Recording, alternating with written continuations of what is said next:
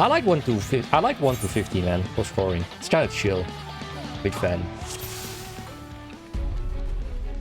Okay, thanks, Silverfox. What an appropriate song for the first floor. This chant doesn't fit the mood. Killing rats. Killing mouse and rat.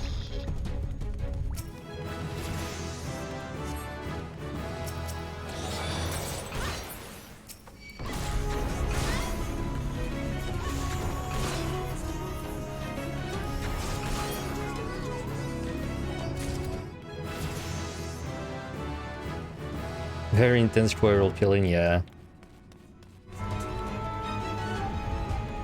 You know, something that is nice though, with the very first 6 floors in PotD, is every single floor is 4 rooms, and every single room is 2 monsters.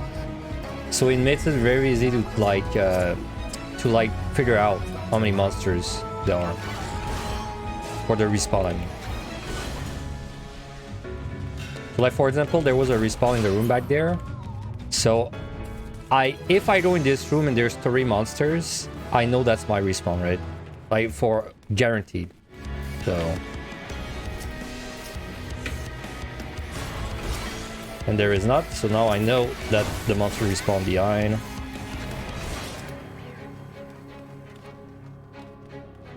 And it respawn really far, but we should really just squeeze all of them.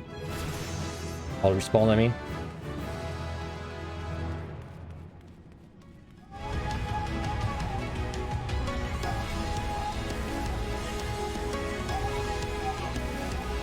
Could be something there.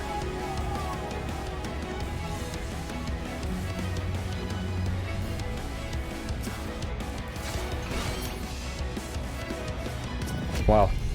All three respawns were in that room. Nice.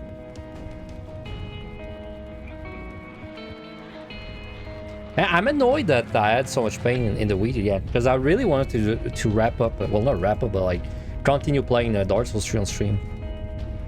But I just could not really, I couldn't talk really well. Ah, fuck you. Why a trap?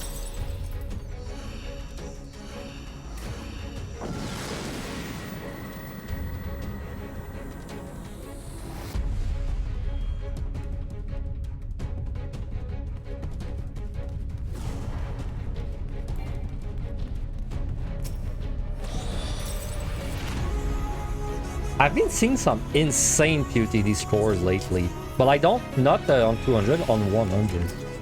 I keep seeing people getting like 1.53, 1.52. These are kind of insane scores, dude.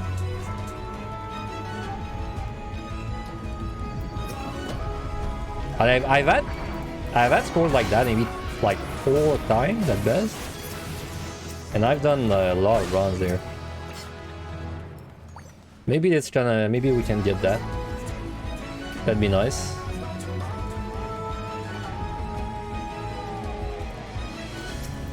It'd be really nice if I were lucky, if I was lucky early on the melee. Because if I'm not lucky early on and I need to like take big risks later on a melee, it's kind of a bad job to take risks on later. Since steal is so important, right? Okay, there's a respawn in 5.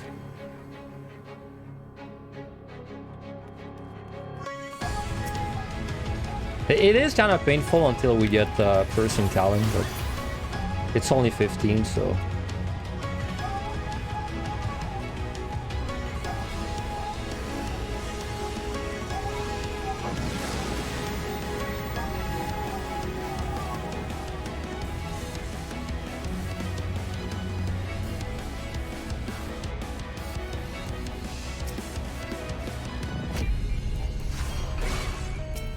Really weird, by the way. It's up to floor 6, I'm pretty sure, that there's like always 2 monsters per room, and then for some reason from 6 to 9 it becomes 2 or 3.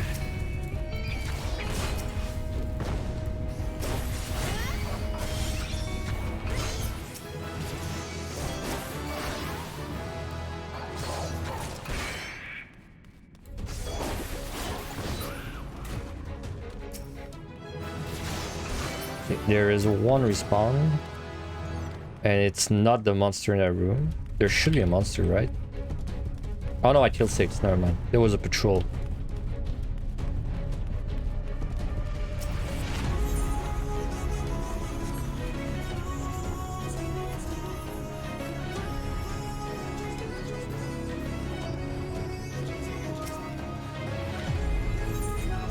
Three F1s already. I mean, should I use one if I have 3? I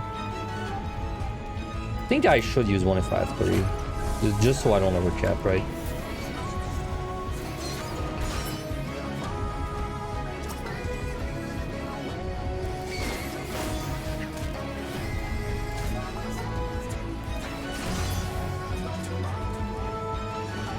I was tempted to put my own playlist today, like you know, on YouTube, but I mean, everything's gonna get freaking claimed and whatnot, so I don't know how to approach it. I know what Angelus did is he just basically put his own playlist for a few streams, and then he just checked on YouTube which ones would get copyright claim, and then he removed these songs. But I feel like I add too many songs to my playlist too regularly to do that.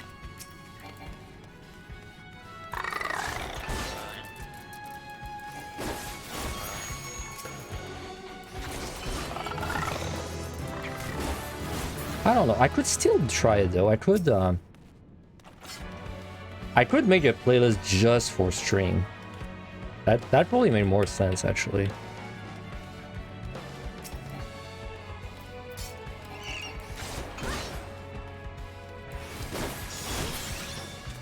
Anyway, I did see, talking of Evangelist, I did see he did a sport run yesterday. I didn't see the run itself, but I see that he started it and then he died on something. Or like died on 99 and then he went back in and he stopped at 30, I think. I don't know if he timed out though. He said like lack of certainties on 99, so probably just had no one on plus something and could not fight.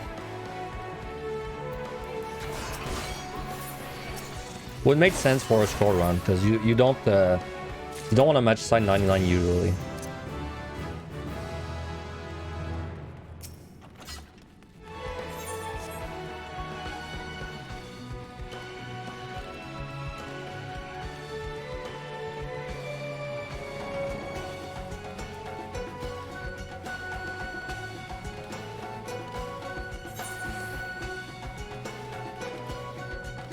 One mobs, White Mage and 5 without steel in Gloom at the 191 with Gloom. White Mage being a shieldless healer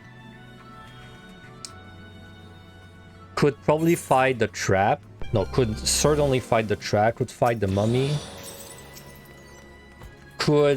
I don't think you could fight the Bicep or the Hippo because I think you would get one shot from a crit Tank Buster plus auto.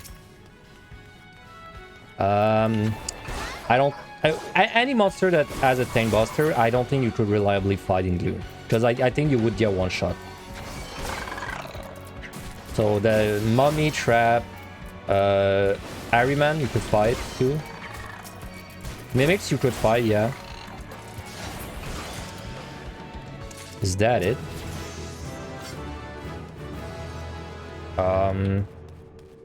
Dragon you could fight. I think that's it. Because I think everything else has Tank Busters. Oh, the Ghost. You could fight the Ghost too.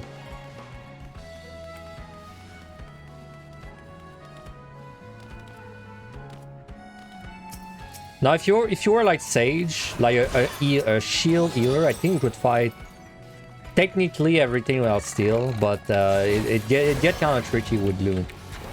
Like you'd have to be spamming your shield almost.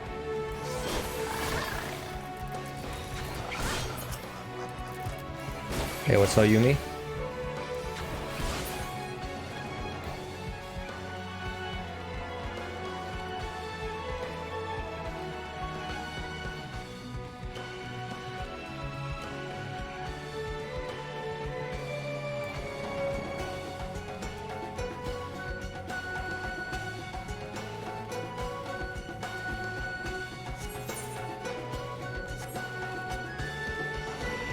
Okay. I'm missing a respawn there. I should have probably waited 5 seconds just to see it, but fine. You tend to optimize the first set that much, right? Like the difference between an optimized 110 and unoptimized 110 is gonna be like, it's gonna be like, I don't know, 8 kills maybe.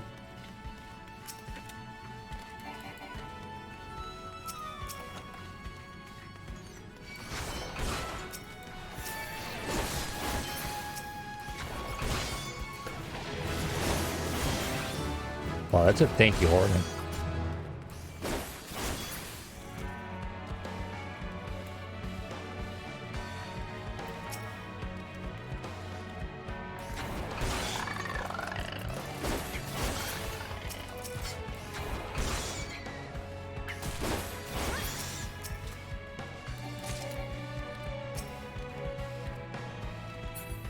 Okay. Well, I know the respawn's not there. Nice trap. Fair. Really need these landmines make the time. Hey, we did a blind landmine. Cooper would be proud. It's just like Yo.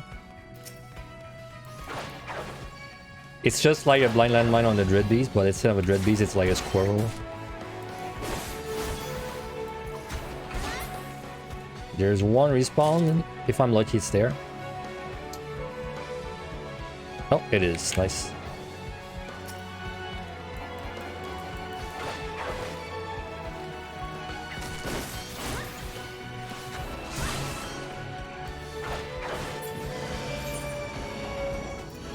Wrong deduction to blind mine 110, yeah. You are correct. That, you know, EO has a lot of problems, but I mean, if there's one thing that feels good in EO is the fact that your landmines are always useful. Like, there's not really a set where you find a landmine and you can't use it. In MI and PotD, the landmines are mostly useless until the very high floors, right?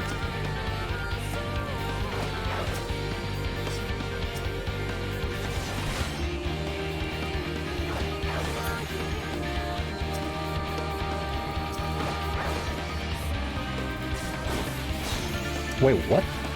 How is there only one monster there?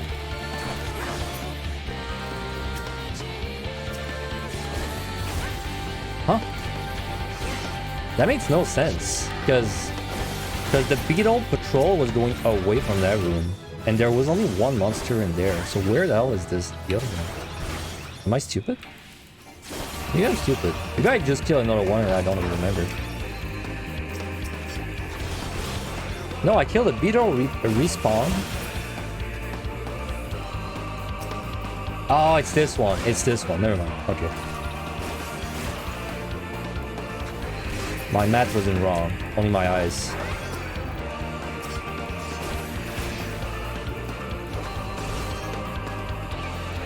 What's up, Finn?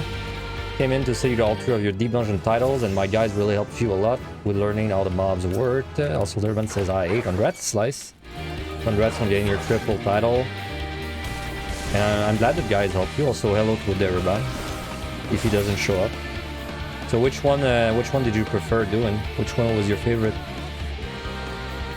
And did you do all 3 on Warrior?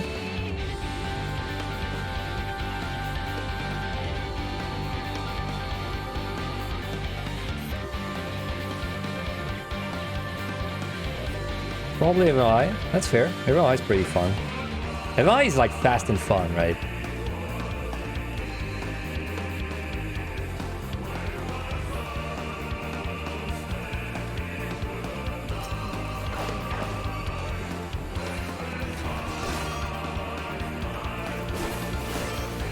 Oh, you did it on 3 different jobs. That's pretty cool.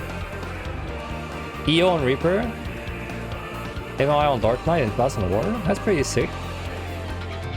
All very strong, honestly. So pretty good choices. It's funny because every time we, every time we say the power of jobs in MLI, like we say Warrior is really OP, and it is, but it gives the impression that the other tanks suck. But like the other tanks are actually really OP too, right? It's just, it gets overshadowed by Warrior. But like, like if Warrior was a S++, Dark Knight is like a S+. It's like an insignificant difference.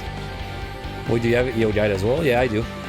I think if you go on YouTube and you type EO Guide, it should be one of the first results. Yeah. How to solo EO on Warrior tutorial guide. That guide's funny because, you know, I did the guide for Warrior, but I had not even cleared Warrior. It was my first Warrior clear, but it's because the way EO is, if you clear on one job, you've kind of seen, you know, everything. So basically, I did this guide when I was still going for my Omni, because I wanted it to be out fast. It still turned out okay. I mean, if I do the guide again, and I will when Dawn Trail comes out, when I do the guide again, I'll do it a little different. It'll be a little better, but it's still not that bad. For like how fast it came out, I don't think it's that bad.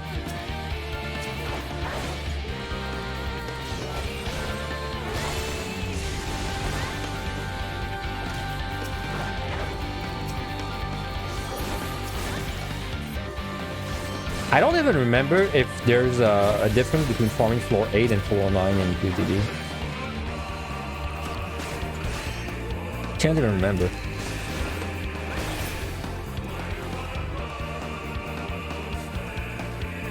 Because the altars don't drop the whole time, but I don't remember if affluence drops or not on 8 versus 9.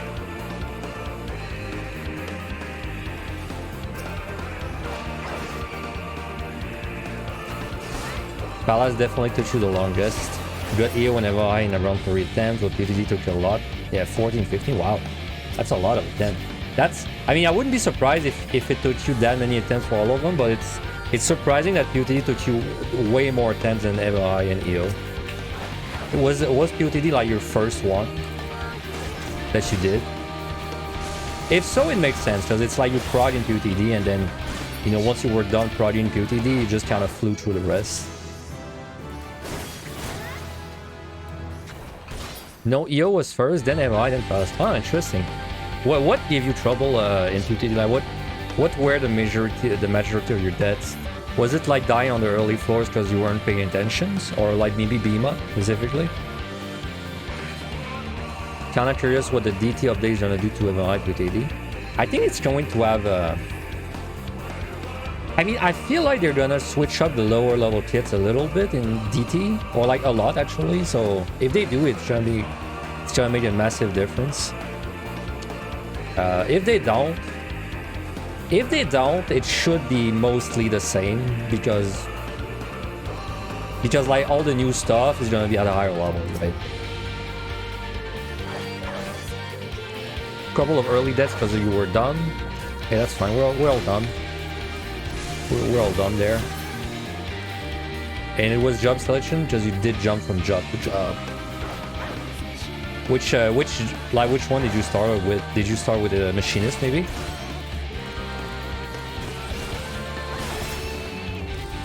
Hey, what's up, Vicious? Going pretty well. It only started going well about 2 days ago, though. I had like massive pain in my surgery hole, or whatever you call it, during the week. And now I got like really bad taste in my mouth, so I don't think it was an infection, but I think it was something similar.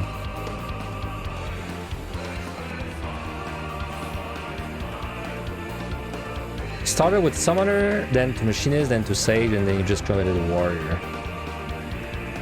Yeah, it makes sense. I think Warrior is... I do think Warrior is significantly easier than all of these. I'd say Sage is the closest to Warrior that you played. Like, Sage is good, but Sage is really just a worse Warrior. That's the best way to describe it.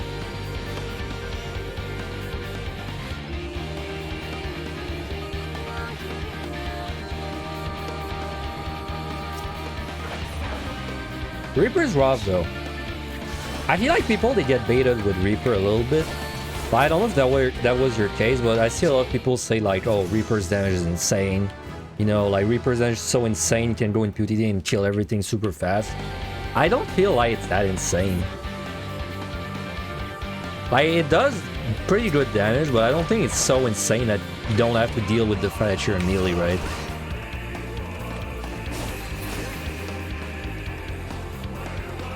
Don't let Aurora or you say that Sage is a worse warrior. Nah, he knows. He knows. Deep inside, he knows. He just doesn't want to say it light up on stream, but he knows.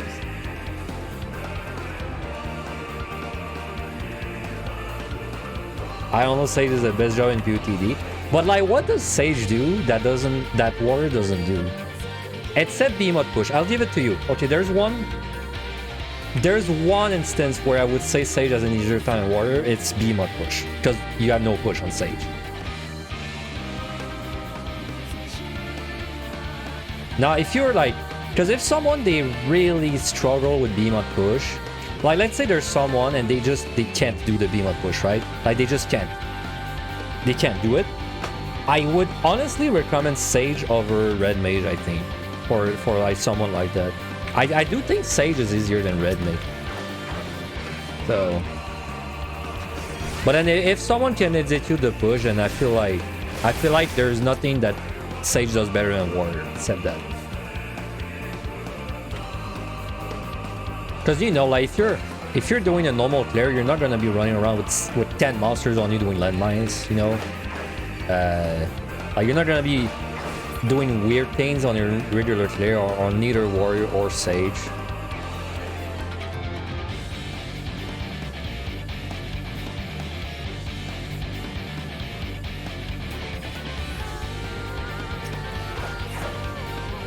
If someone can't hold their nerves to do behemoth push, could they realistically do landmines though?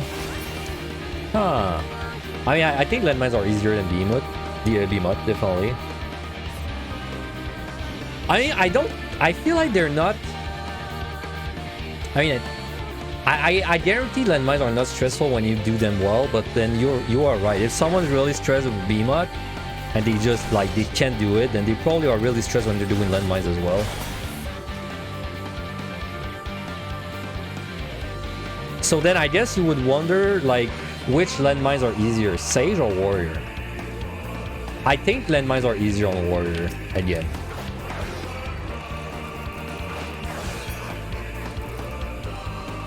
Did I just two-shot that guy with my spear? Nice. Alright, next respawn I'm going.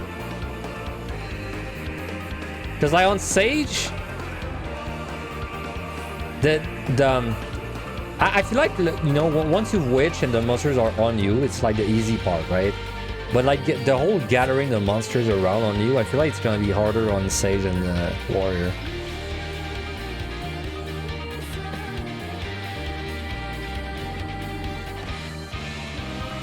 Behemoth is more about nerves and some skills. Yeah. I mean, it's not... You're right, it's not like... It shouldn't be that hard, but it is because it's such, you know, it has like 10 hours of progress behind 15 seconds of rotation.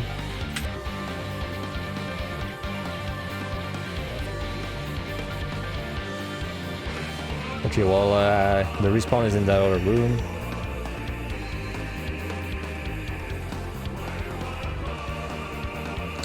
If you accidentally eat lower on a tank, you're gonna be less likely to die too. Yeah, true.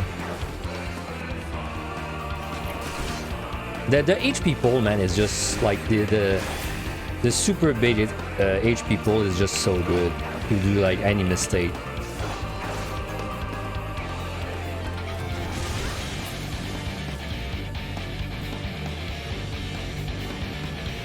But like the behemoth push, I don't know, man. If there's even if there's ever a way for the behemoth push to be brain dead on Warrior, that job's gonna be so easy to clear on.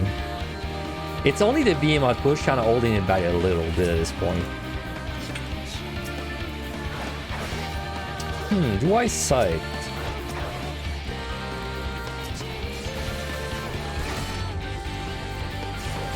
I don't think I sight. Well, no, I think I do sight. Because I'm not gonna be finding luring on the next set for a few floors, so...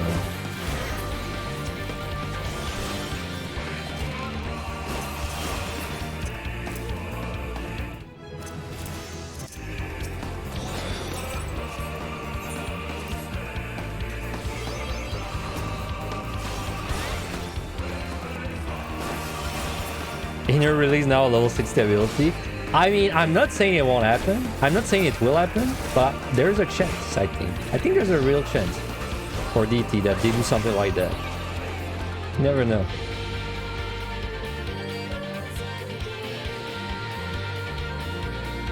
On your carry, you died to Behemoth because you didn't reuse Regen Potion. You saved so much time due to the landmines, you had a second chance. Yeah. If you did landmine on like 3 floors, you usually have enough for 2 tries. It's kind of crazy. I didn't getting to Beyond with 2 tries, dude. It's really good. Like, I feel like I didn't make it. I feel like I didn't put enough emphasis on that in my guide, but like using a rage to be able to get to Behemoth with 2 tries, I think it's kind of worth, honestly.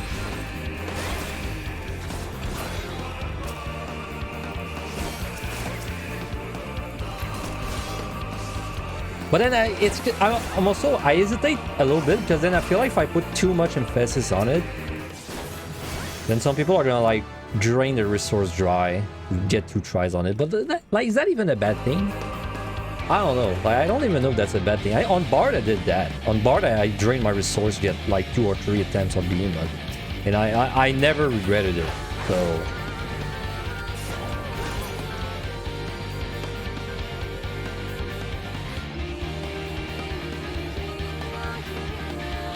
You had to turn off the background music for Behemoth because the music stresses you out too much. Too true. I did give that advice once. I said, like, if you do /BGM 0 on Behemoth, it's probably going to like decrease your stress by a lot, or like put papaya over it or something.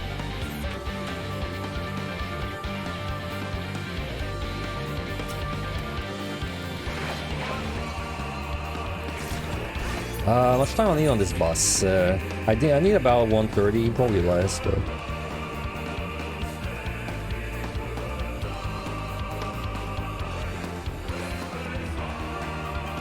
191 is pretty free on Warrior and missing rages.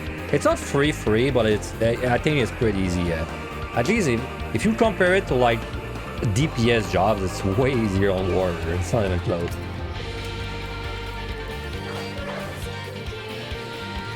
Dude, 191 is actually underrated for like DPS job. I feel like everyone says, you know, like, oh, 191 is kind of victory lap, you know, on Red Mage, on like, you know, Reaper. 191 kind of kicks your ass, man. On like when you don't have a steal and you're playing a squishy job, it feels like you can't do anything on the last set. Even Rezo without steal is super spooky. I'm going after this respawn.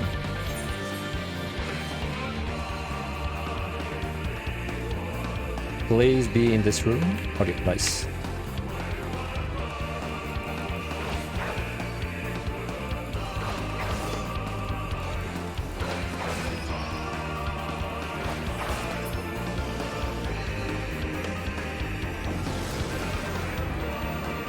Couldn't imagine fighting these mobs on the DPS.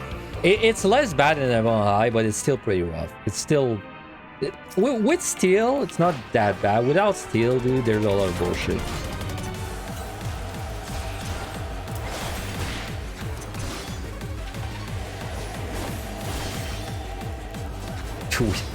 We're getting so hardcore, like, some that goes so hardcore when we're fighting.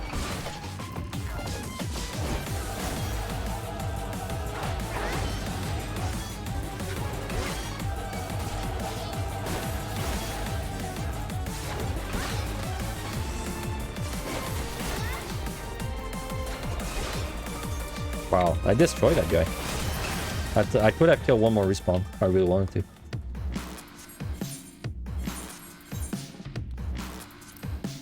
Alright.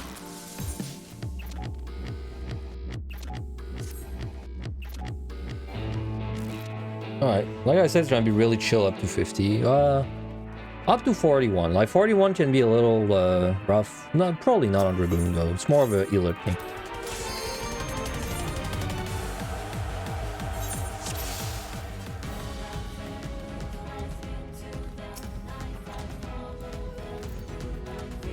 3 sides.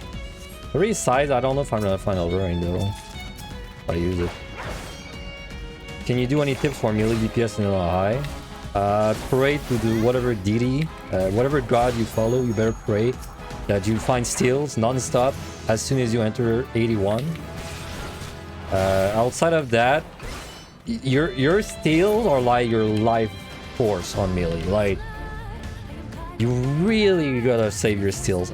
Even like if that means you're gonna use a Petri, it's way better to save your steals. Because here's what's gonna happen, right?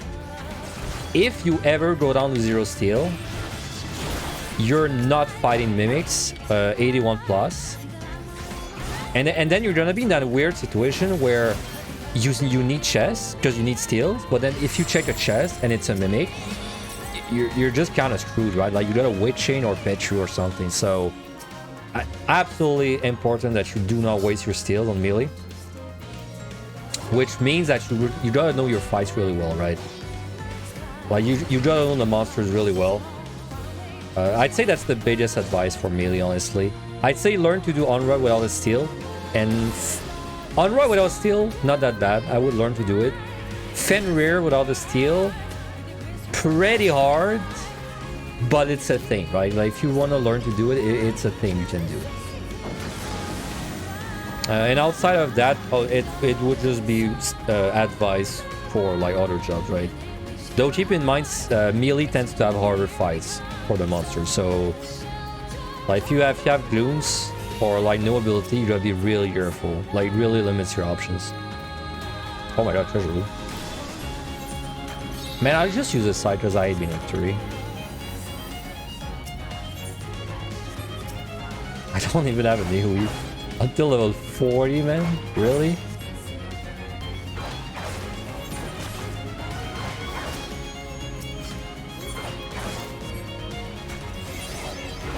Wait, level 40 for a Nihui, man? That's so bad. That's like healer tier.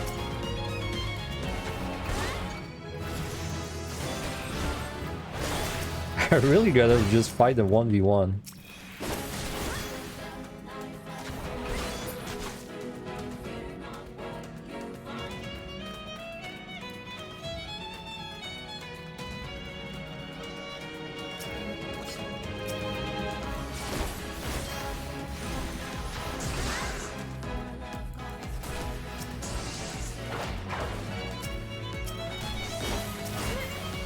Well, no Lorraine, not surprising.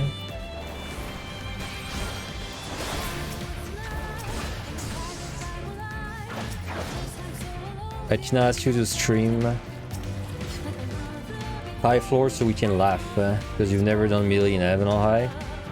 Yeah, I mean, your first adventure as a melee out there is gonna be interesting, unless you find a lot of steals and floor wipes. But if you go steal dry, it's gonna be interesting to watch, definitely.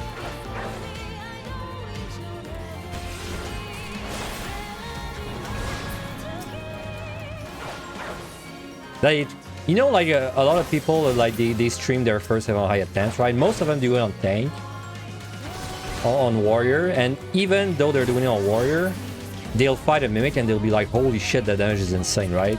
So you can imagine how bad it is on the melee if people say that when they're playing the best tank.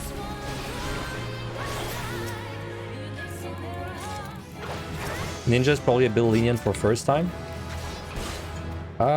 Yeah, I agree. I think Ninja's probably the easiest melee, because like Ninja can actually afford to kite. So, you know, like if you ever dip low, you can run away and still do damage, whereas if you're like playing Dragoon or something and you have to run away, like you're not really doing damage where you're running away, so it's just you're just making the problem last longer.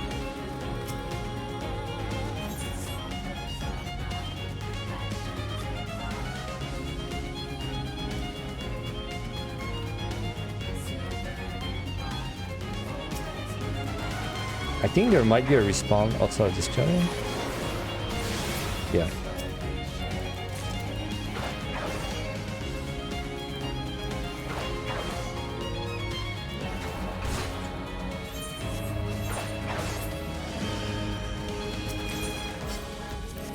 2 sides. Wow. Oh, no, 3 sides.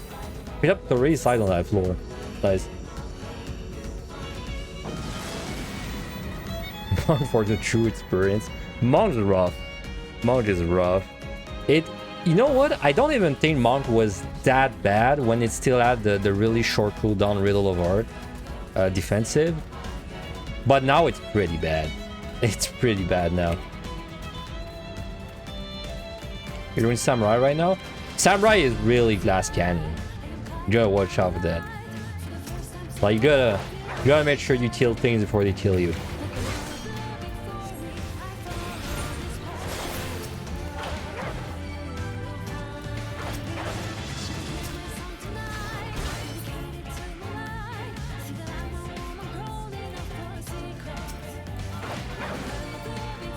Oh my god, when do I have buttons to press? Which chain are we on with that? Let me just see if the respawn's there real quick. It's in 2. Yep.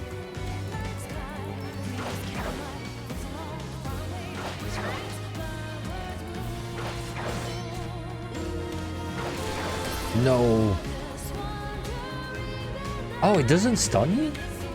On the lower lows? I forgot about that.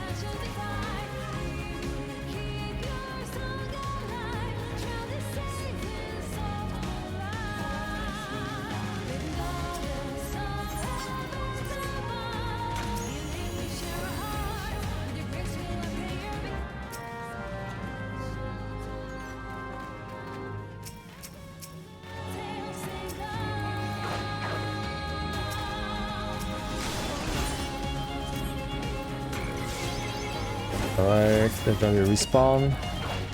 Well, I'm lucky and it's right there.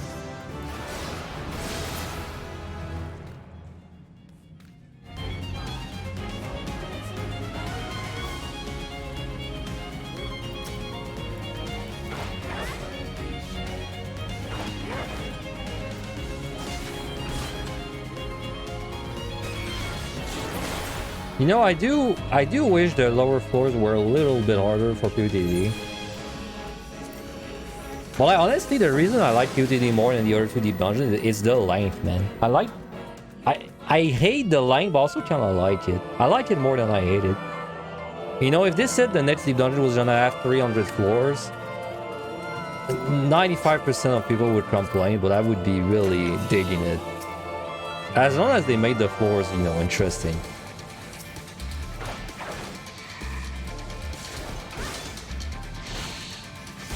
Can you imagine a 300 floor deep dungeon? Like, oh, nice ring. Slime.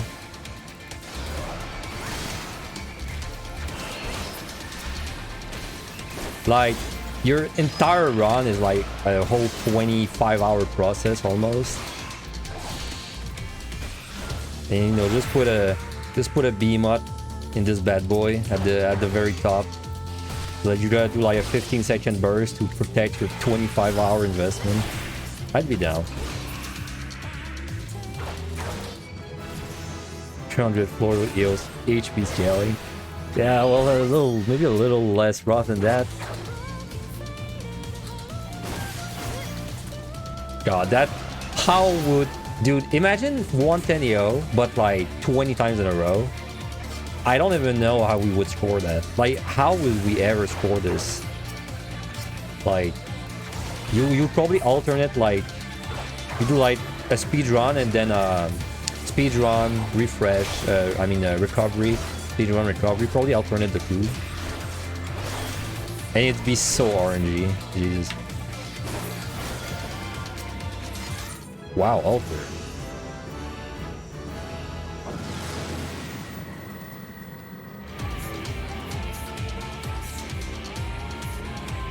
Hey, level 70 Necromancy and Moons check.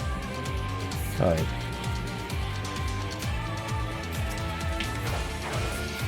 Oh, let's slide again.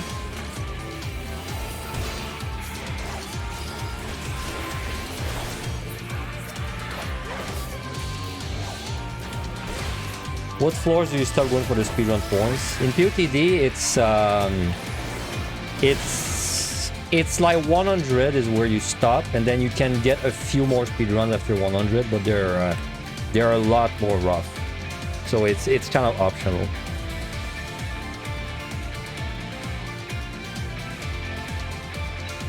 You'd rather the enemies hit really hard when maximum HP than whatever Yo was doing? Yes, exactly. Exactly. I wish this is how it was. It's way more fun when the monsters hit hard but don't have a lot of HP. 5160 in MLI, right? It's way more fun when the monsters are like 5160 MLI than when they are like 110 Yo.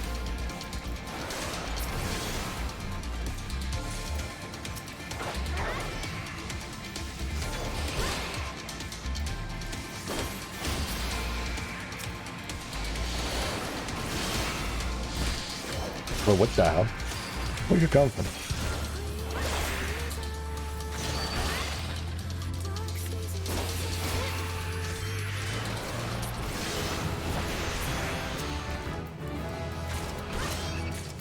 Would that have been a pretty good fortune, honestly? Farming potions for a 304 run. Yeah. I mean, it could work if the floors weren't that bad. Because, like, technically in PotD, you don't have farm potions that much, unless you really love Astro or Conjurer, and you just spam them.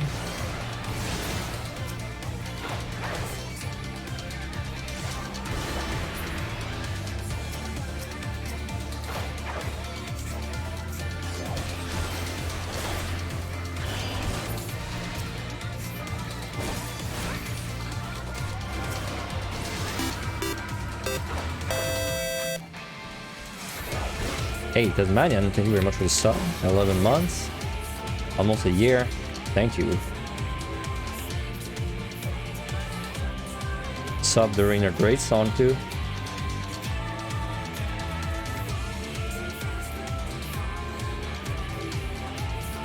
This song is like... It's probably my favorite, man. Like if you look at all the songs in this game and then you would order them by like how many times I listened to them, this one's number one for sure. But you know, if it's my most listened song, it's probably my favorite song.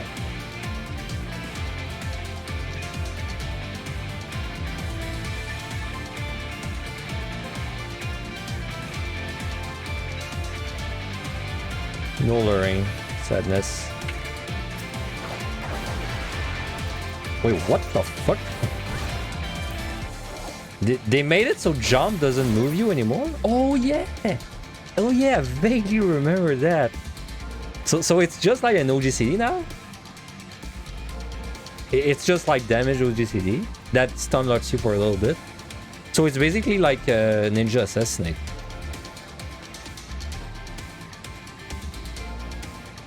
Wow, that is weird. That feels weird.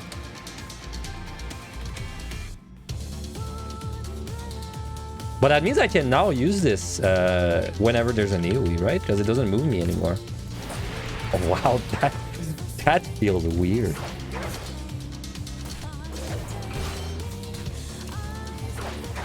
You were gonna ask what's my favorite? Yeah, it's this one. I did do... When this raid came out, I did this fight like...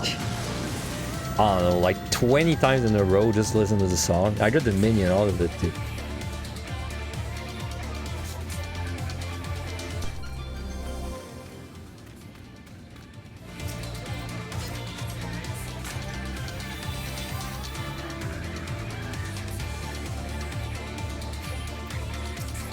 I don't even know, like, what genre would, like, what genre is this song? Like, what, is this like rock?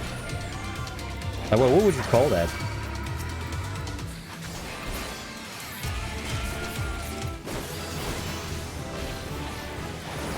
Yeah, it's E8. E8. It's when she goes in phase 2.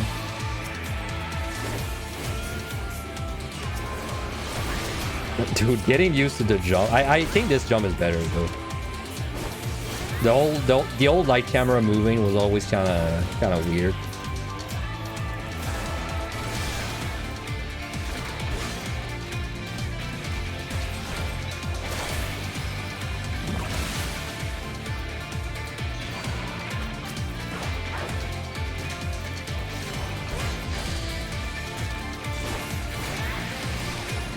Start to play Neo, know nothing about Eden, that's fair.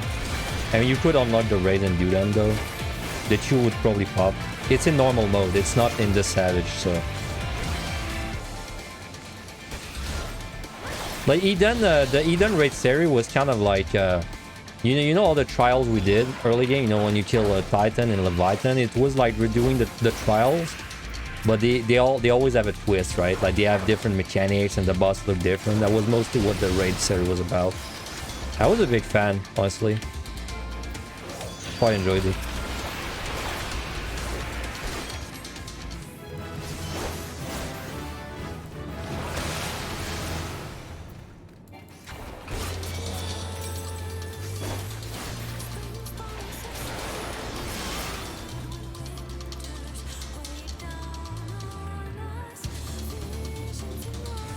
You remember when this jump killed you in P1S?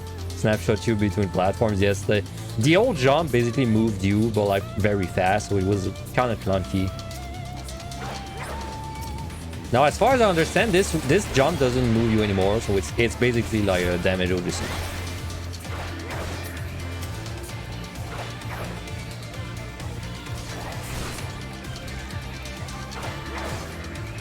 Great fight if you take the light ramparts out. Man, I've never done the Savage, and I've heard light rampart so many times. I've heard that word so many times. It's a very divisive mechanic, huh?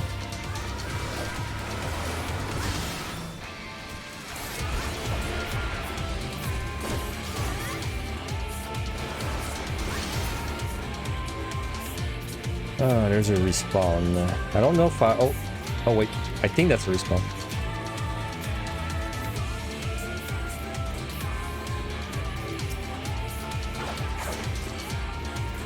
Man, I spent a lot of time on that floor. I gotta be careful. I don't have like an 8 week, so can't really speed up.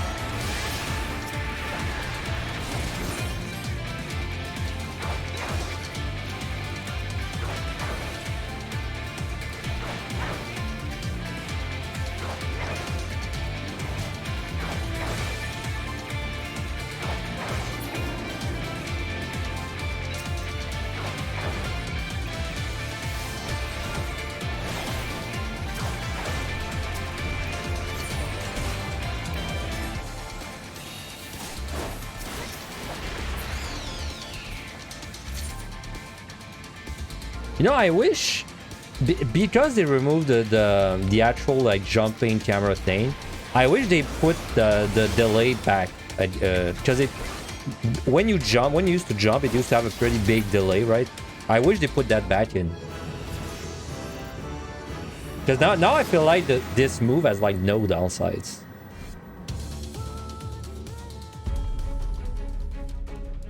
So it should animation let you longer.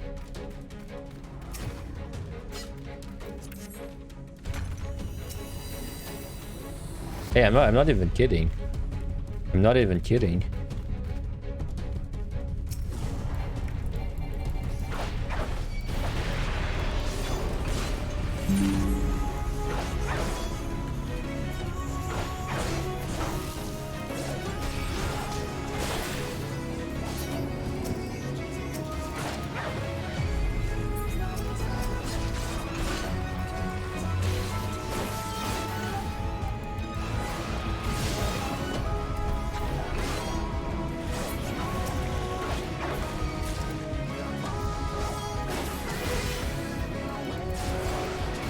Okay. I don't know if I'm gonna fortune farm on 18. I'm not going to have that much time for it. God, the jump, it's so hard to get used to that jump.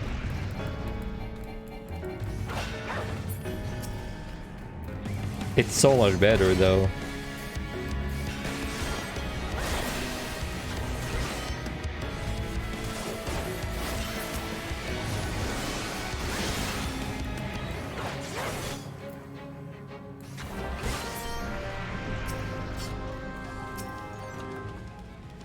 Oh, Lost is nice.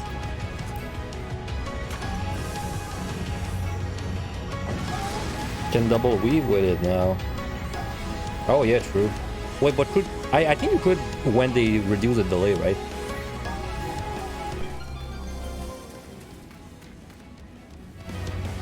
Maybe not with this one, but like with the one that's called high jump.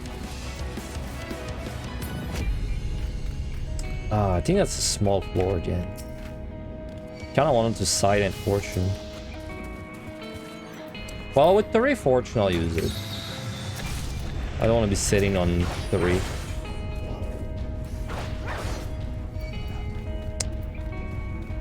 Do I side? 3 room, man. Probably not.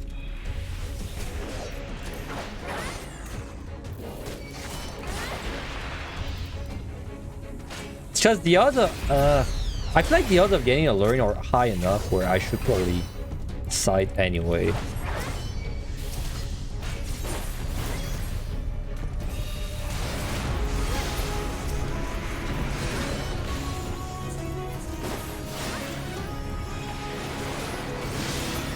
Yeah, they slowly made the jump faster until, and then they just removed the whole like jumping part.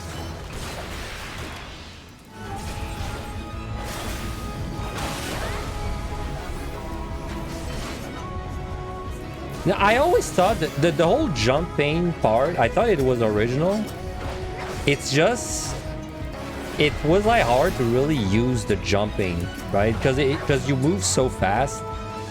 You move so fast, plus the whole snapshotting part, that thing that I never use a jump to dodge anything. It just was way too risky. In my opinion, and of course this doesn't really work for raids, but in my opinion, they should have made the jump give you like just a small invulnerability, like, you know, like, I don't know, like a 0.5 second of invulnerability when you use it, or like of big damage reduction, right? Like maybe while you're in the air, you take 50% less damage. Now that would have been really cool, because now I could have used it for so many things, but like actually moving, it was never really that useful. Now, of course, I know it will never happen because raids are sacred, and we cannot do things that are unbalanced for raids. But it would be pretty fun in Deep Dungeon or Overworld. Like, you know, made the jump actually last longer animation wise. Then during the animation, cut the damage you eat by 50% or something.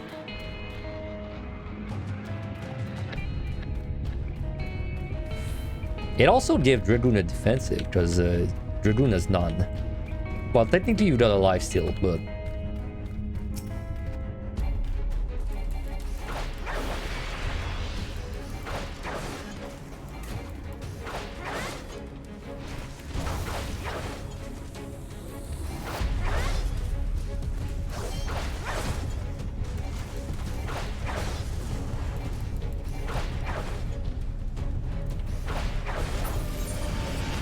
It is kind of funny, dude, that it's like DPS are not allowed to have strong defensives.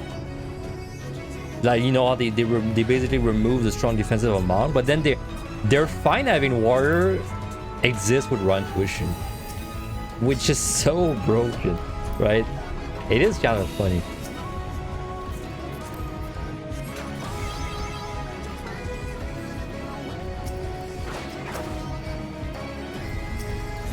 I'm getting my AoE next floor. Next set.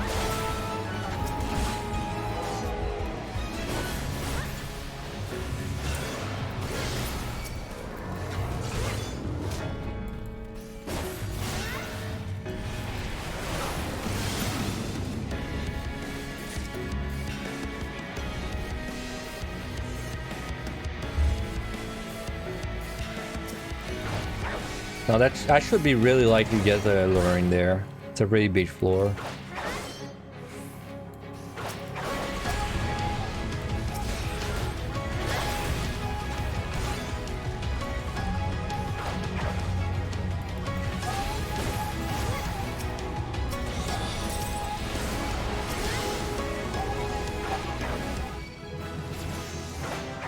Wasn't that bad of a set. It's gonna be like a little above 100 shield. Plus we got an altar. Enemy.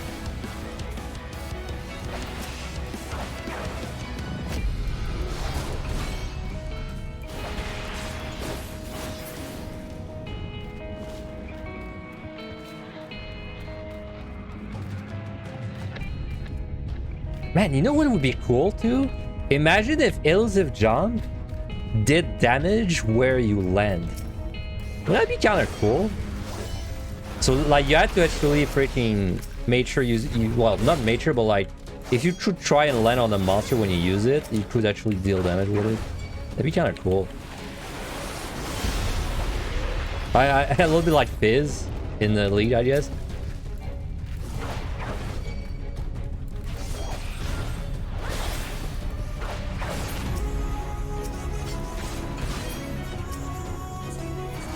Dude, no luring. How lucky.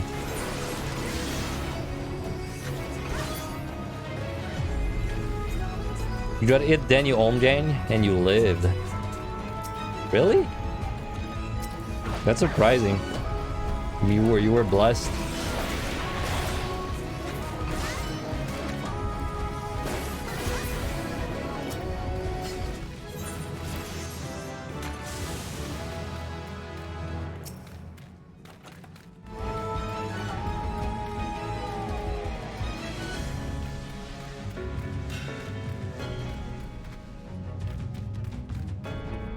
This boss, I don't want to lose it if possible.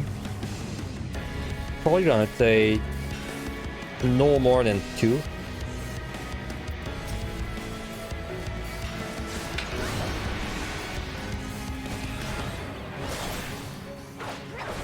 Which means we just check if there's a respawn and then we go to the key. There's one.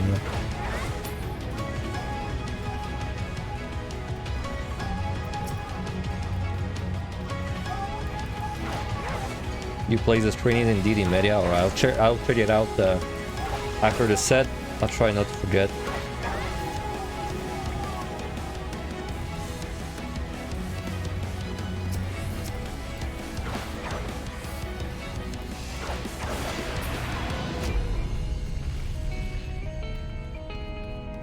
Dude, the change to the jump is gonna be so freaking good.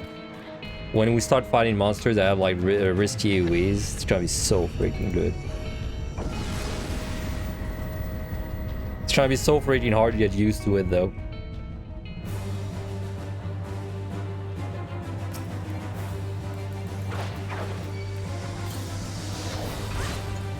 Good song.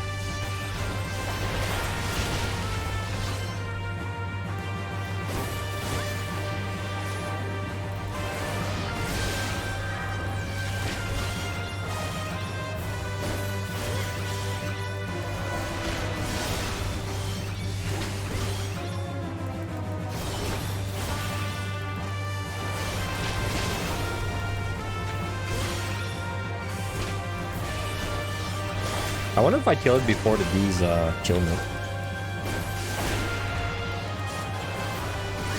It is kinda close. I think I do though.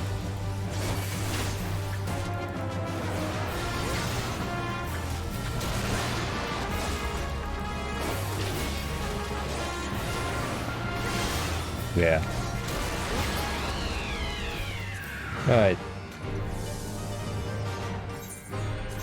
Let's check out what you were talking about.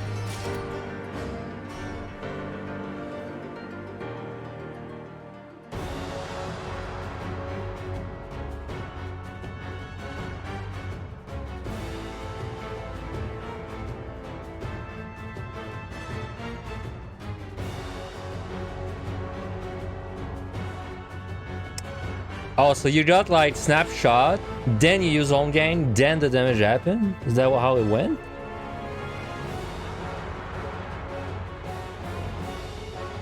Or like, did you get damage and then your home gain saved you even though it was after? You got hit by the damage, then you press home gain. Alright, that was weird. I mean, I do know how, I can see how it happened though, because damage is weird like that. You know, sometimes like you get attacked, like you see the number, but then you don't actually get damage for like 2 seconds. Well, maybe not 2, but like 1 second. That's probably what happened. But then your home gain for some reason the priority. Couldn't tell you why. Could not tell you why. All right, 21. All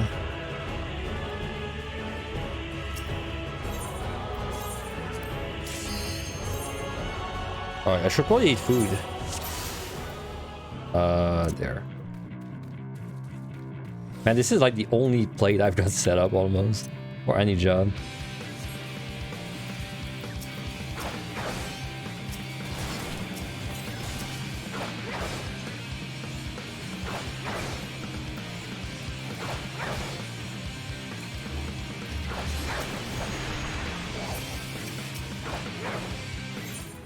Alright, still don't have any way. We'll get it though in the set, but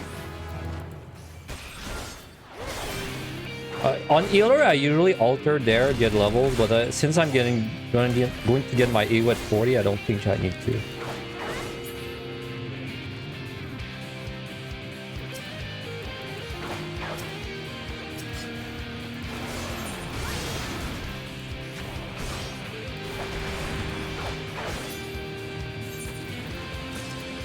So I can't really, like, if I jump, I don't get hit by AoEs, right? Like, 100%. Because I know it looks like I don't get it, but I want to make sure. Because I still don't trust it. Too much muscle memory, man.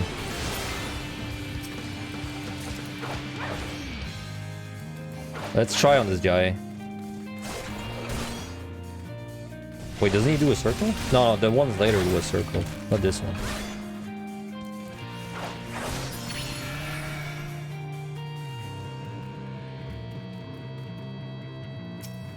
Ooh, treasure room. Damn, I would have fortune if I saw that.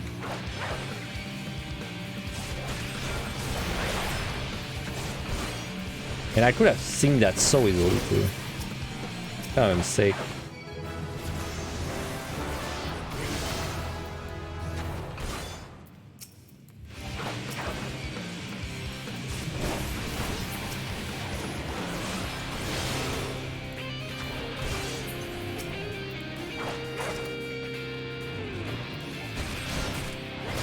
Alright, let me try to jump on the turtle.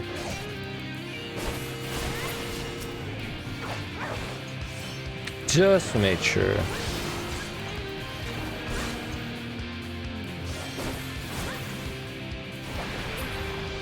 Killed it too fast. I'll try on the other turtle.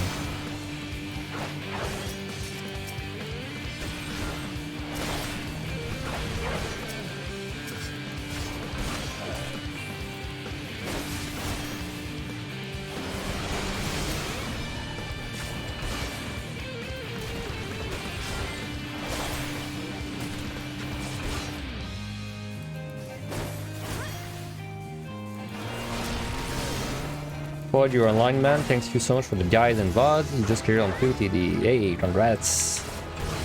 What job did you do it? But yes, congrats. And I'm glad my guides were able to help you. Well, guides slash VODs. Maybe one day I'll have a real guide out there. You know, a really edited video guide. Maybe one day. Until then, I can only do VODs. Best I can do.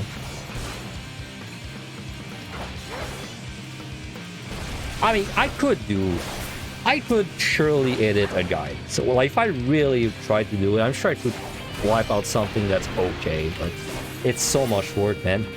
It's like, I don't know how to organize myself, man. If I was gonna do a guide, it's like you have to go record like so many different things and just like, you know, put them together. But I feel like putting them together, it's not even the difficult part. It's actually like figuring out how the hell you're gonna organize everything. Because I'm not a very organized person. Probably the most organized thing in my life is my 14 UI. You did it on Warrior. What was the last one you needed? You did MI and EO. Hey, nice. You got your triple title. Very nice. Warrior is damn strong. Warrior is damn strong. So which one was your favorite out of the three? Your most fun.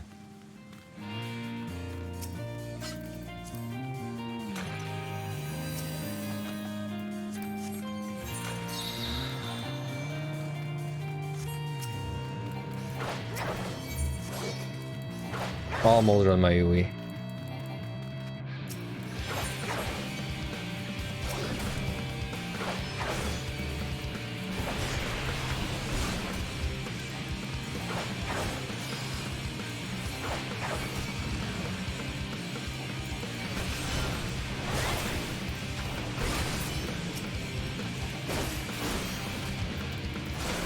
Hey, that's fine. If you dislike all of them, you can also say which one was your least hated one.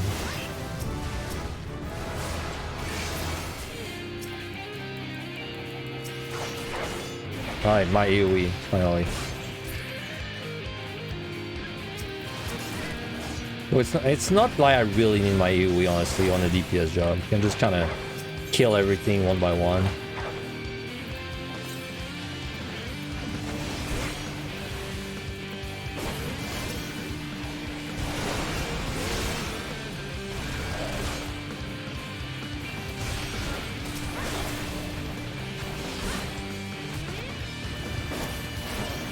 In order, Evan High, PotD, EO. So EO was your least favorite, Evan High was your favorite. That's fair. Evan High is like a lot of people's favorite. I feel like most people, their favorite is either Evan High or EO, and PotD is kind of like in the... For a lot of people, it's like in the middle.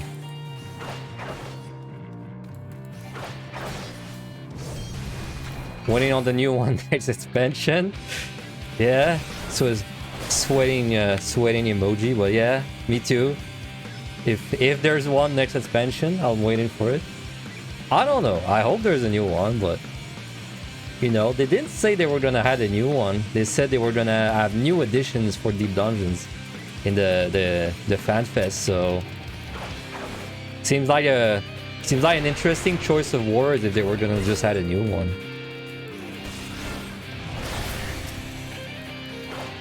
It'd be sick, dude. If we had a new one, though, we would have 4 of them. Like, God. Can you imagine you just wake up and you're like, oh, in which of the 4 deep dungeons am I gonna go today? It's so much choice.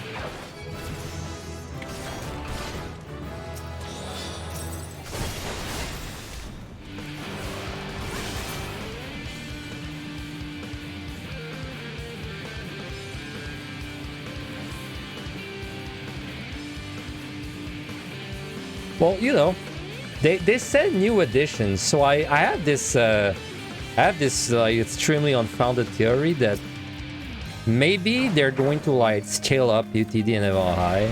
They're gonna make them like max level, right? I have like this very small hope that maybe that's what they mean. Because if they do that, then I'm fine not having a new deep dungeon. Because like, my God, if we could just play PotD and Evan High with max level toolkits. Like EO, that'd be so freaking sick.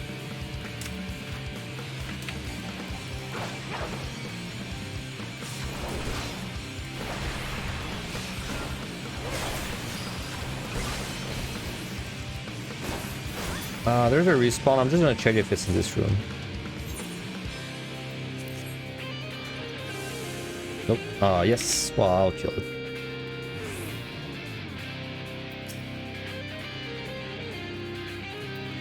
Yeah, I would. I mean, I run deep dungeons already all the time, but if they made them scale up, I would run them.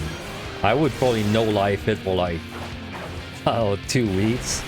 Well, probably a month. Honestly, there'd be so much content. Like rediscovering the behemoth pushes with max level, it'd be pretty interesting. Well, assuming it actually make things challenging though. Because like, if they just killed everything up, but they kept PotD the same difficulty it is, and we would kind of stomp through everything.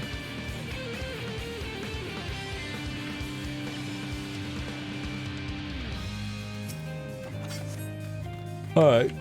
Sorry, I'm fairly behind. Probably gonna do any pull there.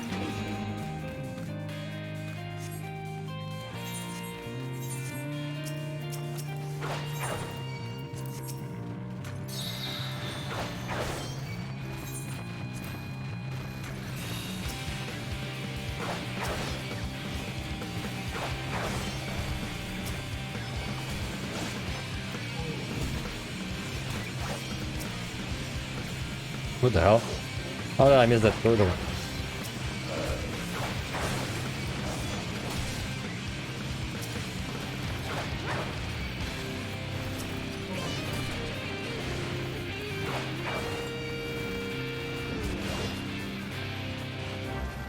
Hey, I got the chest.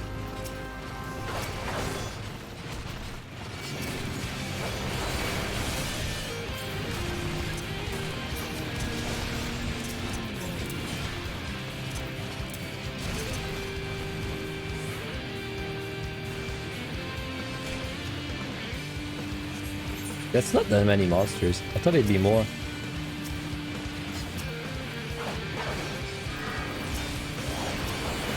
I'll witch thing just because the turtles AoEs are gonna make this annoying. So if your English is bad, oh no, your English is fine.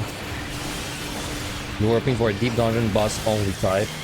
So you like a boss gauntlet where every floor would be a boss.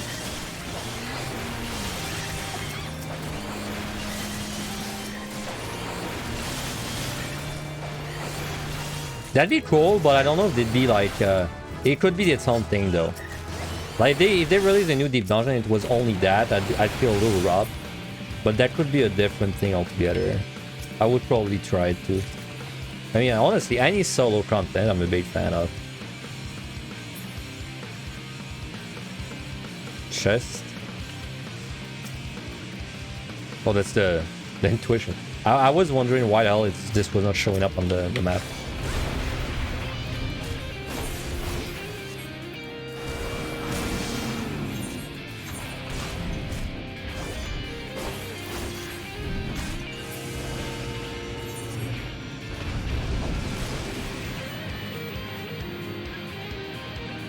Island Sanctuary, that's solo content. It's so time gated though. But I mean, you're right. When it came out, I no lifed it until I was done. Took me like 3 days. I cut and mined a lot of shit on the island to make it happen, but then it's just so time gated after that.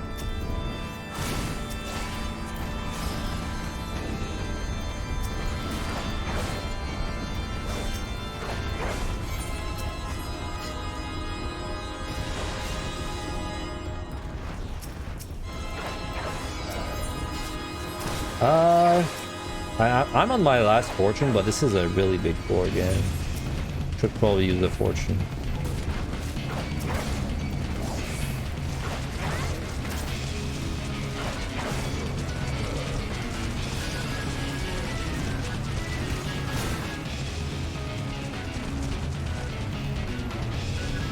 Could not see if there was a respawn there.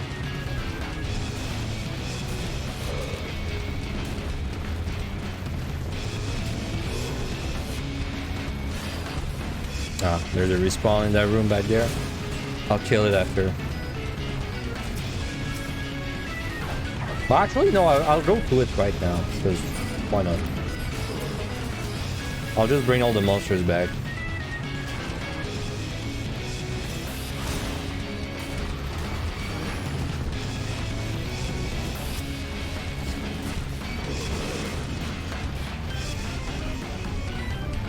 It's crazy how much Regen Potion heals you, man.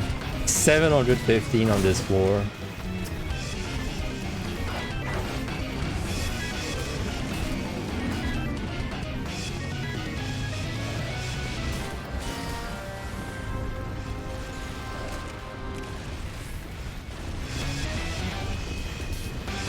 Oh my god, it's like the respawn is just trying to waste my time.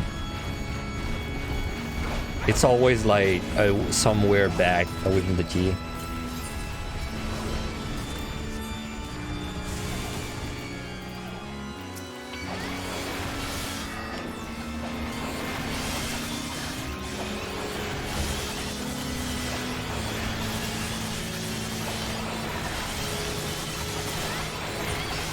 It's always trying. Because I mean, it's not like I have good time right now, so...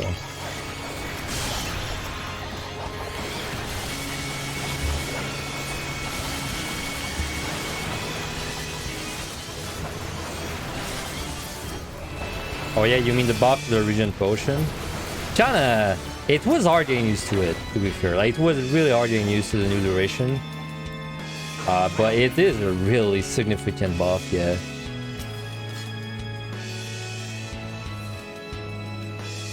It was hard to getting used to the cooldown being different from the duration, really. It was hard getting used to that.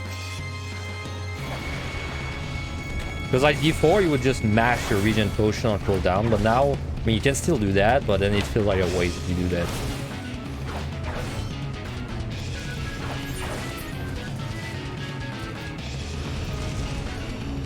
What the hell? When did I get 3 lost? I should have used a lost. I didn't realize at 3. Doom, well, that'd be a good time to lost. Man, are we just gonna safety again? Honestly, I think we are. Oh, well, there's a loss. Least efficient safety. Oh, interesting.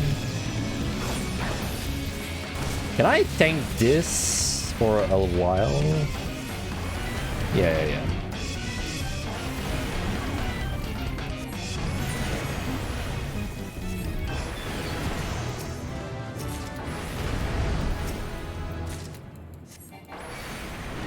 Sometimes you do in the pot still at 10 seconds left. It feels like a waste, but at least you know it's not like it's a bad thing to refresh your potion too early.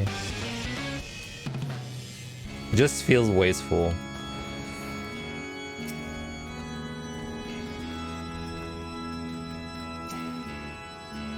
Excuse me, where's the respawn? Oh, there.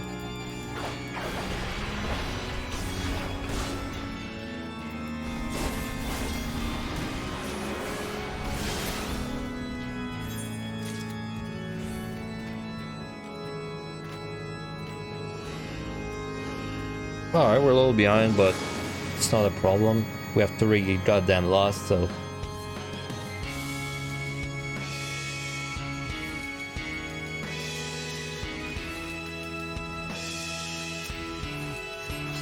Steal.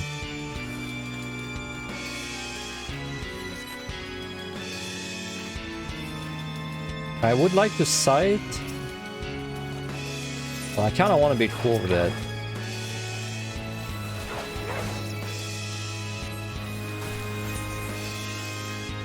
Yeah, that's big enough. Nothing there.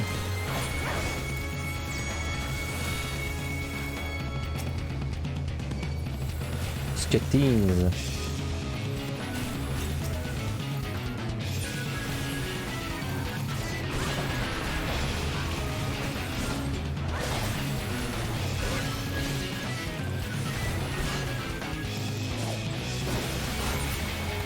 Oh, not a bad force, honestly. I'll do it.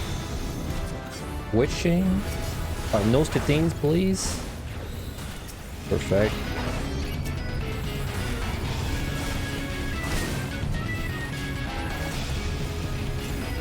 Well, I'm gonna witching this again, I think. Oh wow.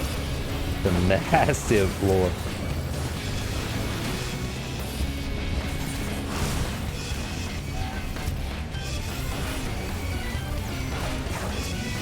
That's where I would use my defenses, if I had any.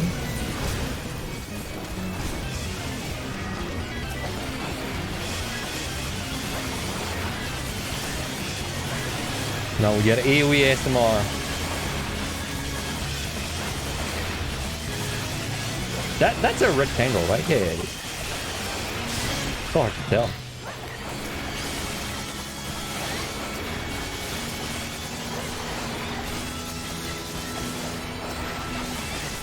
Oh, nice respawn.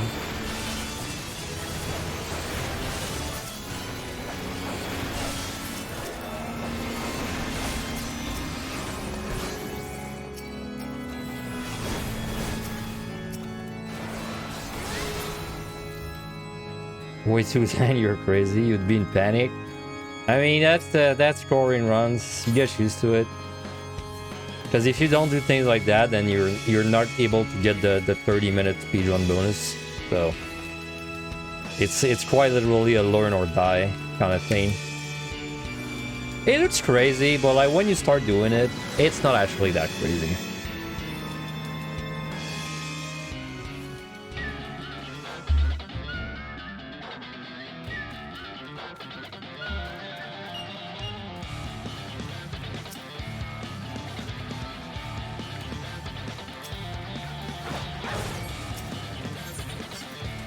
Right. Gonna refresh that. So as soon as I get 38, make sure I have a strength on the boss. Oh, small floor. Oh, for this one, we don't need a witch.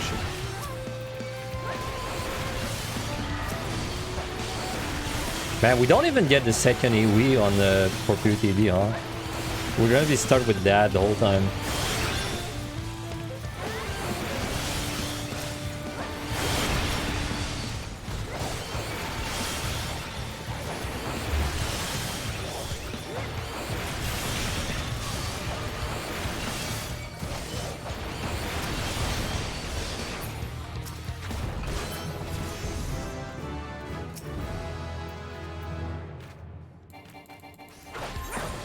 Okay, we have to find the fortune back. Because if we start, like, not having fortunes, chest output is gonna be way lower than what should be. So I'm actually gonna come in an affluence. Maybe even an altar. No, I'll keep the altar. Damn, I should have maybe waited for to refresh at 28, but well.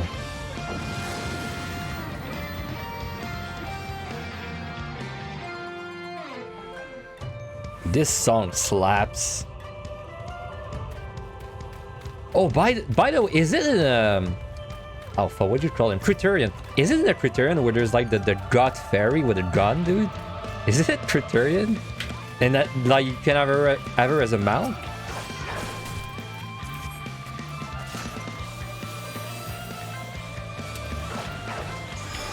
Oh, dude, I gotta. How do you get the mount? Can you do it solo?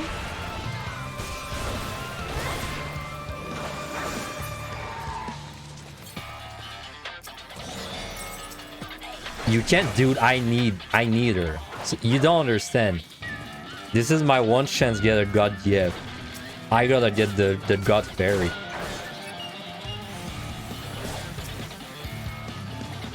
Maybe I do it on stream. Maybe it'd be fun to do it on stream. I mean, it's not really challenging, but...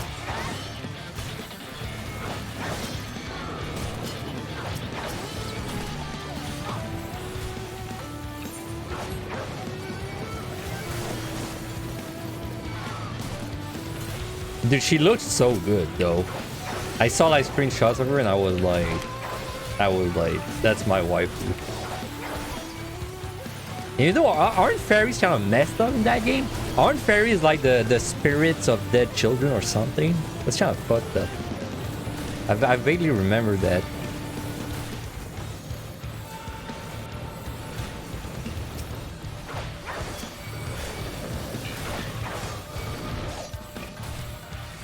I mean, do I need a witching? I don't know, but I'll use it.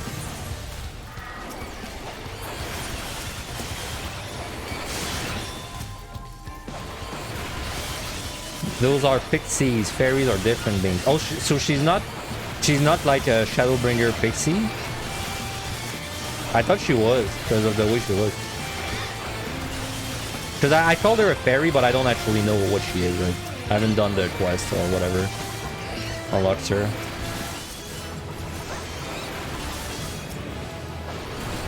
Hey, we got our second and only AoE move. Chest. Hello? Chest? Wait, I opened it? Oh, it was a fortune. Okay.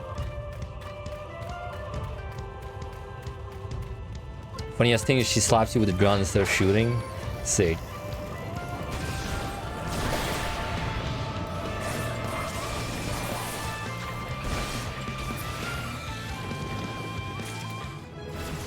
The gun fairy is the fairy like EOS. Oh, nice.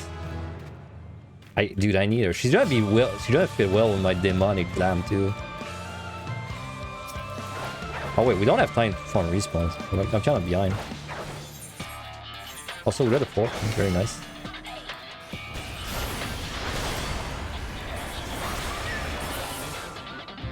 This boss can take a little bit, so I should probably just go there. Though with 3 laws, there's no way I'm in a time rush.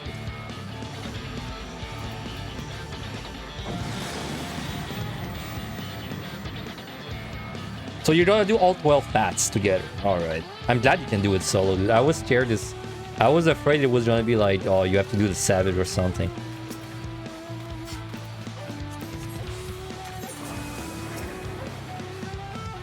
I'm gonna safety because I don't have time to deal with that.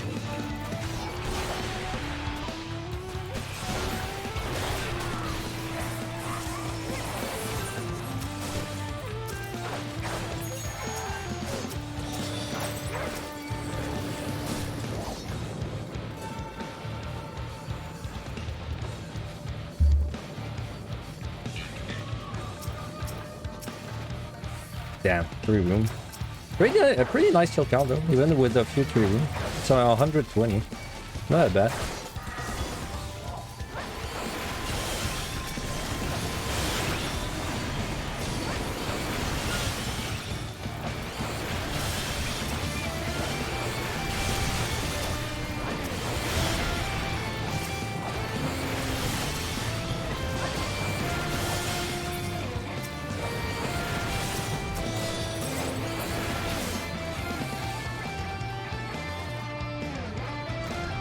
Savage reward is the title and the glowy weapon, you think? Okay. Well, I don't care about those, literally. Kind of weird though, because in Savage raids, the mount is usually Savage. It's like the opposite there. Alright, I think I need to lost once. Maybe, nah, I think only once. Because I'm playing a DPS.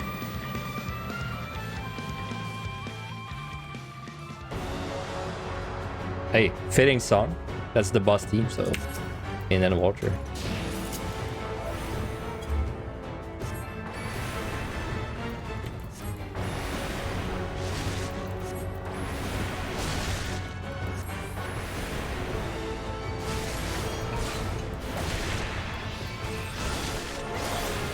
Man, it's been a long time since there was an item in the game that I was like, I want this, or like glamour or whatever. Been a long time.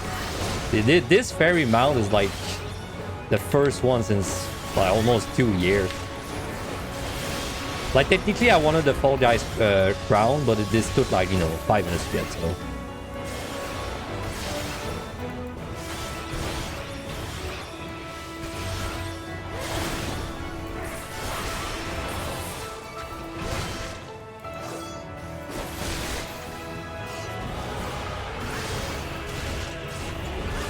Wow, this guy melted, holy shit.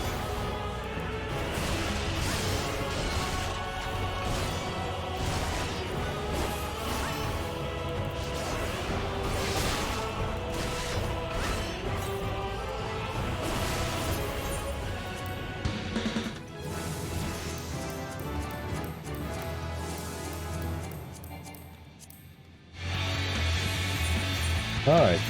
So far pretty good, honestly. Maybe a little above average. 220 kills with 1 altar.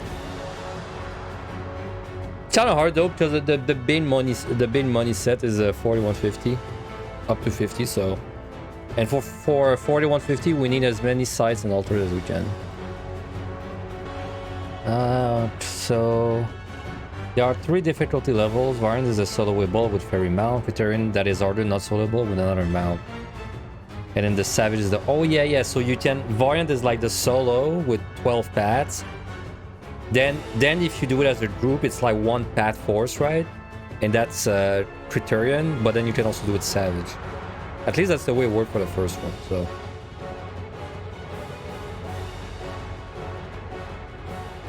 And you say all variants have a mount for the 12 records and 1 for the Criterion. I see.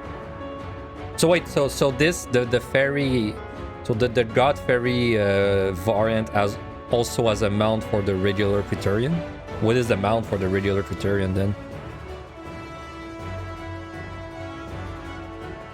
Wait, what is it? What is it even called? Criterion 3?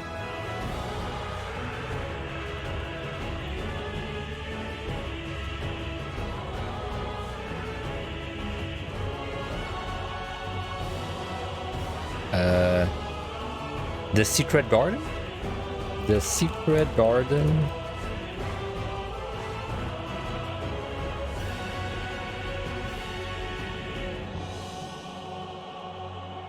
No, it's not called The Secret. It's Alohala Highland. Alohala Highland. Hello. Hello, hello. That's actually French, dude. Hello, hello means hello, hello. Anyway. Hello, hello, hello means Island Mounts. Oh yeah, it's some kind of weird tribal mount. Dude, the fairy's so good though. With a Lalafell, the fairy's probably like amazing. Because she looks kind of weird with the really tall races that I see there. And by really tall, I mean like everyone that's not a Lalafell. I bet with a Lalafell, she's fucking sick. She'll be my Endwalker, sorry, Dawn Trail. She'll be my Dawn Trail mount. Alright, anyway. Hey, what's up, Johnny? Good luck with your exploring adventures. Yeah, I hope I'm lucky. I feel like it's been a while since I've had a really lucky run. Like I've had runs that were lucky at some points, like my Black Mage run. But when was the last time I had like a lucky run with a really high score, man? I feel like it's been ages. Now, to be fair, I don't do that many runs, though. I do like once a week. I still feel like it's been freaking at least 3 months since I've had a run where I was just like really lucky the whole time. Anyway, maybe this is the one. Maybe this is the one. I'd be fine with that because I want to get a 3.3 on Dragoon. Well, I'd be down for a lucky run.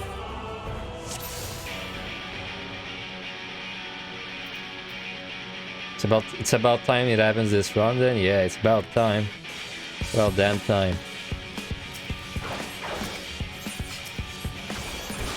Honestly, it's pretty good so far. I just need to like get the altars and sites for the next step.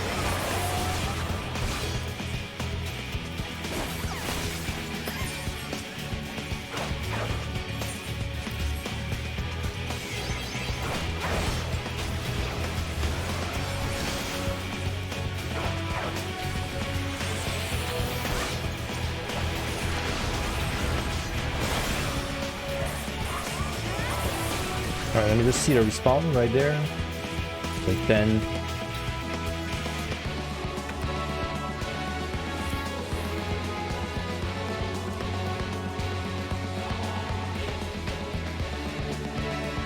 Yep.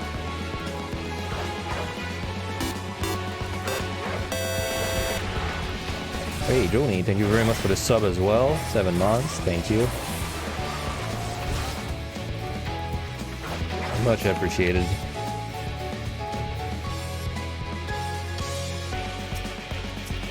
That does remind me, I'm pretty sure my prime is back up.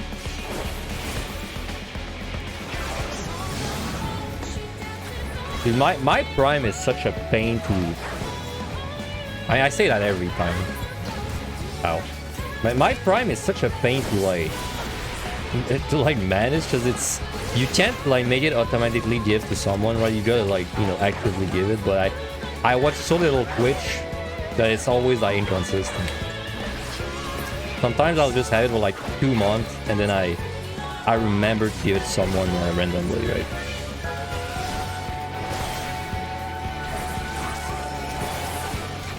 Rage, yeah.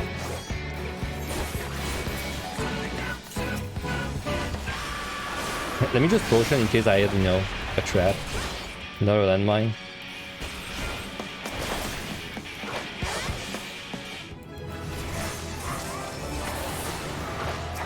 By the way, the ad, you know, the ad blocking they've been doing, not the ad blocking, sorry, the ad blocker that they've been doing on YouTube, where like you watch a video and it says like, oh, you must disable your ad blocker. I got this. And I did disable my ad blocker, but I re-enabled it right after. And then since then, they never bothered me again. It's been like, what, 2 weeks now? Well, I don't know what the hell is up with that, but... I feel like they're testing the water, right? So like, they show you the message, but then they only show it to you once, and then they're just kind of like... they're probably gathering data on like what people are doing, right? Like how many people are actually like stopping to watch YouTube and, you know. And by the way, rare monster. I also feel like I've not seen a rare monster in PotD in freaking ages. Like my past 3 runs or so, I don't think I had one, so very nice. But yeah, the whole hat thing on YouTube, they're really testing the waters right now. That's what it feels like. So, you know, they're showing you big scary message, but they're not really acting on it.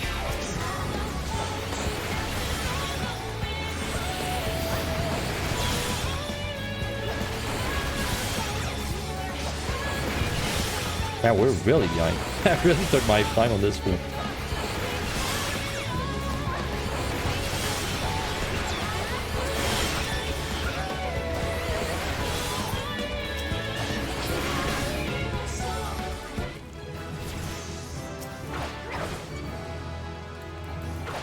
Blood of the Dragon.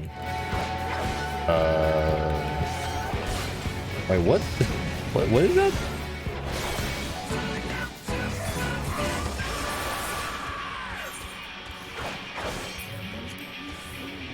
Increase the potential of jump and spine shatter die. Alright. It's a fancy way of saying increase potential of jump.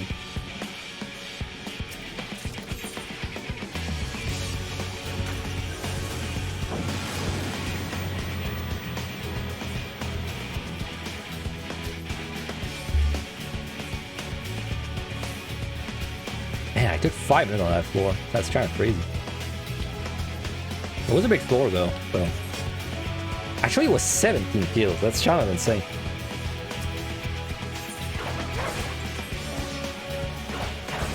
Sorry.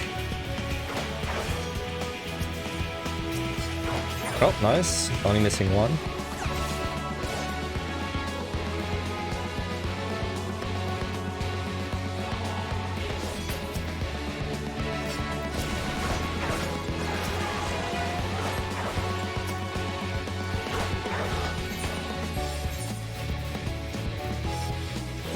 Damn, that looked like a treasure room, man.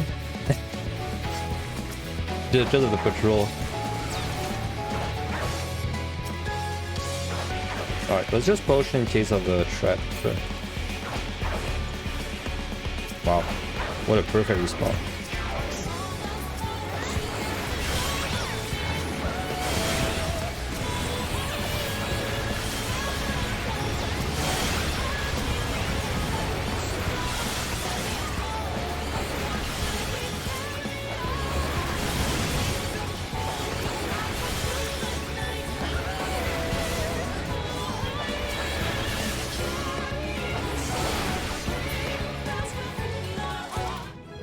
You saw the heals and thought I was on war for a second.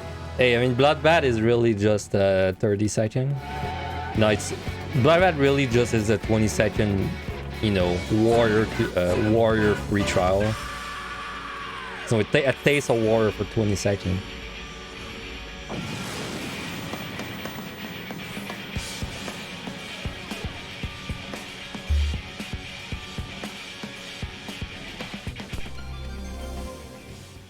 I'm not gonna do the storm joke. Well, we're all tired of hearing this storm joke, right?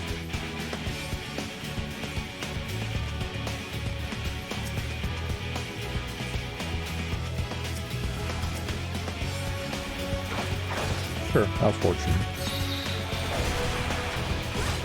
It's taking all your willpower? I know, dude, right?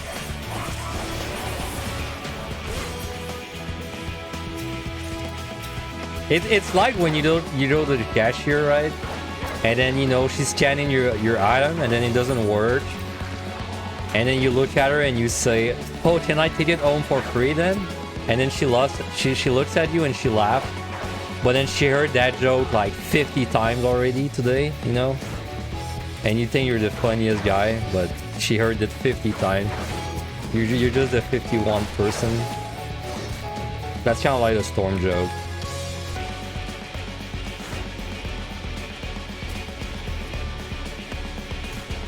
Obviously, you're the funniest guy. How could you be the funniest guy if I'm the funniest guy?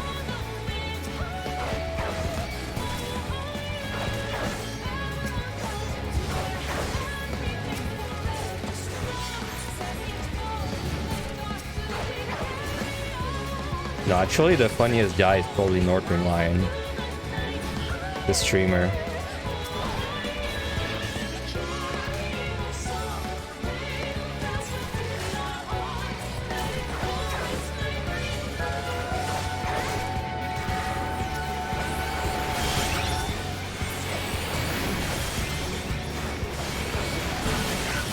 Is that really worth doing all the witching?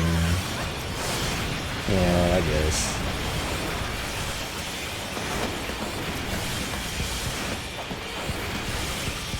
Dude, freaking cones and rectangle are so freaking good in AoE.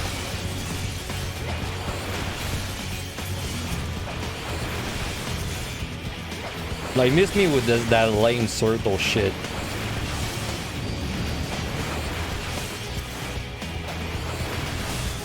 Yeah, overpowered, man. Remember the good days? I remember the good days.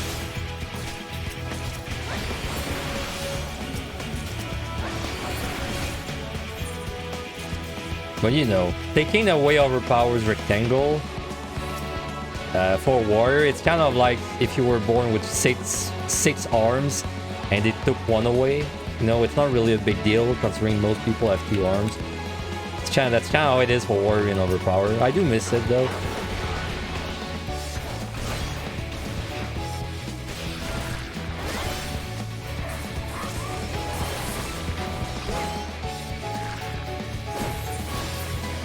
Alright, we need... Oh, we have 3 sides. Perfect. We just need an ultimate.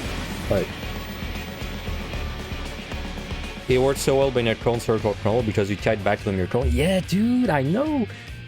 It's same for samurai. I always like the cone circle dynamic. It felt good because like if you just stand there, monsters they just kind of like push each other's. But then if you cone circle, you just kind of like keep hurting them together, right? It's like stand at the edge, cone, run in, circle, go at the other edge, cone, and then just keep doing that. And then melees complain that they can't do their their positionals, but that's their problem.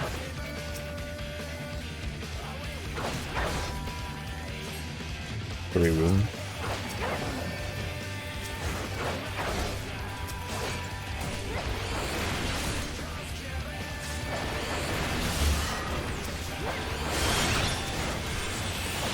Dude, positionals suck. I would not miss them if they remove all of them. Because they don't exist in Deep Dungeon, and that feels great.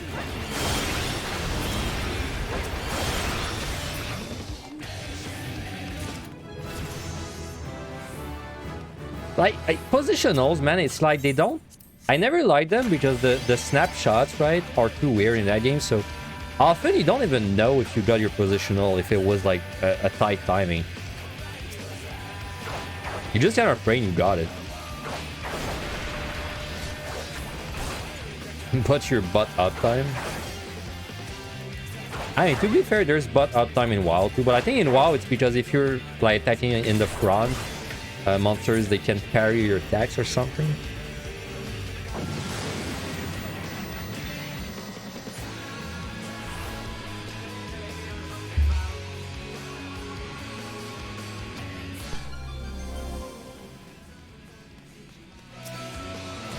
Would not be a bad rage.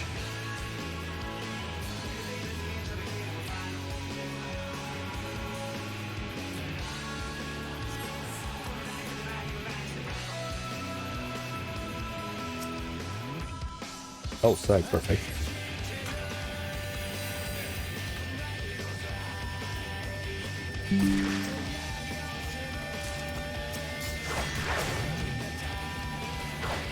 We need to really look at the bot for reasons. Yeah, I mean, depend on what boss. Depend on what boss.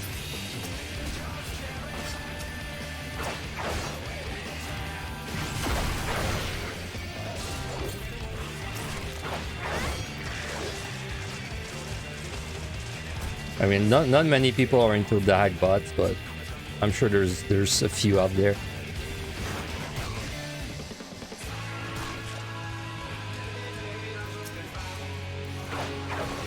I mean, monsters don't really have asses in that game, though. Like, some monsters have a nice boss, like the succubus, you know, on 150. There's not really any ass boss, though, right? Can't remember ever seeing an ass worth talking about, at least.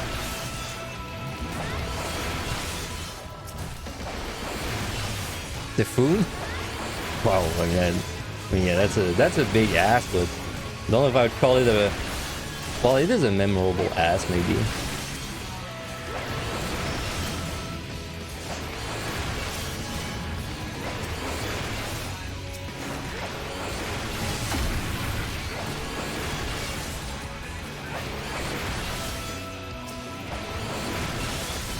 It's funny because with no ability, it's kind of the same AoE, like, you know, quote-unquote rotation.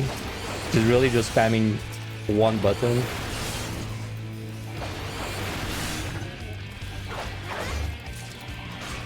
Someone needs to bot to mod 2B, to bot on the 150 boss. Yeah, we can make it better. Better, bigger, stronger.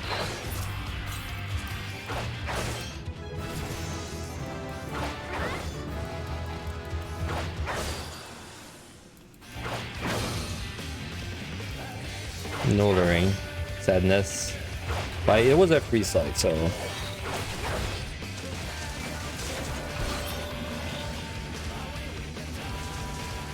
Oh yeah, I didn't update the stream title. We are on 31 there.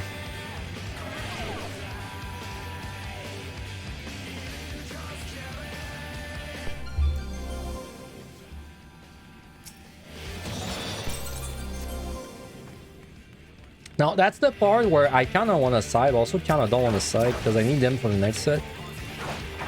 But I think I would still side a bait floor, but I would side on like, I would not side until I saw it was bait.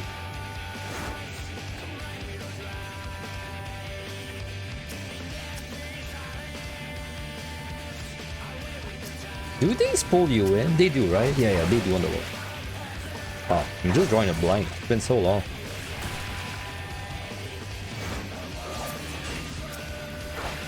Yeah, sucker. There it is.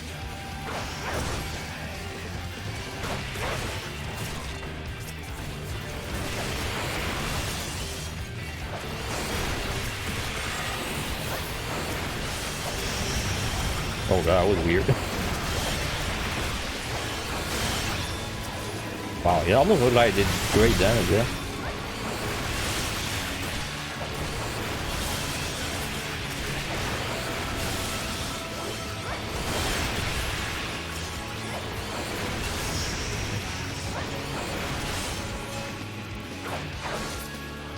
Hey, what's up, Ario? You had a good week?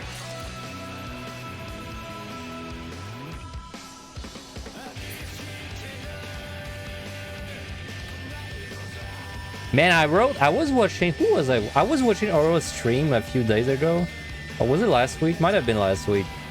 And I don't know, man. Something came up in my mind and I wrote it. And as I was writing it, I was like, that's kind of... I'm sounding like Ario right now. I wrote something that was like, you know, a question that made like... That was just like out there. My question was...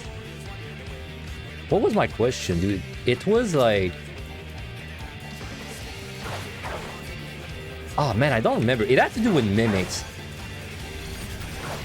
Oh yeah, I asked, like, what would life be like if anything could be a mimic in real life?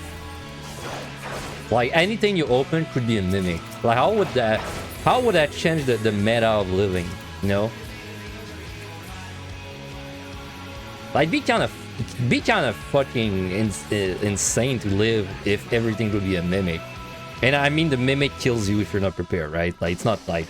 You don't just shoo it away.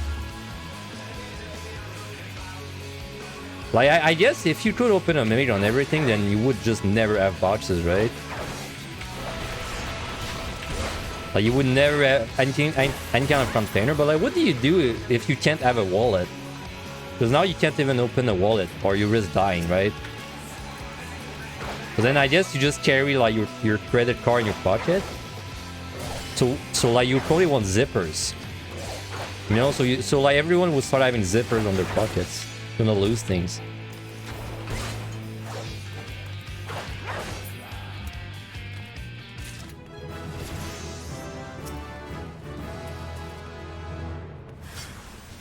Oh, talking of which.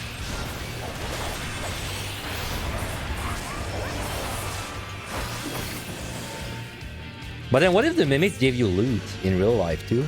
Then maybe you'd actually want to open like, you know, like you'd have to set up some kind of operation where you open a bunch of containers, get the loot, but then you'd have to kill the mimics. How would you even kill a mimic in real life? It's made of metal. Oh my god, I got a butcher.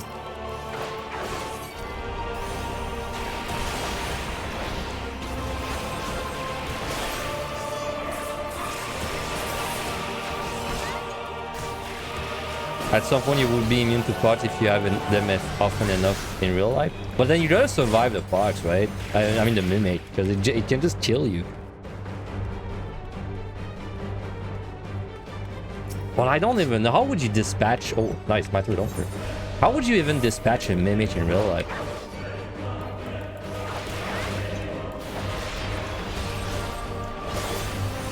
Like maybe, I don't know, maybe you have some kind of like... You know, you put like acid in your bat. That doesn't melt the whatever material of the bat, but melts like metal, and then you open containers above your bat. But then you lose the loot, right?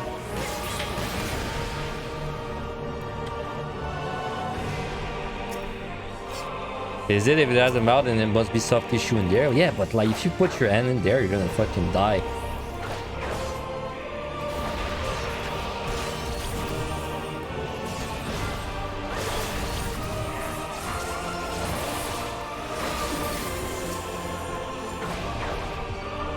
I mean, also we gotta talk about which kind of mimics it would be, right? Like, would it be like, you know, the 14 kind of mimic, or would it be like the Derpixen kind of mimic? Because there's a big difference between the two.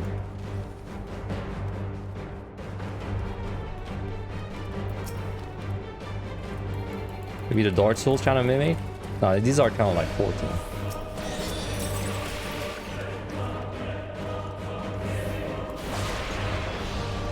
No, bro, I don't want to be pacified. I want to fight. Can you LOS this? Yes.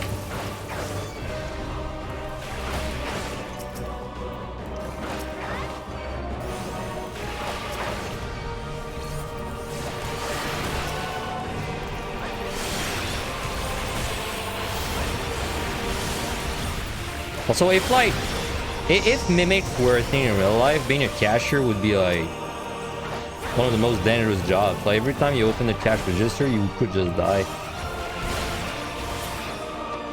Can you imagine the work benefits you get being a cashier?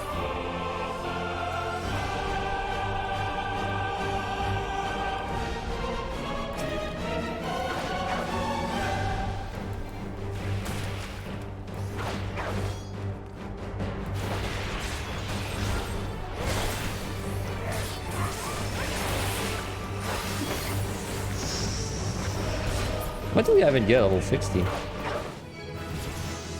Oh yeah, oh, I get another Ewi. I totally forgot about this. Alright. Maybe it ain't so bad.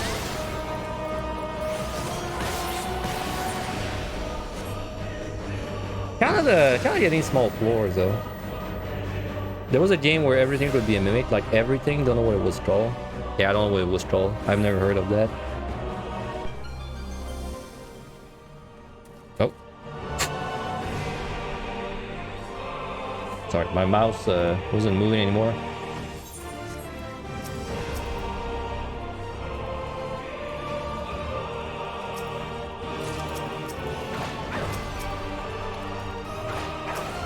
Oh, Prey. Oh, yeah. I played Prey.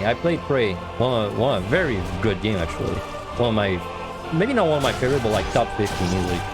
Oh, yeah. In Prey, almost anything to be a mimic.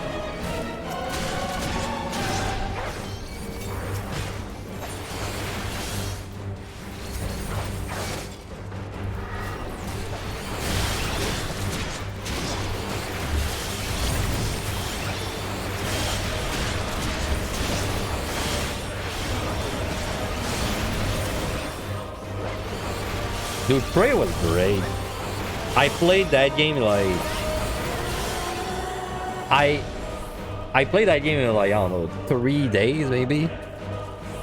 I beat it really fast.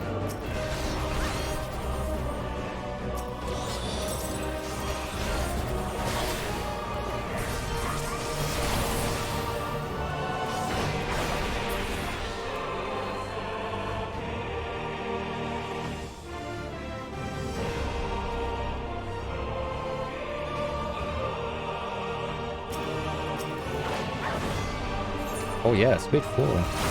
Man, I should probably side.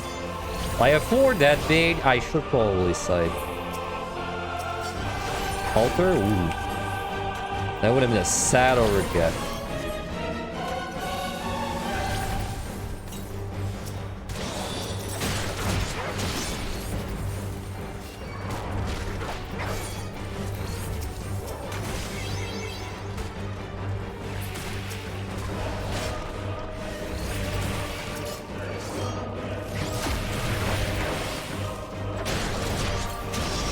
No, I tried so hard.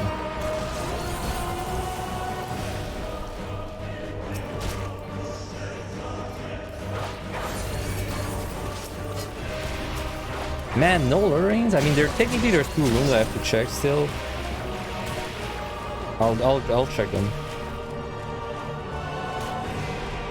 Does this set have an increased chance of lurings? No, it's the next one. And the next one's weird. It's like not the whole set. It's like early on in the set has a very high chance. But it's not the whole thing.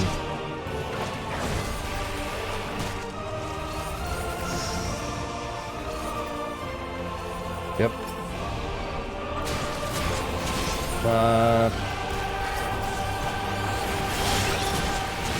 I think it's fine.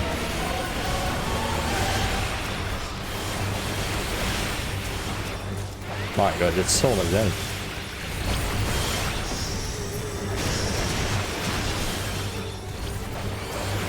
Okay, we're a bit behind, but this boss is really fast, so... Yeah, next set is starting from 46 up to 49 is 3 or 4 monsters per room. But it also is weird because it has a very high chance of lurings. Like, starting from 43 to 46-ish, super high chance of lurings. I don't know why it's like that. By the way, we gotta hurry the fuck up. It's about 1 minute on the bus, so...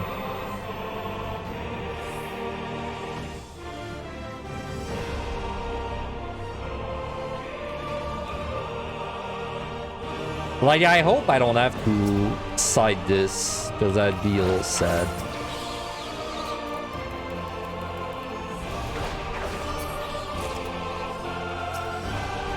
Rage? That's okay. I don't really know if this rage is gonna save me time. I have to go back there anyway, though. So. Okay, I'm actually gonna safety so I don't have to deal with threats.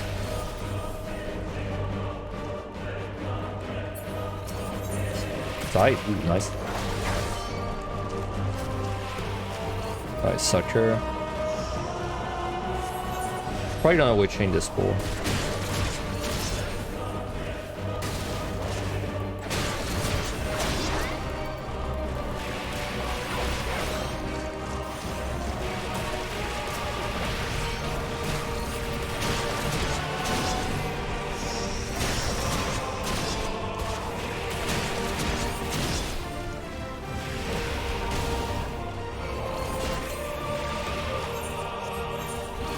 Probably gonna... How am I missing a lust? Oh, I just never found a lust. Oh. Okay, rage doesn't really matter. Oh, there we go.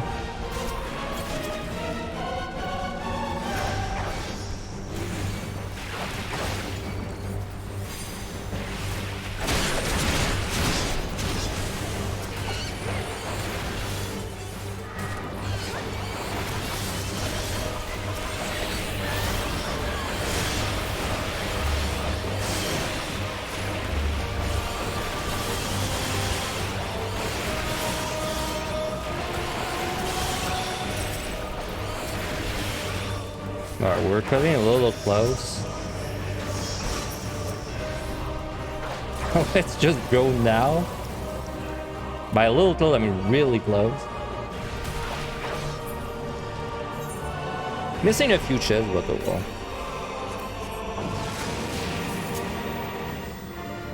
It should be fine though, because I know from doing this boss on Astro, I have a strength, right? Yeah, okay. I know from doing this boss on Astro that if you do a full Lust, you kill it. That's why I'm not really worried. Like, if you just stay on Lust the whole time, you kill it. As Astro, so...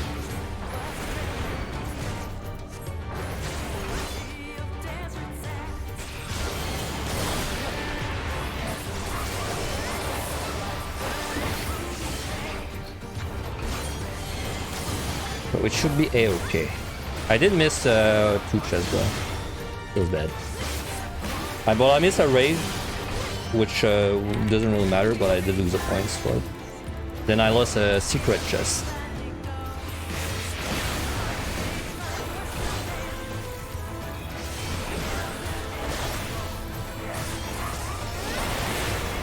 Alright. I could have probably opened the last chest, but it was gonna kind of be close if I did it. Alright, anyway. Great damage with bombs, man. Going to the next set. 3 altars, 3 sides. If the ghost has no hands, how is it punching me? Good question. Maybe it's like a side-hit kind of move. A side-hit punch. Side-hit? Side-hit? I don't even know how you say that word. Do you think that now where the technology is in PCs is getting better and better, the programming begins to deteriorate? Like pre-2010, there was not as good hardware, but the games were still solid. Now the hardware is superb, but the games are only still solid or lacking. But they could be so much better by the hardware. I don't think it's the programmer's fault. I think it's more of a higher up fault. Because there's great games that have bad programming, like Undertale. So I don't think it's the programmer's fault as much as it's like the higher ups. Because like for being a programmer myself, it's like when there's too much pressure. No, but I don't agree, Dylan, because like you gotta keep in mind that the programmer is just a guy with a job, right? Like I don't think it's fair to say that it's his life's duty to like give, you know, his 200% on his game even when he's not working. So like the guy that just shows up to work on his game and he does his 7 hour and then goes to like, you know, home. If he has like shit, you know, a shit, what did you call it? Like a shit superior, right? Like if his boss doesn't give a shit and makes everything complicated for him, it's not his responsibility to, you know, save the company, right? Like he's just a guy. So it's why I don't really blame programmers. Like but like sometimes there's a feature that's like badly programmed, but it's not the programmer's fault. It's if we're talking a big company, the HU, what you call it in English? Advanced Quality English is QA. The QA should pick it up, right? Like the QA should find like whatever issue there is, and then it should go back to, you know, through the flow of development. But then that doesn't happen because, like, you know, they want to push out that game, like, you know, oh, this game has to come out like in this like specific month because it's the best month for our sales. QA finds shit so often, but it gets ignored. I mean, where I worked, it really didn't get ignored. But I didn't work in a super big company. I can't really say how it works when you're like in a 500 plus employee shop.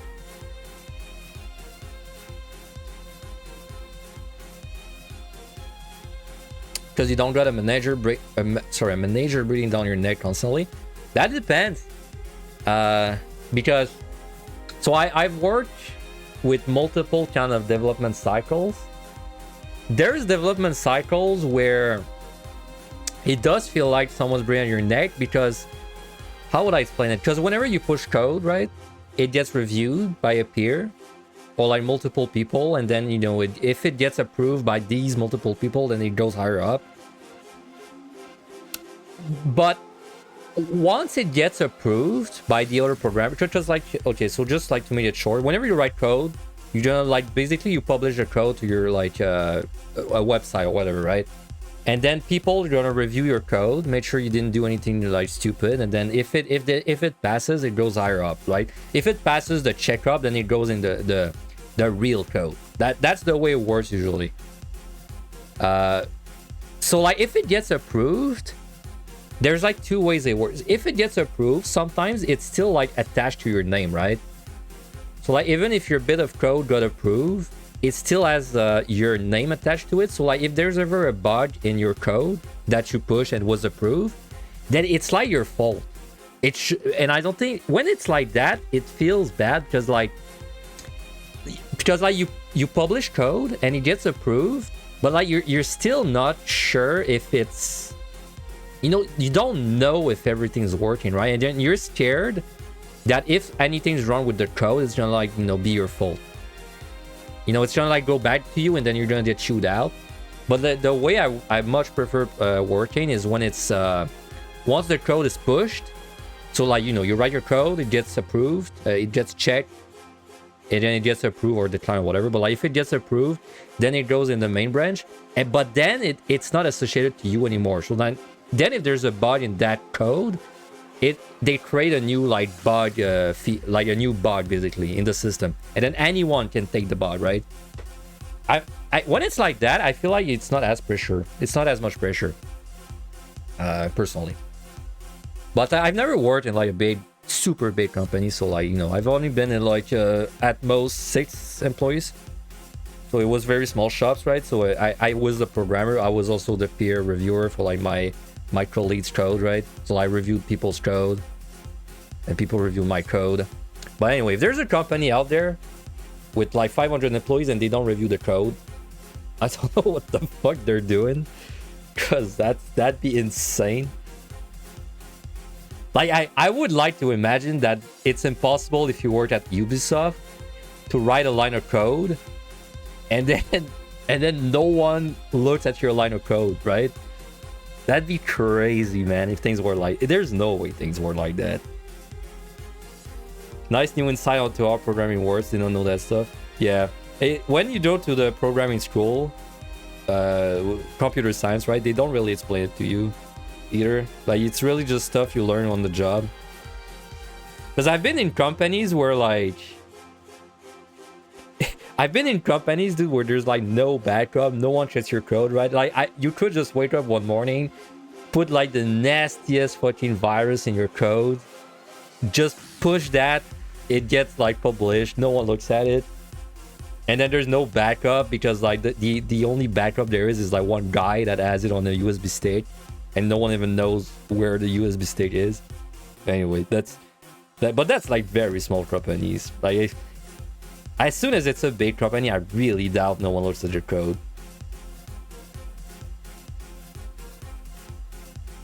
Sometimes you see bugs in games that you literally see by just pressing new game, and then the company is like, where the hell did that happen? I think... Man, I'm getting sidetracked there, but I think for PC games, I forgive it a little more. Because I know what you mean. For console game, that's like unacceptable, right? Like I would... If I bought a console game and I press new game and I crash, that'd be like, you know, refund me tier. PC games I can't understand though. You know why? Because I coded a mobile game once, and honestly, sometimes you run all the tests that you can, and it still crashes on some dude's phone because he's got like some weird ass phone that has like some kind of software installed on it, and that software is like, I don't know, like your app's trying to get permission and then the user accepts, but like for some reason that other piece of software just like declines it, and then it's kind of messy, right? Sometimes shit just doesn't work and you don't know until it's published. But that's only really for PC and mobile games, right? Like when there's like vastly different operating systems, basically. At least from my own experience. Because I don't like coding mobile. Because it's like... When I was coding a mobile game, there sometimes just shit doesn't work. Like, everything works, and then you push it, and then it gets published, but then it doesn't work when it's published, right? In fact, I've had bugs. Maybe that doesn't really make sense, though, if you don't code yourself. But I've had bugs that don't happen on the test branch, but then they happen on the main branch, right? Like when it's published, even though there's no difference in code between the two.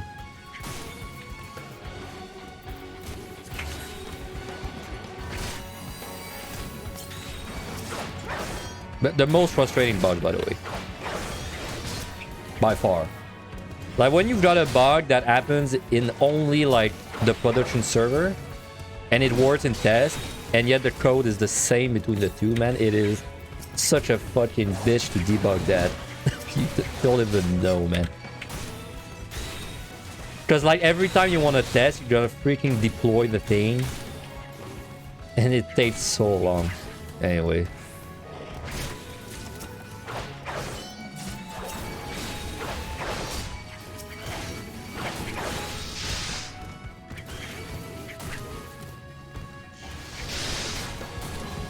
It's kind of hard though, because I've never worked at a very big company, so I don't really know what you do when you program at a big company, right? Because there's so many. Like when you work at a small company, you kind of do everything, right? Like you kind of do everything because there's just not enough people, right? To like, you know, separate everything. Also, let me try not to die. My God, that was way more than I was expecting. But then when you work in a very big company, it's like, you know, like, you probably don't do everything because there's so many people. So like if you program, like, it must be kind of weird, right? Like someone like, I don't know, someone says like, oh, you gotta program this feature. Like you gotta program like this specific NPC, like, I don't know, like saying this specific voice line. And then you do it.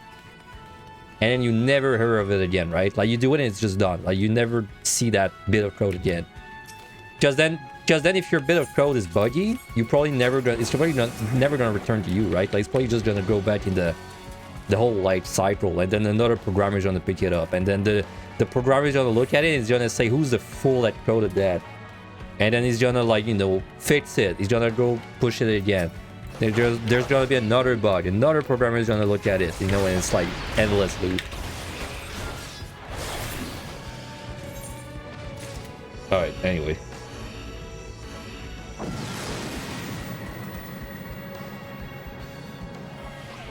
Oh yeah, back when you could not update games, they really had to make sure everything worked out of the box, right? They did really make it. So, you know, you could say, like, so why did things work better back then than they do now? And I think it's just the complexity, man. It's like things are just more complex nowadays. Just things... I think... By the way, I'm gonna cite... I think I'm gonna keep my site for 43 specifically. Because I think nowadays it's like... how do I explain this in like non-programming terms? It's like nowadays you care more about making a product that you can update, right? So when you write code, you write code differently because of that. Like you don't write the same kind of code. If you want your code to be like reusable in the future. And I think that's why things are so complex nowadays, because it's way harder to write good code that you can reuse than it is to write code that you just use once and never again.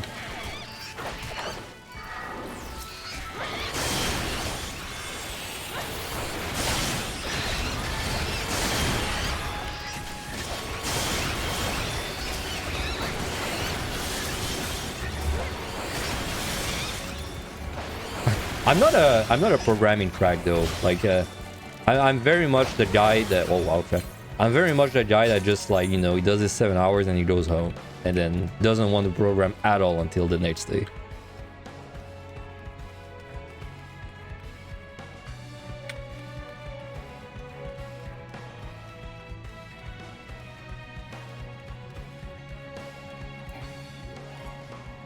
Nothing there. The path to infinite growth that is literally impossible. I mean, yeah. I mean, that's the whole live service versus, you know, game that comes out and then it's just over, right? That's... I would say, though, that there's a lot of greed involved in that, yeah. But it's also... You know, it's also the customer's fault, often. Because I'm looking at games... For example, Chivalry 2, right? Chivalry 2 is like a game where you're just fighting people, you know, with swords. Very fun. It's a game you buy once and then you never buy again. You know, it's just you purchase it once. And yet the subreddit is still full of people that complain about updates. So like that makes you think, right? Like, why do people complain when they don't even have to pay anymore? You know, like, they're not paying for the updates, so it's literally just free content. So then maybe something like that, it kind of like kind of motivates the developers to try and write complex code to, you know, be able to update it later, which then brings in more bugs.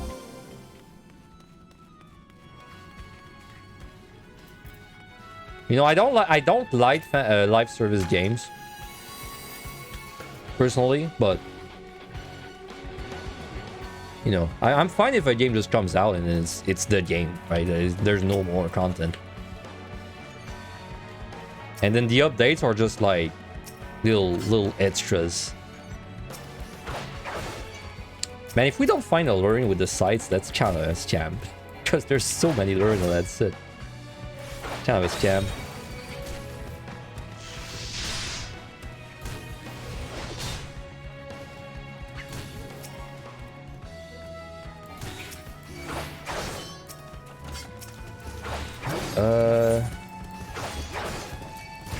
Oh my god, where are the luring, man? Maybe they start at 44. Maybe I remember wrong. It might be 44 where they really like start spawning.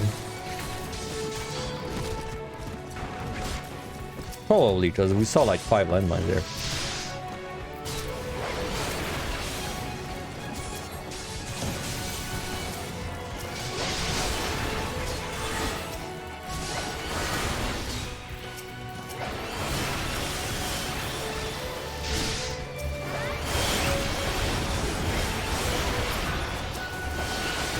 Respawn now.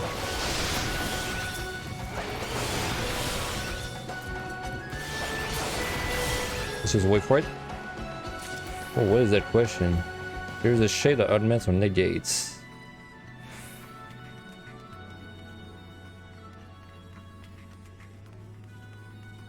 That question is out of my area of expertise.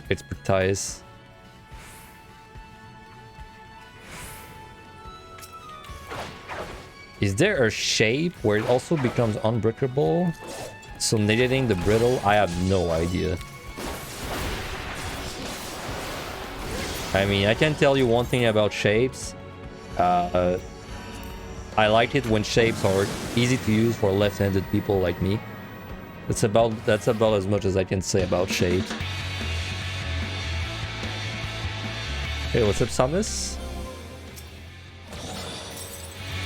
Alright, we should have fortune already, but I should find a ton of ring there.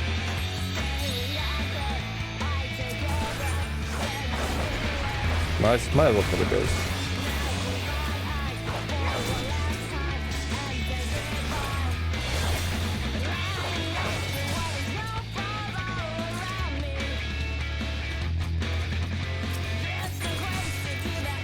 I need this. One luring.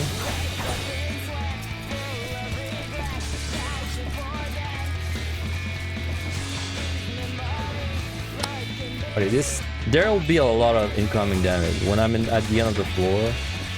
So I really gotta keep my potion rolling. I'll be immune to paralyze though. So that's good.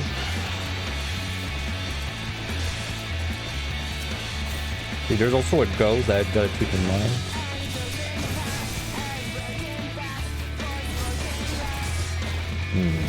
I'll come back for this. Yeah, I'm immune to paralyze now. I mean, this is a witching. There's just too many things.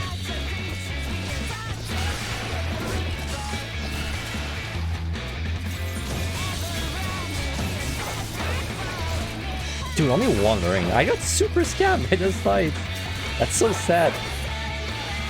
Should have been way more than that.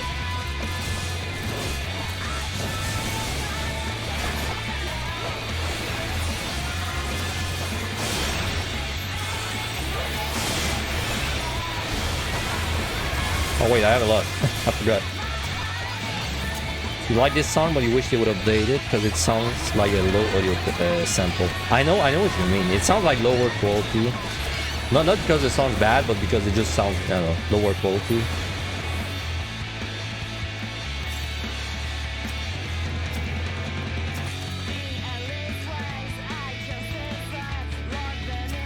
Man, one luring. Kill's not even that bad, but that's kind of sad.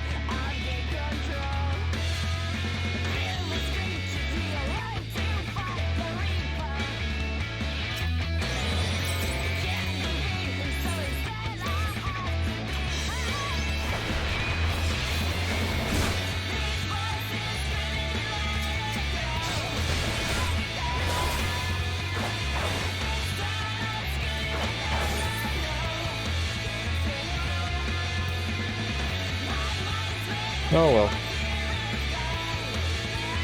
Can't win them all. I mean, we could still be lucky though. I could still find sights. But I think I messed up though. I think you only start using sight on 44, 45, 46 there. Because I think before that, it's mostly landmine on this set.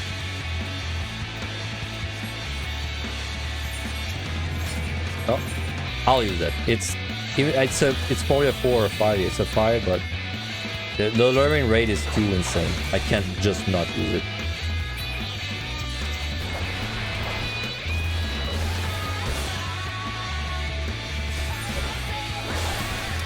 I will also fortune.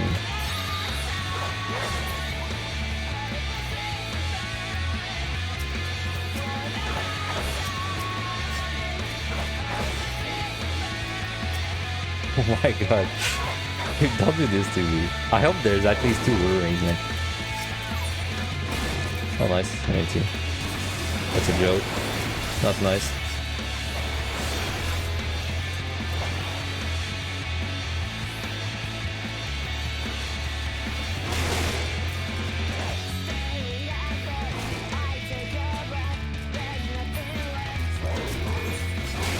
Fortune, pretty good. Alright, 2 rings, come on.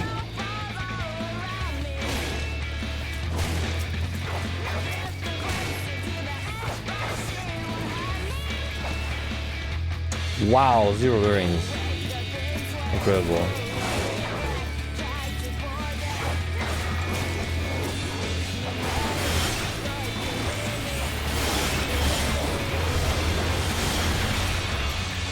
My god, that healed me so much. Dude, 0 luring. I swear to god, like usually you get 10 luring on this. I'm not making this up.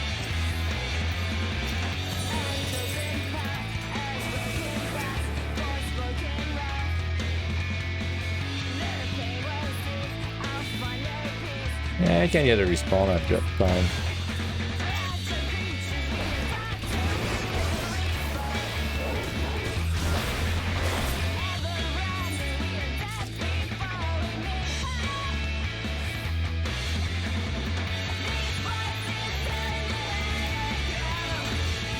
Right, well, altars, save me.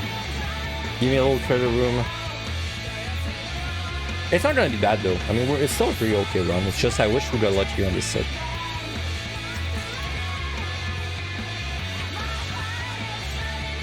Oh, 3? 4? Maybe 4? Hey, 4.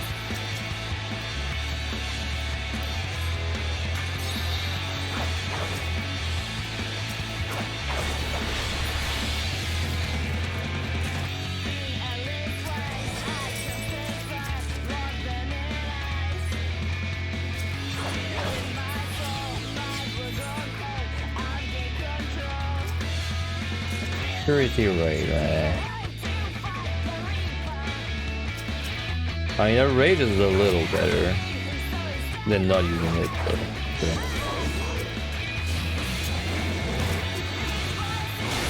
It's definitely worth to like try and get a ring, by the way, so I'm just gonna move like on the floor. Odds are pretty high.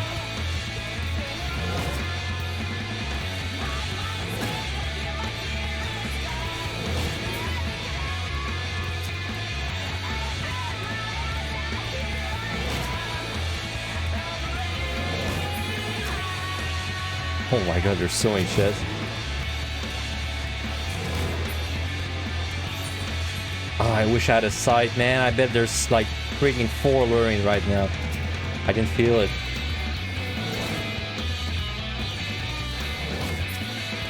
God, that was a good floor, man. 18 kills.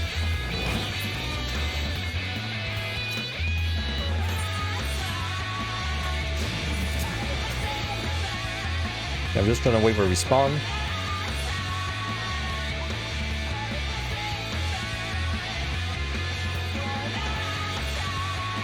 Good morning to you too, Dragon. First time speaking. How am I? I'm doing pretty good. Thanks for asking. You heard from a friend that I am speedrunning PotD. Interesting. You've been looking at different speedrunners from different games. You got interest to stream and speedrun Palace of the Dead yourself. You must learn my secrets so you can be a friendly rival. Well, I did speedrun PotD a few times. But it's definitely not my main gig, right? I've done like, I think 2? I think I've done 3 PotD speedruns in the last 2 years. I currently don't have the world record, I think. I think Alicia Nicole has the world record. I mean, it'd be nice though. It'd be nice if more people speedrun PotD, so I definitely encourage you to try it out. Be warned though that if you speedrun PotD, the big wall in front of you is your goddamn potions. The sustaining potions. Because like if you do regular runs, you can sustain them pretty well. If you do speed runs, dude, you cannot sustain them. Like they'll go down insanely fast. So if that's not an obstacle to you, then you can really get into it. It's an obstacle to me though. If I did not have to care about the potions so much, I don't think I would. I think I would do way more speed runs yet. Because it's pretty fun. PotD is really fun to speedrun. Like you think 1 to 100 is boring? Wait until you try to speedrun it, and then it'll spice it up. All right, except maybe 110, but.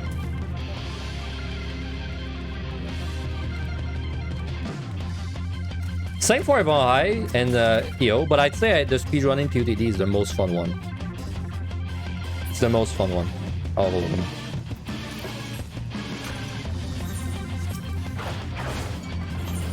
I'll run refresh still until the trap. Well, and right now I'm not speedrunning, but right now I'm doing a scroll run. Scroll run has like similarity with speedruns, but it's pretty different. Okay, I'm gonna do this. Because like on a scroll run, you still want to go fast to get the 30-minute bonus, right? Or you want to go fast just so you can kill as many things as you can. But there's no reason to go faster in 30 minutes. Oh, nice. So like, I go fast, but it's not my main priority, right? It's just I gotta go as fast as I can in 30 minutes.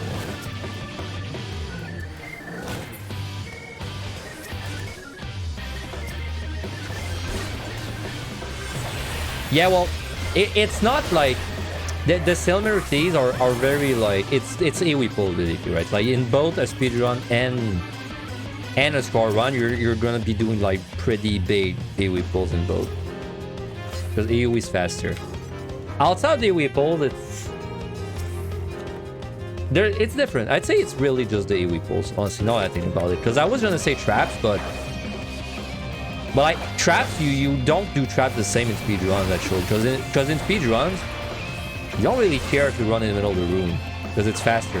You're just gonna risk the traps, right? Hey, what's up, Caddy?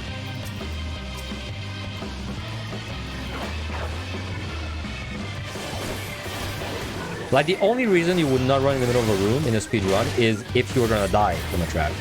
But like right now, for example, like if I was in a speedrun, I would have just run through the middle there, because like, I'm not dying, right? Even if I hit a trap. But in a scroll run, I don't want to hit a trap because it's gonna lose me points.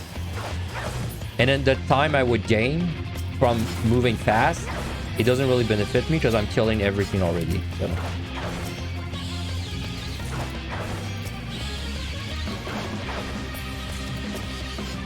Hey, F1s. Oh no, who's that nerd? It's Daraban. Welcome, Daraban. My favorite nerd. What were you doing? Did you win? Did you win, son?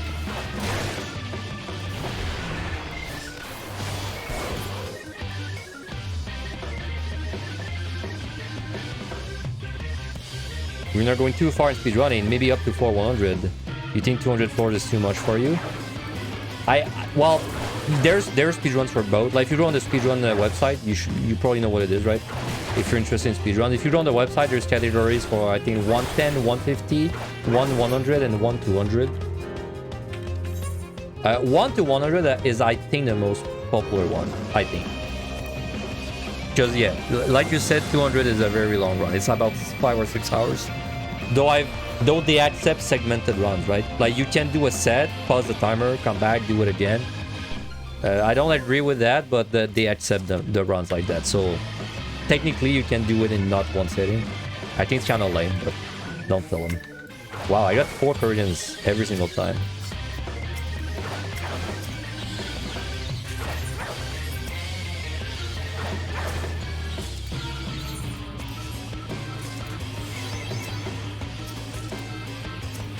Hey, what's up? Cannon, yes, coming from the raid. What do you mean, good question? What were you doing? Spill the beans. Oh man, that's a freaking floor. Hey, what's up, Willow?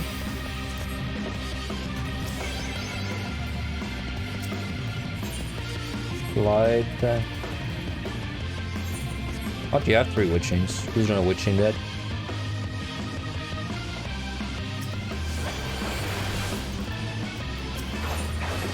Honestly, I would not have cited this because I feel like starting from 48, 47, I feel like the lurings are kind of rare again. But I have no safety and I want to like do the room without threat, so.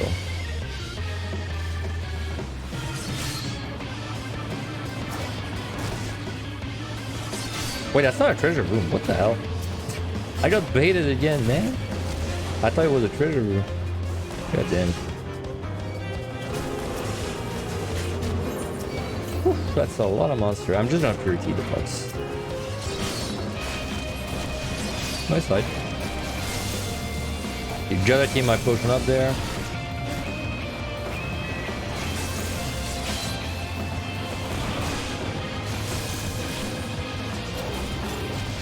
What was that?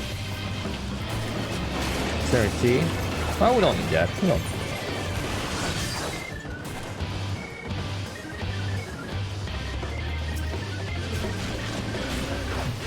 Yeah, no rings. Oh my god. Why are they so far?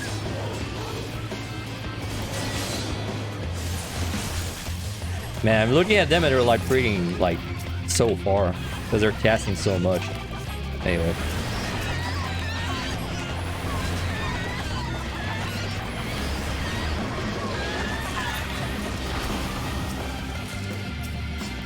Mimic too sturdy, man. Oh, another one. Damn, that Mimic count was freaking great, man. It's gonna be 16 if this is the last one. Maximum size altered 3 times, then we got 2 mimics in chest. No, we got 4. Yeah, we got 4 mimics in chest. Wow.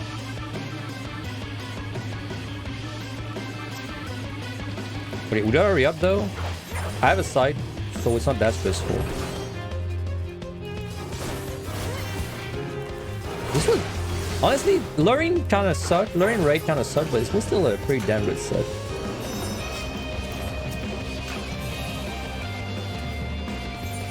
Alright, 6-7 hours for 400, and it's 2 hours for 100. Yeah, about that. I'd say 2-3 hours for 100.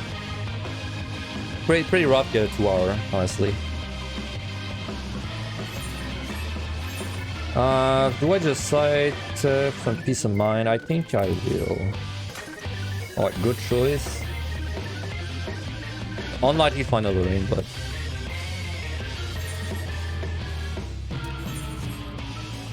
alright, well there's one, so work.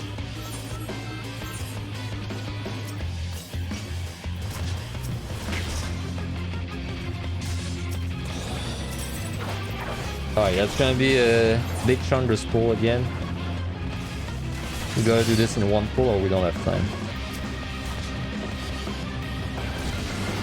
I mean, there's nothing that would kill me, right? Like, it's just damage. Yeah, it's just that. Could double witching if I really want. There's the paralyzed guys. Gotta keep that in mind, actually. What was that? Right? I'll see if I come back for it. We don't need this.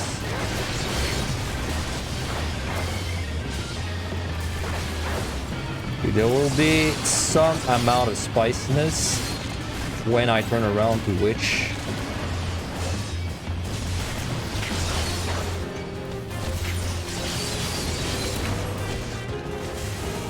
Alright, it's fine.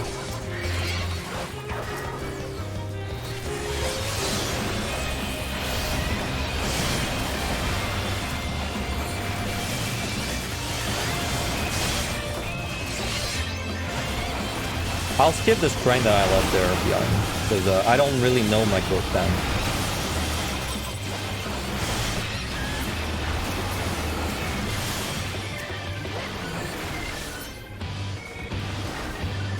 It's not like I need a strength, it's just it takes, you know. I'll skip the monster. I'm pretty sure I have time, but you know, I'm not 100% sure how much time it's gonna take, so. Can we skip a monster? Forgive me. Good song.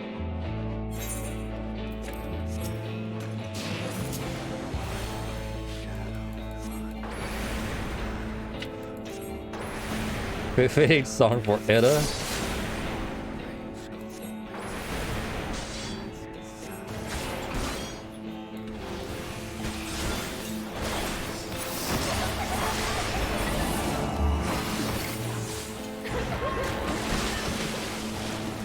I pull at 250 or so, pretty sure.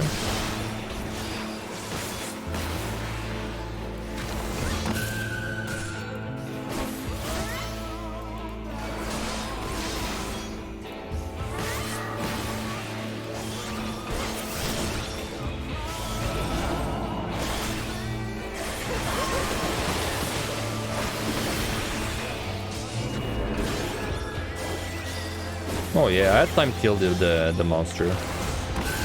Well, 100% if I used full loss, and I would have used full loss, so.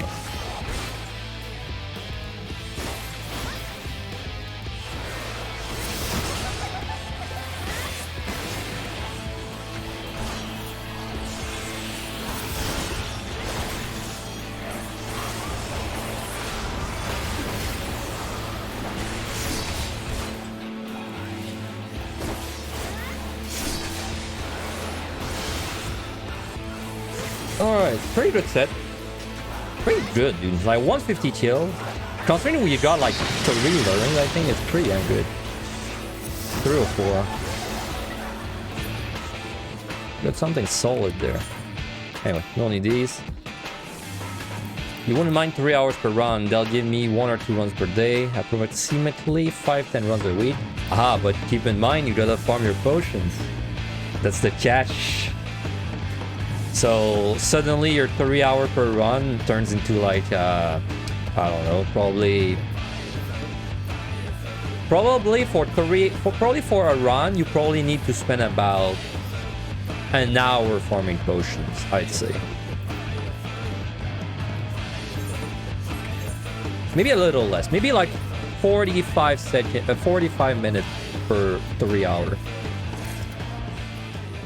Because you're gonna be chugging these potions, dude. Because like basically you're gonna be playing high DPS, right? Or you're gonna be playing a summoner or machinist. But then you need to do AoE pulls, but then you don't have sustain as these jobs, so then it's gonna be suffering. And unfortunately, the speedruns are not split by job. I wish they were. But the speedruns are not split by job, right? So you just have to use the best job. Because if they were split by job, then you could, you know, do like a warrior speedrun and then, you know, recover your potions while still speedrunning. But then, unless you have your own personal, you know, leaderboard, then it's not an option. Going to bed. It's been a wait for too long when the POTD run in the end. Thanks so much for the guys. Have fun with my run. I'm having fun. Thank you, Eric, for hanging out. Hope you have it with the rest. And congrats on your titles.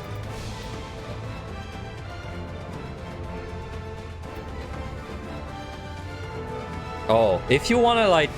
I mean, if you wanna like beat the first place, you gotta use Machinist. Like, it's not even... Red Maid would never grow as fast as Machinist. There's no way. Because like Machinist has a higher burst, just like very high damage cooldowns, which works really well. Plus you can attack while you're moving. Plus Peloton, so you move faster when you're not fighting. But honestly, you're fighting almost the entire time. But yeah, because if I go on the leaderboard for the speed run, right? Where is it? QTD 1 to 100. Wow, I'm third place.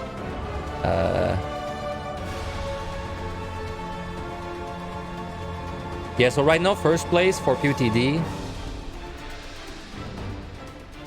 is 1 hour 56 minutes as probably a machinist, right? Yeah, as a machinist. There's no way you beat that if you're not a machinist. Honestly, I don't think it's possible. Wait, what? Why am I third place? But my time's better than the second place. Hold up, that's fucked up.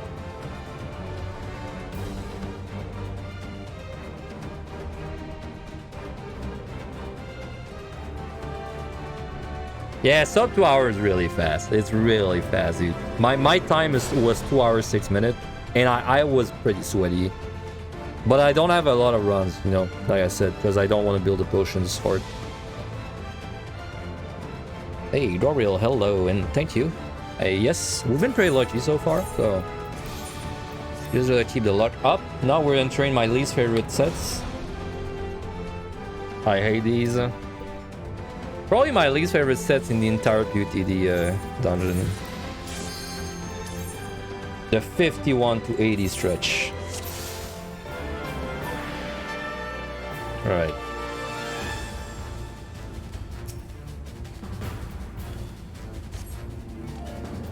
Okay, I'm gonna steal. Because do you know how many times I died with a free rain on the first floor? Like, I walk up to a pudding, I hit a landmine, and it kills me. So... 101, 110 war set? Nah, I don't dislike 101, 110. I don't dislike it.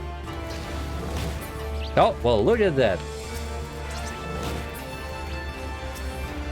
Classic landmine.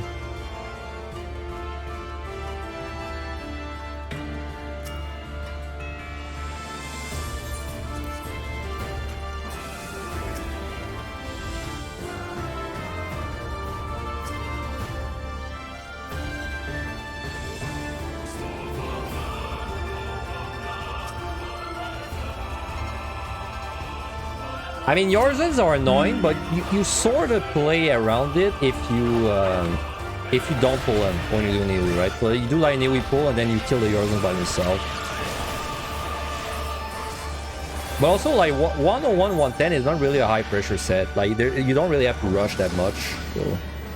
But you don't want to play around it, that's fair.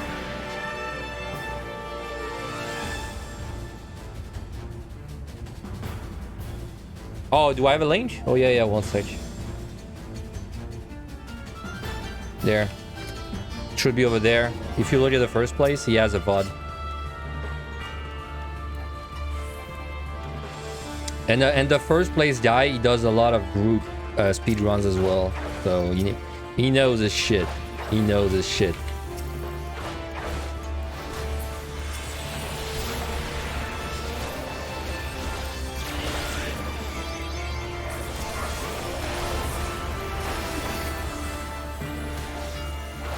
You need to do this time again on this job when you have time and motivation. Crystal is slacking with this job in POTD. Crystal is weird, dude, because it's like... There's not that many competitors for Deep Dungeon on Crystal, but then there's Elitsia Nicole, right? There's Elitsia. So you got like the Beast, But then outside of the beast, you don't have like that many competitors.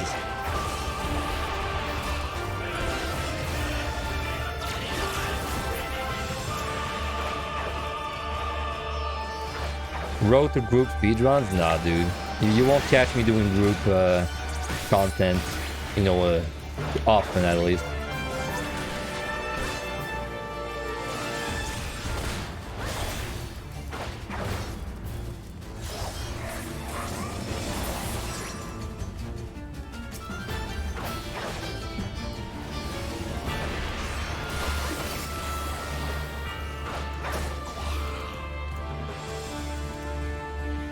Yeah, I do it. I indulge in some group content sometimes, but it's rare. It's rare. And probably like 5% of my playing is in group. At most.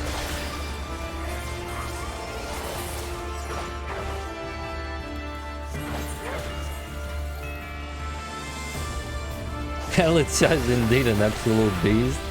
I mean, dude, you just had to look at the world race where she cleared 3 jobs in one day for the Omni EO world race. Sorry, the EO Omni world race, yeah. And she cleared like 3 jobs in one day, and I was like, holy shit. Built different.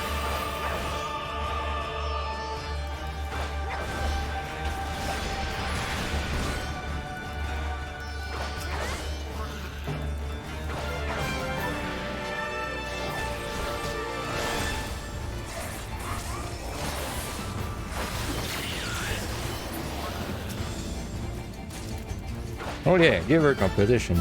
She'll love that.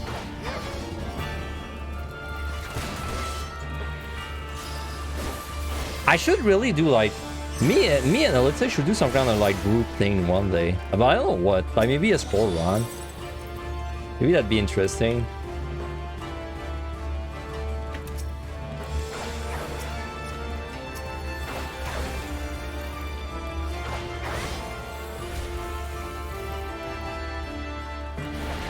Plus, I don't think she likes using voice comms, right? Which works for me, because I don't like using voice comms either. Plus, I'm streaming, right? So it worked out pretty well. Because, man, when I was doing the duo with Angelus, I did not realize how difficult it is when both are streamers. Like, how difficult... Because you mute each other's while you're talking to the stream. But then what ends up happening is you don't know when the other guy is not talking to his chat. So like you talk, but then you're talking over the other streamer. But you don't know, right? So it is kind of weird. Does the music in PotD ever drive you insane? Nah, not really. I'm used to it. I'd say the music in EO drove me insane enough to like to switch the music. But PotD music, I don't dislike it. I don't love it, but I don't dislike it, so I just kind of roll with it. EO is different. EO has way too many like bad tracks. I got so bored of EO music that I just started using my own playlist site right now. Most duo streamers just ignore the fact if they want to say something, they just do it. Well, that's kind of how I went for it, right? But I still don't enjoy it 100% because I feel like it's rude to cut off the other streamer, even if you know it's not rude, but it still feels rude.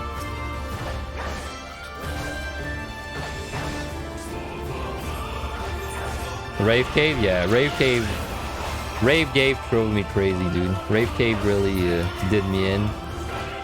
Was the end of me.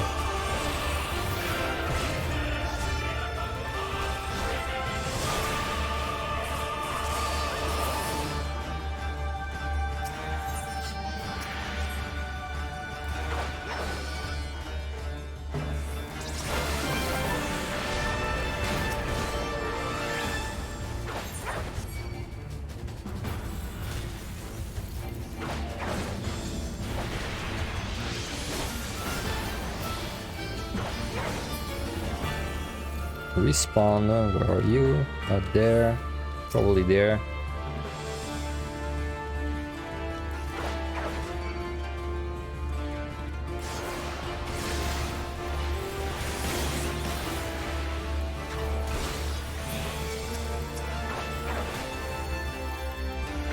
Where's my dashboard? There it is.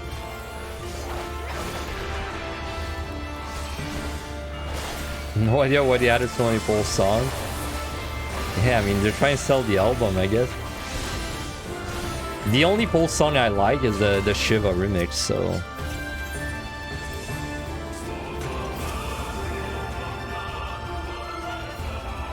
Dude, it feels great. Man, it's... I know we trash EO like non-stop, right? But it's... It feels great to know that the next set I'm doing is not an EO set, right? I don't know how to explain it. It's like... I know that I'm gonna have a chill time the whole run. Feels great.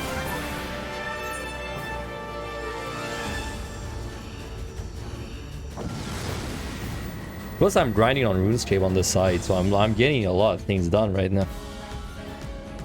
If I was in EO, I wouldn't be grinding RuneScape. Right.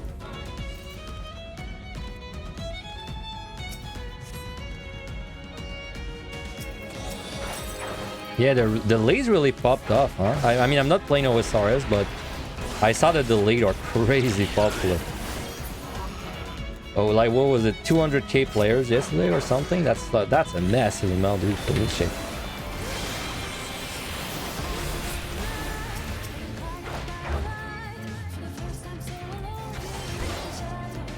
Yeah, it's like EO song. It's like the songs in EO. It's like the highs are too high and the lows are too low. Like there's such bangers that when they play, I just stop focusing, and then there's such bad songs that when they play, I also stop focusing. Right? I feel like the PotD playlist, which is not playing right now because I'm playing my own list, but I feel like the PotD playlist it's more respectable, right? Like everything is just kind of okay in the middle, nothing too distracting.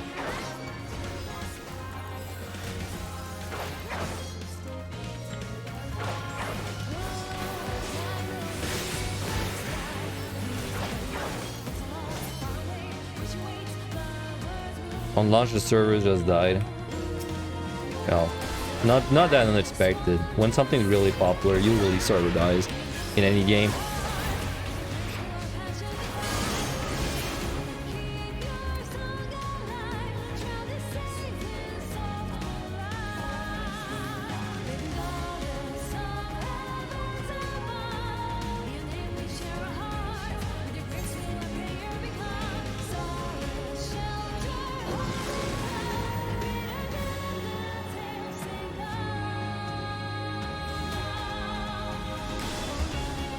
And this song goes way too hard.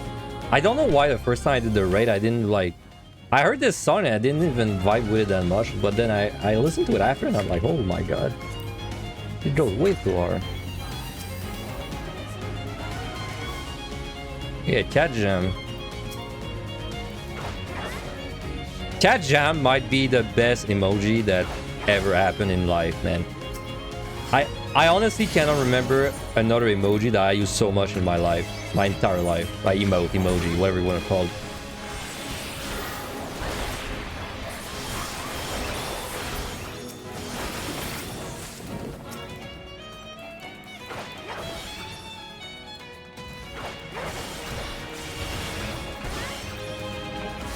Rajam is also pretty good, but like, dude. I mean, if I've used Rajam 100 times, I've used Kajam like 2,000 times. Not even close.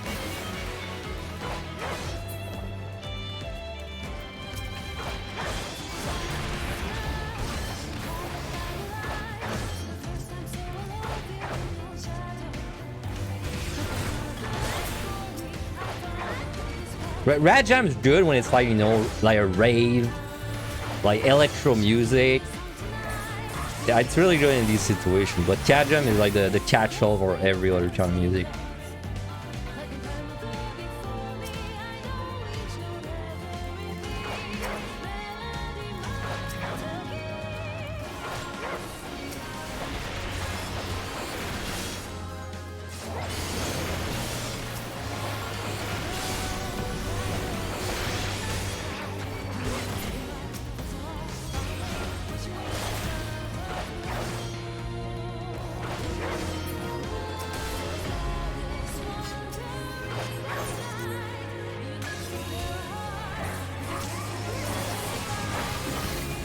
really pop up during the SR and the constant filthy rats. That's a thing. That's a line someone says.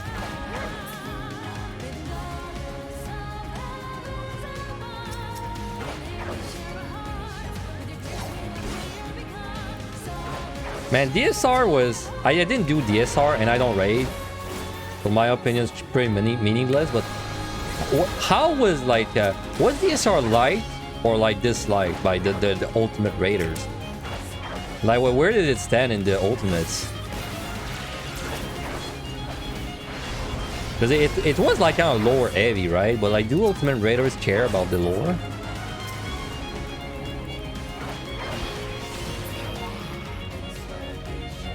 Light, it's the golden standard for ultimate, so it was pretty light. So it's like the epic of Alexander, but better. Because I know TA was also really light.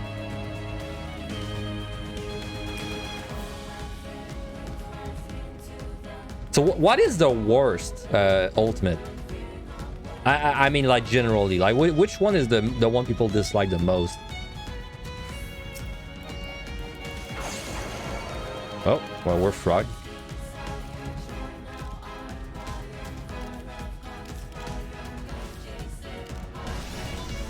TUP or no hesitation. Wow, 3 TUPs, dude. Alright.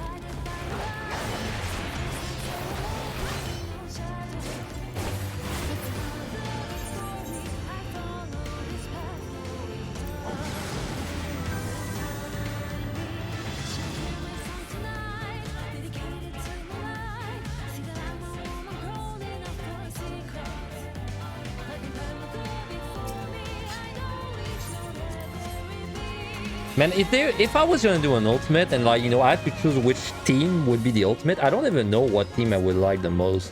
Like, if I try to think of all the teams in the game, you know, the raids, the trials. Shit. Okay, well, I can tell you, it's Stormblood. Like Shinryu and the Step on Me lady, right? If there was an ultimate with them, that'd probably be my most... the ultimate I would be the most interested about.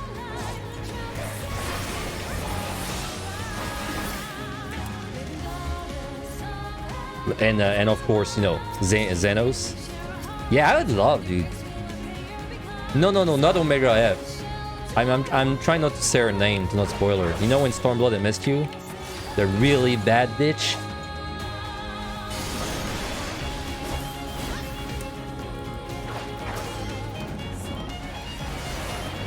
You know, all the Stormblood crew. And Xenos and freaking Shinryu and all that. If there was an ultimate with that, I think that'd be the ultimate I'm the most interested about. Or like the team, right?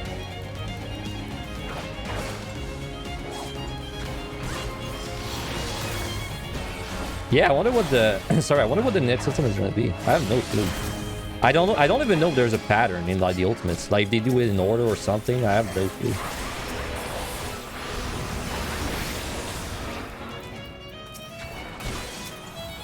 Probably a Warring Triad ultimate. Is it really gonna be the next one? It's probably the least interesting one to me then.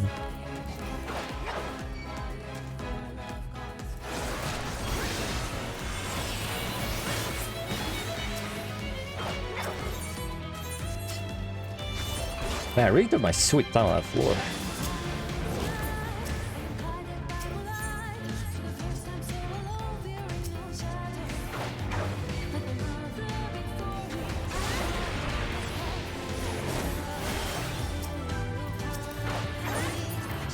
Oh man, can you imagine a freaking beefed up Xenos ultimate fight where he's just fucking imbued with the power of like 10 different things?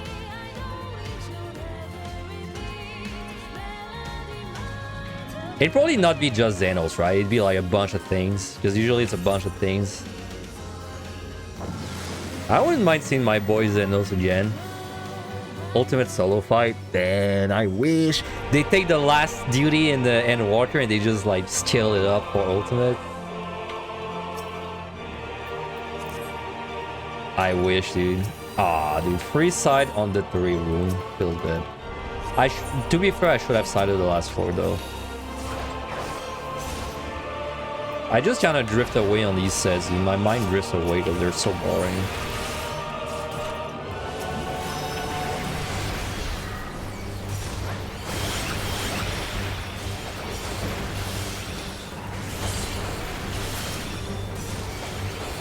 You can't lie, just delete Xenos' worst character.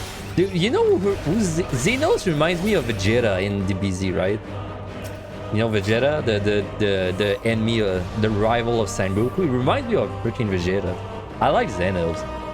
Xenos like is simple guy, man. He's like, he just wanna fucking kill you, man. That's all he wants.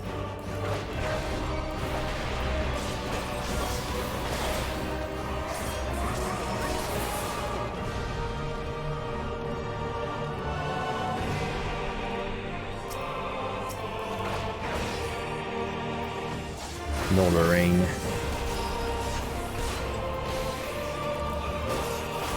Comparing Vegeta to Xenos? I mean, are they that different?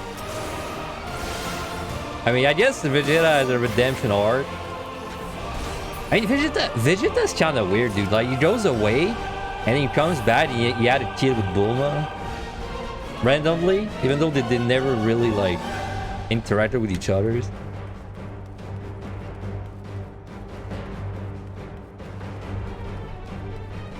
Oh my god, that kill count's terrible. PotD sucks so bad because of the potion farming. Can't do it. Yeah, I don't blame you. I don't think farming potions is very fun. Not sure why it's still a thing.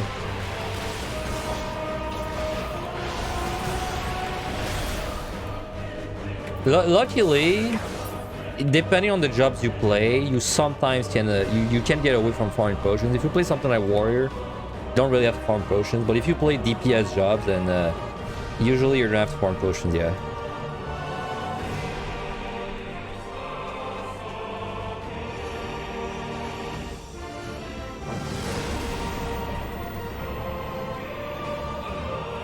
Oh wait, they do go in the future. Man, it's been so long since I read the Dragon Ball manga. It's been like, what, 15 years maybe? You might be... I remember there was some future stuff happening, but I don't remember in what order it'll happen. Ah, dude. Hold that back.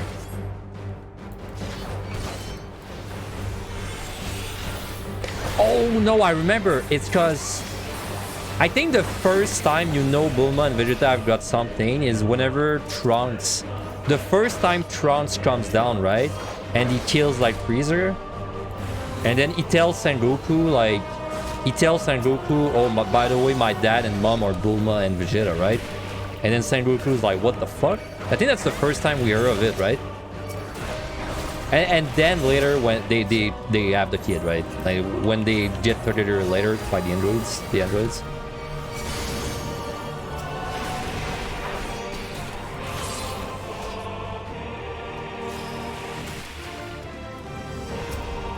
Yeah, and Piccolo has like this super good herring, so he hears all of it, but he doesn't spoil. He doesn't spoil it to anyone.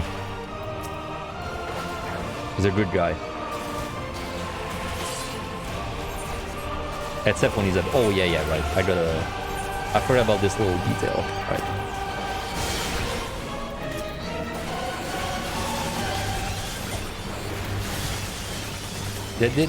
The mind flayers are on this.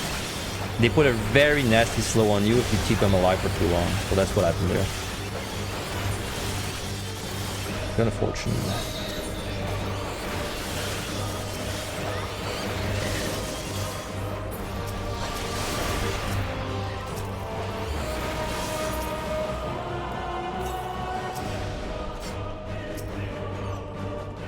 Man, I read the Dragon Ball when I was like fucking 12 or I don't know. I remember they would draw Bulma naked all the time, man, in the manga, and I was a kid and I was like, are they really allowed to do that? Like just draw her naked, man? In this book I picked up at the library? I guess they were. Like at least 3 times, right? And by naked, I mean they're naked breasts, right?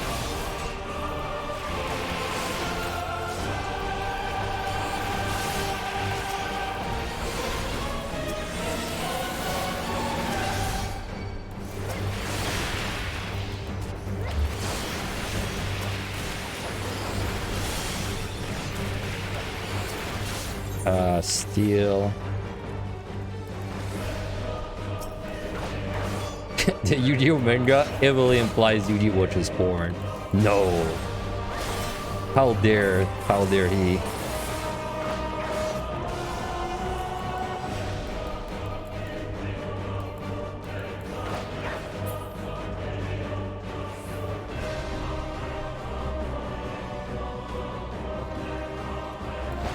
Dragon Ball was pretty good when I read it because I was really young. I don't think I would enjoy it anymore though. If I read it like, you know, if I never read it and I read it now, I don't think I would enjoy it, dude, because it just drags on and on. When they're fighting, there's so much talking.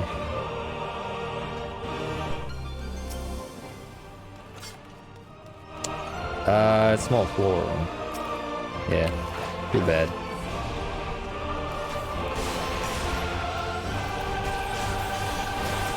Yeah, shonen, exactly. I don't really enjoy shonen. The only exception is like Dragon Ball, but I read it when I was really young. Outside of Dragon Ball, like, there's like no shonen I enjoy.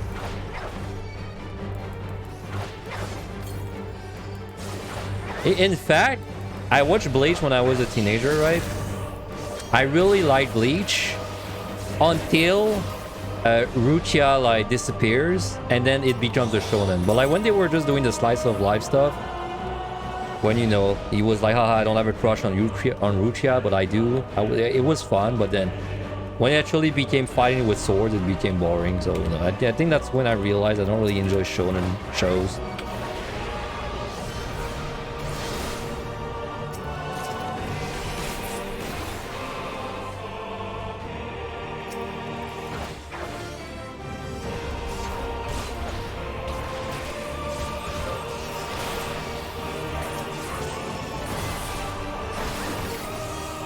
I actually watched oh yeah, let me answer that before.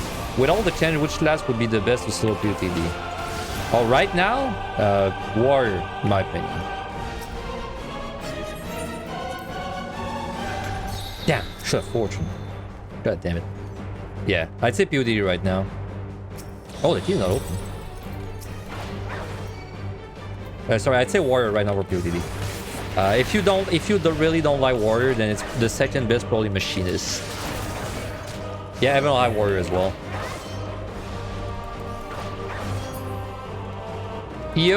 For Yo, you have more liberty, but I'd say Red Mage is really good.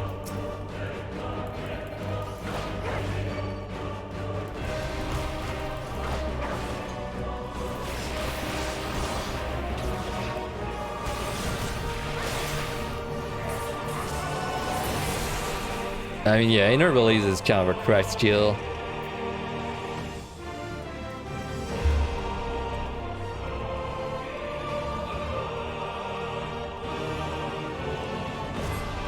Alright, one more respawn. Man, horrible kill count, horrible alter luck. Just your typical 51cc. Yeah, I've been what was I saying? Yeah, I've been watching a lot of anime recently. Well, recently, like a few months ago. Like usually I watch like one anime per 2 years, but I actually watched like three I think this year, because I was doing like exercising on my bike, right? And I need something to watch when I'm doing exercise. So I watch a few animes. I watch Interspecies Reviewers, which was a fucking 10 out of 10 show, honestly. So good. Then I watched Toradora. Pretty good. Ah, Innervation. Come on. Yeah, I watched Toradora, which was pretty good. And then finally, I watched a vampire show, dude. What was it called? Something of the Night. It was like a show where a guy falls in love with a vampire. A sexy vampire.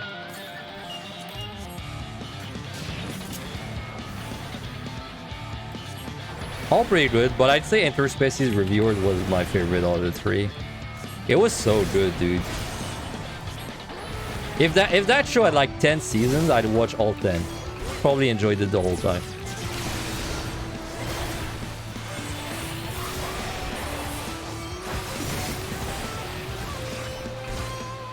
With Innovation, am I fine?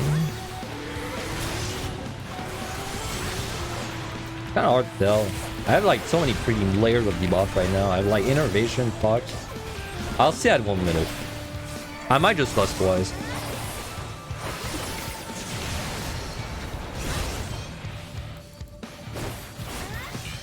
Started watching Invincible recently.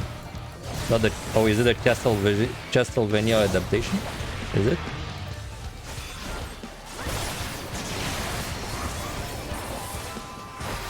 It's... For me, man, when I watch like a show, it's always... First, it's always an anime, because I don't really watch like, you know, real shows that much. But when I watch a show, I have to be doing something at the same time. I just can't... I can't sit down and like watch a show and like that's the thing I'm doing. I just can't. I know like I know you think I'm kidding, but I can't, right? Like I just can't. If I'm not doing something at the same time, I can't listen. Like I just don't remember anything. I can't focus, right? Only time I can watch a show and enjoy it is if I'm doing other things at the same time. And if I'm doing other things, for some weird reason, if I'm doing other things, then I focus better on the show, right? I enjoy it more. But I sit down on the couch, like when I was with my ex, right? Like my ex girlfriend love watching shows. So sometimes we watch show on the couch. I just can't focus, dude, on the couch. When it's the only thing I'm doing, I just can't focus. I can't remember anything that's happening.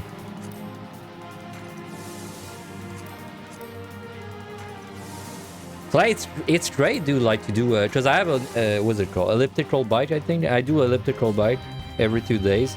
And I just get to watch a show when I'm doing it. Perfect. Like, perfect setup for me. Get a Subway Surfer video on your phone while you watch it. Maybe that'd help.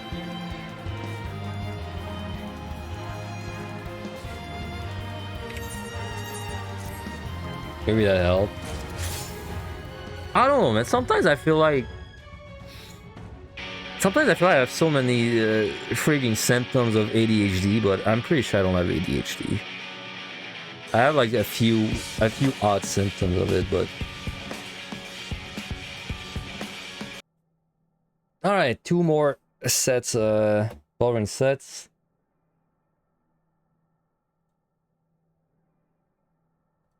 And then we're on to the pretty, much more difficult stuff. So anyway, 61. Run's still alright. I'd say it's still like pretty, honestly I'd call it like a little bit above average. Nothing crazy, but there.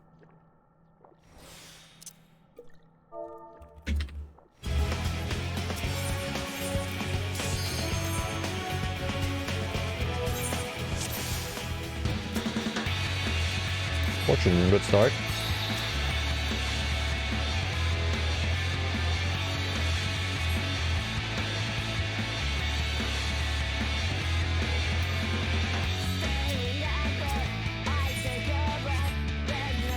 Man, 30 sites, but it's kind of a bad time site because my other final learnings are very small. Or just a safety.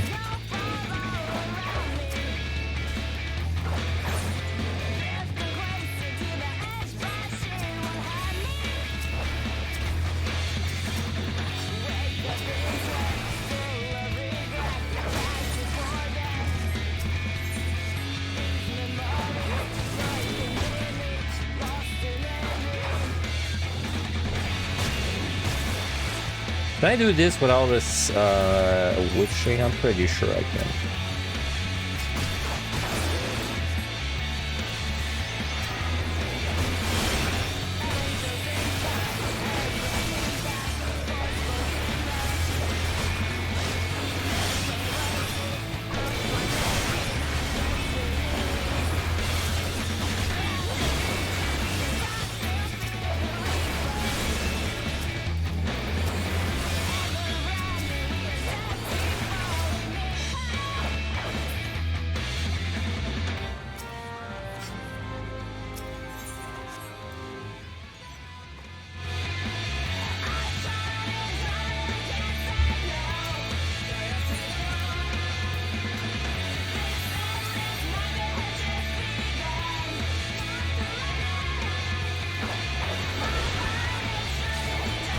Okay, there's one more respawn. Maybe we can catch it. Yep. Wow. Lucky. Scripted.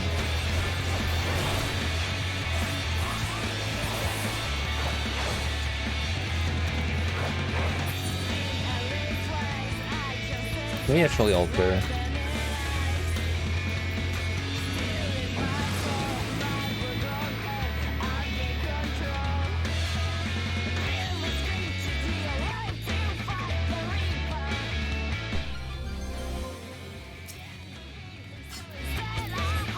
Safety.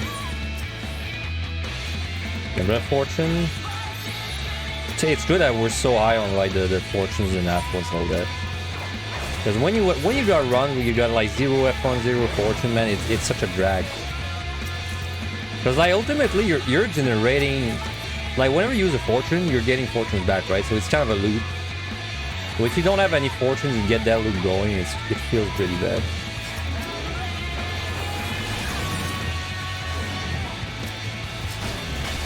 Mimic.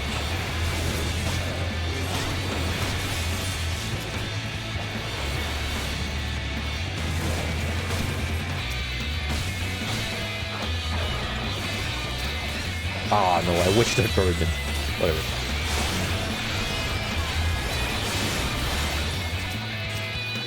Okay, side, I don't feel too bad about that side though, because we were not gonna find another range.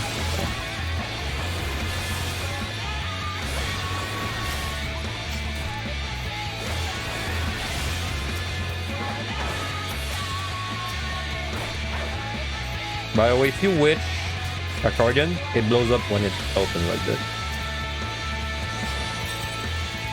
Can be useful. Like if you got Cardians in the middle of a room and you want to loot their chest, but like you have no way of removing traps, you can witch them and then poke them so they run to you, and then once they're at you, they're gonna blow up when the witch ends. So it's situational. It has helped me though in the past.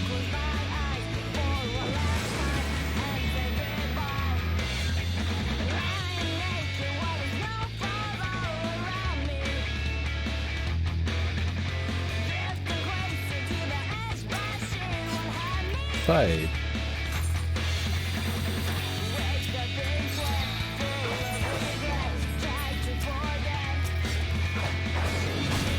Ah, overcap the side. Didn't we like have 0 sides for a while too?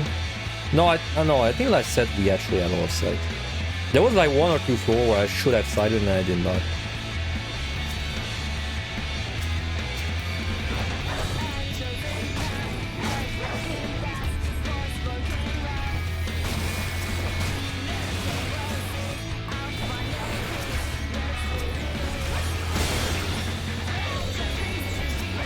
I got a raid.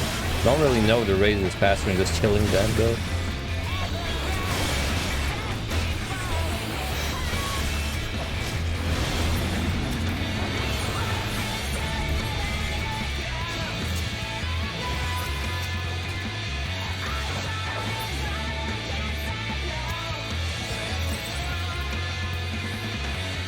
YOLO's 420 swag MLB. Damn, that brings me back like 10 years ago. When was it, dude? When, you know, whenever you would do a great play in a game, someone would like shout MLB. When was that? That was 15 years ago, right? That was a while ago.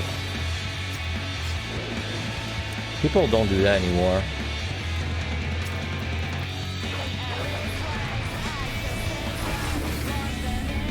The good old days, yeah.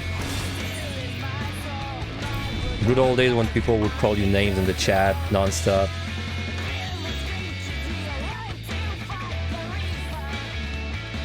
Like, I don't know what was with these kids, man, but every single one had fucked my mom at some point.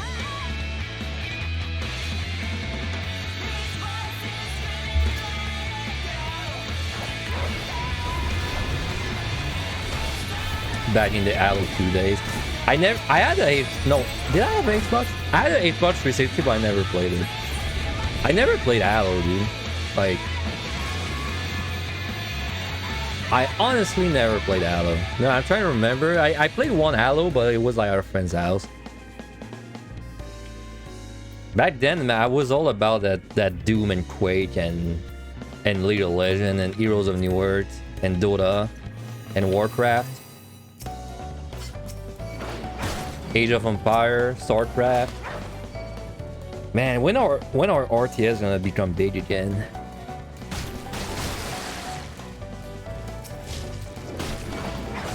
With the amount of people saying that to me, she probably still has a backlog. Does anyone really say that anymore, though? Like, as a joke, yeah. Like, sometimes, you know, you're just with your friends and you say it as a joke. But, like, in like, an online kind of situation, do people really say that anymore?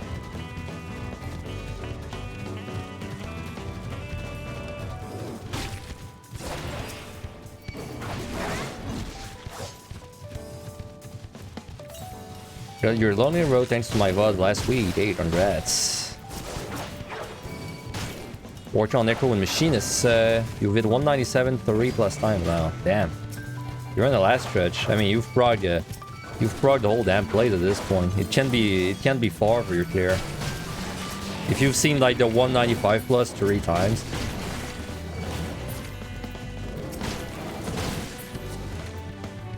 No, dude. Well, whatever. I'll quit the rage.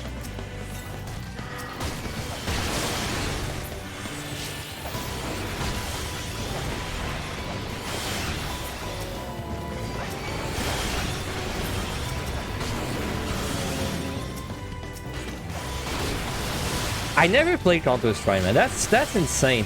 For how much I've been on PC in my life, I played Counter-Strike, but like, you know, barely. I never enjoyed Counter-Strike. You haven't been respecting patrols? No, you gotta respect the patrols, man. Because the patrols, they do not discriminate. The patrols will kill you, no matter your race or your age or your skill level. No rings? No rings.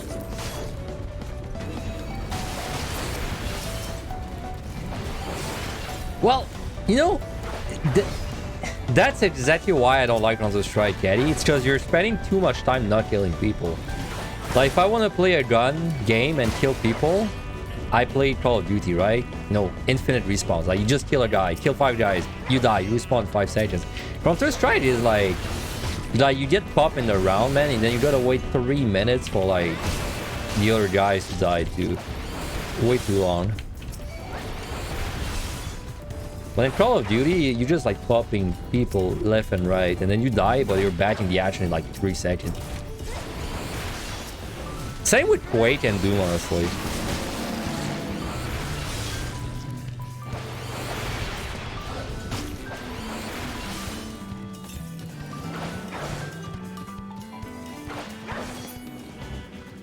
I mean, that's the reason I don't play Valorant either. Like, Valorant is basically Counter-Strike. To me, at least. To my eyes, right? Like, that... I don't even know the call it. Like, it's not really called... I don't know what you call these games. Like, it's a shooter, right? But, like... I don't know. Tactical shooter?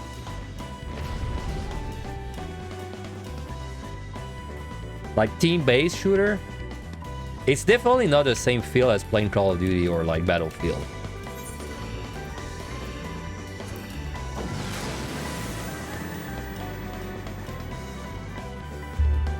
Or like Quake Arena or something.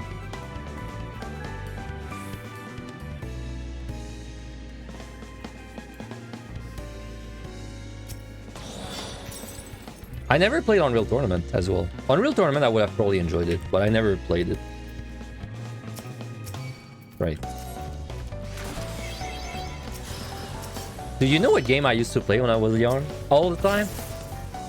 It's an old game. I don't even know if it's a series that died or like it's still going, but it was called Painkiller. It was a single player game.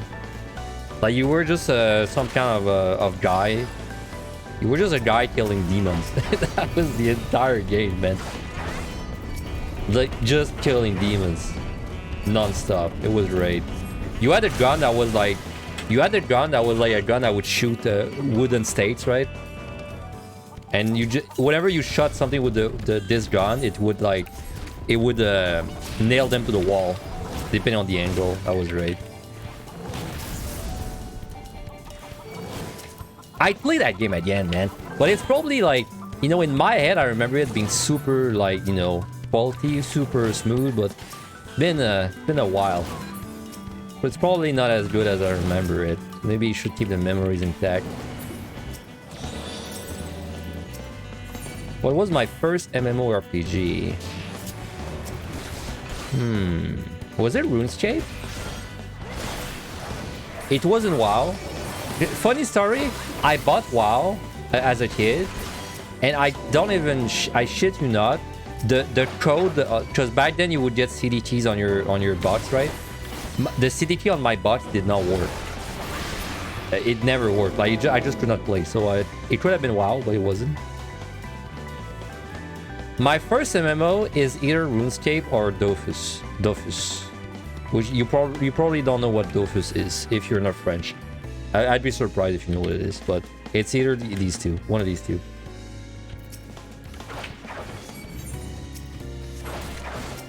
Your first MMO was Tibia. I don't know what Tibia is actually.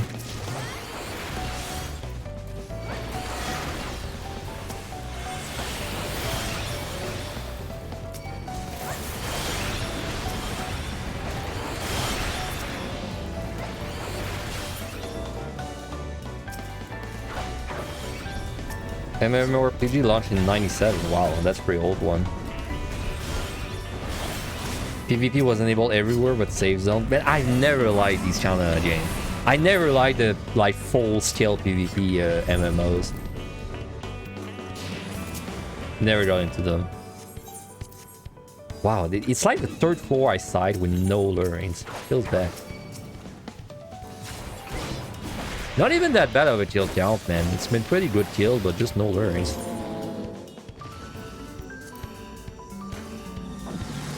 I think the first MMO I play is probably RuneScape. It's probably RuneScape. And dude, I'm not even kidding. Do you know how I subscribed to RuneScape the first time?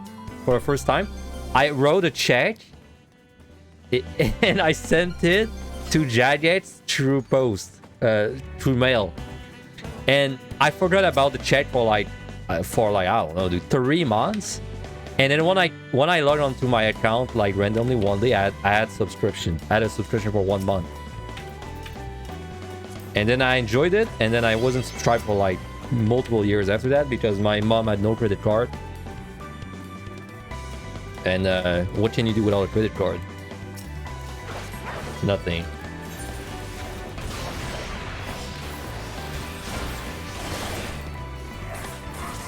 You know, in fact, the reason I started playing Dofus so much was because you could subscribe by calling a number. Like you call a number, and then it would charge you for $3 on your phone bill. So it was the only way for me to subscribe to any MMO. So then I played a shit ton of Dofus, and I was a roleplay fag. A roleplay fag, man. Cringe. Yawn me, man.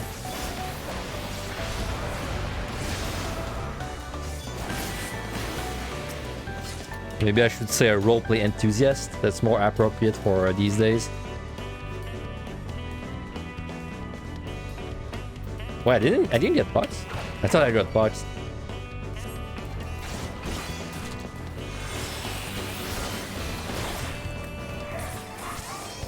Tibia was rough around the edges. Tried it a while ago and did not age well.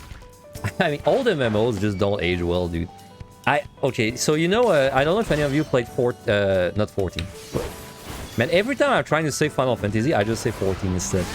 So yeah, I don't know if any of you played Final Fantasy 11. This game did not age well. And if anyone tells you it aged well, it's because they're like blinded by nostalgia, dude. I tried to play FF11. It's impossible, man. Like, let alone install the game. Good fucking luck with that. But then actually playing, man, it's wow. Like, I played like 10 hours and probably 9 hours were spent like looking up keybinds. You can't do anything, dude. Like, it doesn't let you use your mouse. Insane. And then it's weird, man, because at least I didn't play on the private server. I heard it's actually better than playing on the real servers, but I tried the real servers. It's just not fun, man, because early game at least, because they give you these characters called trusts to like level up really fast. But the trusts are so OP, they just one-shot everything. But then if you don't use them, you can't do anything, right? It's like there's no good solution. And even worse is I was playing Black Mage. I choose Black Mage. And I don't know why the trusts don't attack if you do a spell. They only attack if you do another attack. So even though I was a Black Mage, I could never cast spells. Because if I cast a spell, I would die. And then if I did not cast a spell and I wanted to attack, then my trust would one-shot everything. Right? So it's... I was a Black Mage, but I wasn't able to cast a spell ever. It was very weird. Alright, this is the Luring 4. This is the one. This is it.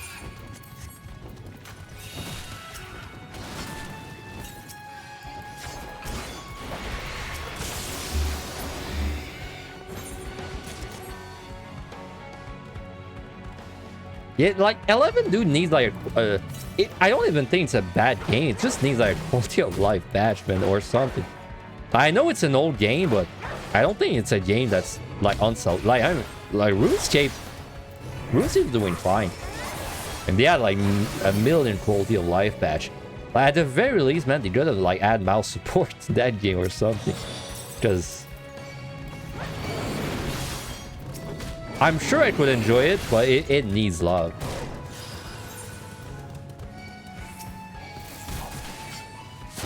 Hey, I got Luring. Yeah, it's definitely a game you had to play when it came out. It's really hard to enjoy it, like, as a new player now.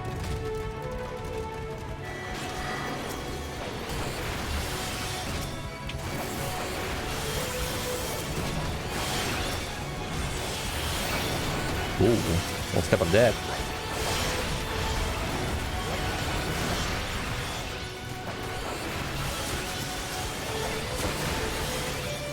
Yeah, the sub price is ridiculous as well.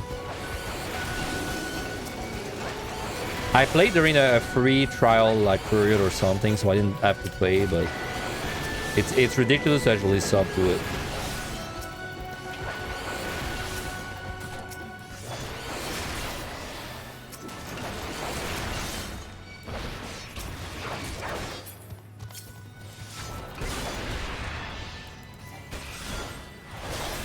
What other MMOs did I play? I mean, I played Dofus. I played Wakfu. Wakfu was like Dofus number 2. It was really fun. It was really fun in the beta, and then they ruined the game after the beta for some reason, so I never played it again. Where the hell's the silver, dude?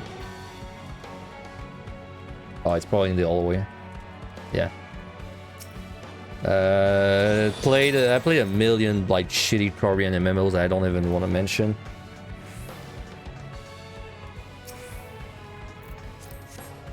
Played RuneScape, of course, a lot. Played WoW, played the 14. Damn, what else did I play? I never played Maple Story.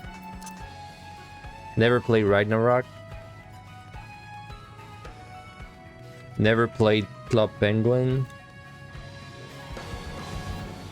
Methin 2? Nope, never played that either. Wow, I'm drawing a blank. I played way more MMO than that. Whew, close. Well, I already had parts. Didn't really matter. Club Penguin banned for sand. Yeah. I saw these videos too. Well, this video. It was one video, right?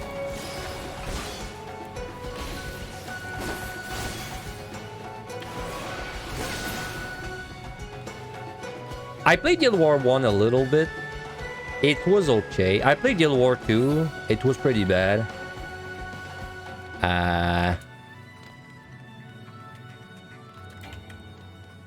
Okay, Respawn just keeps being on the opposite side, so it's just not happening.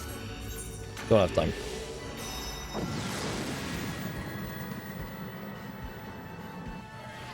I played the MMO called Risk Your Life a lot when I was a kid, but it was like kind of a bad Korean MMO, so I don't really think it counts. Oh, I played Lost Ark. Lost Ark, man, was... Lost Ark was great. Then... It was great until you reach the first, like, big city. And then they throw, like 20 systems in your face at the same time, all complex, and then I just quit the game because it was too complicated, like overwhelming.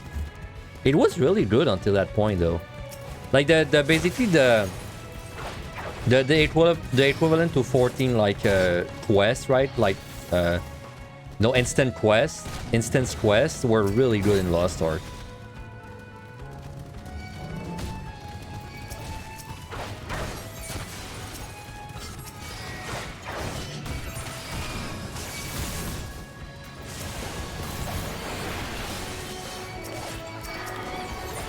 Yeah, 14, sure.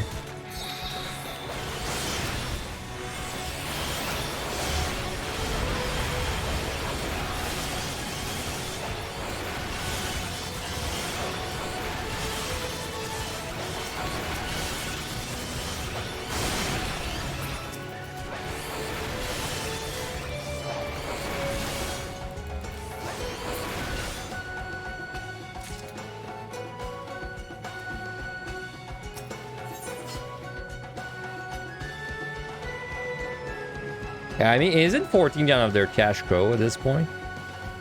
But it's funny because the way you talk, not you, but like the way people talk about Square Enix, you think they're like really struggling with money. But like all their games are super popular, right?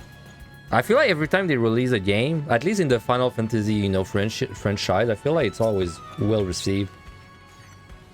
Or like maybe not well received, but it's always popular. Like, you know, 16 was kind of popular, 15 was popular, 14 was popular, 11 was popular.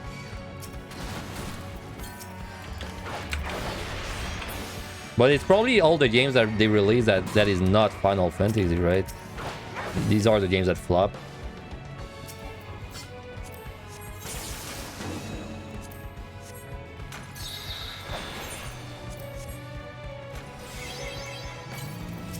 This is gonna be a little bit of a risky pull.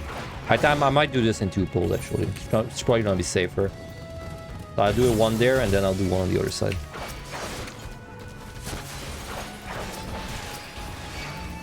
Because it's too dangerous otherwise.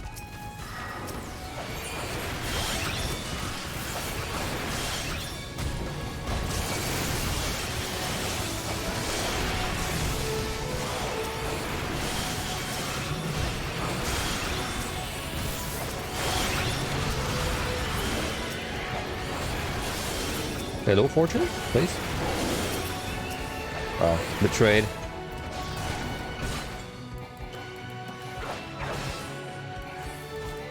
And 16 still suffers from being a PS5 exclusive. Yep.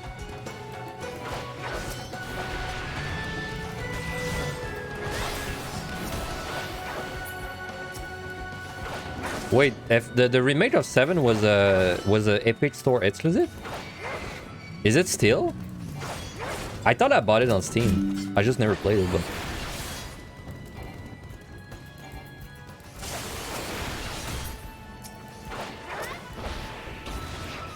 Man, being exclusive on the Epic Store is actually... It's actually like... It actually kills your game.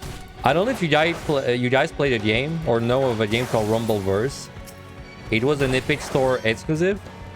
I think it was a great game, and it still died, dude. It died, and it was a free-to-play game. It died because it was on the Epic Store, and then no one played it. It was such a good game, though.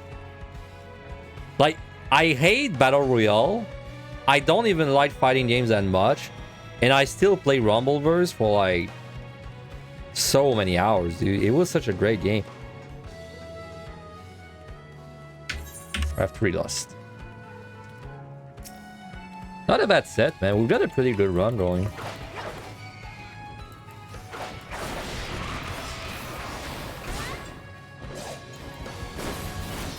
It's sad that it's this way, but it really is. If your game's not on Steam, it gets...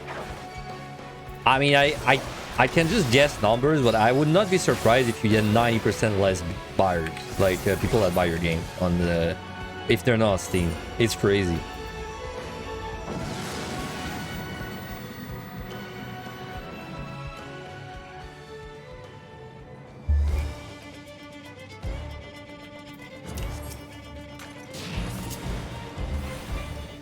$230 should be fine.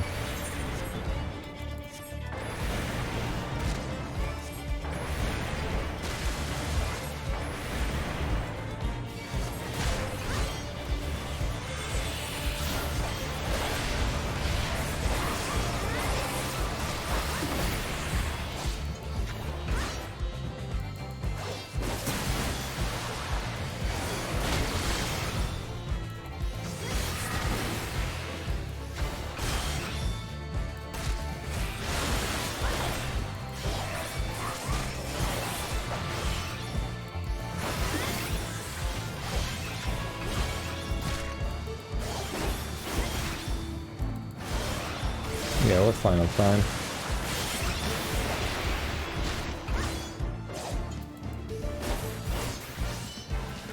I never played Fortnite, man. I wonder how many of us are out there that never played Fortnite. It's Battle Royale, man. I just can't care about Battle Royale. Like I said, Rumbleverse is the only one I enjoyed. Like, man, I played PUBG with my friends a few years ago. Well, quite a few years ago, in fact. It was so boring, man. It's like you spend 20 minutes looting, and then you die because some fucking crack ass is standing in like a specific window and just happens to see you.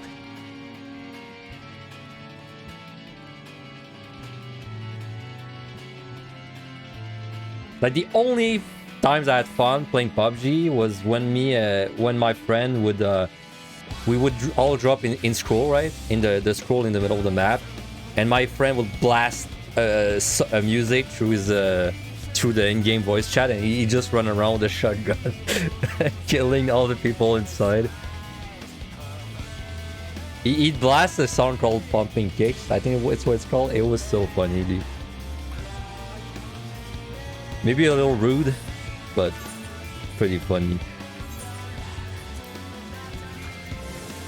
Alright, we don't need these. One boring set left.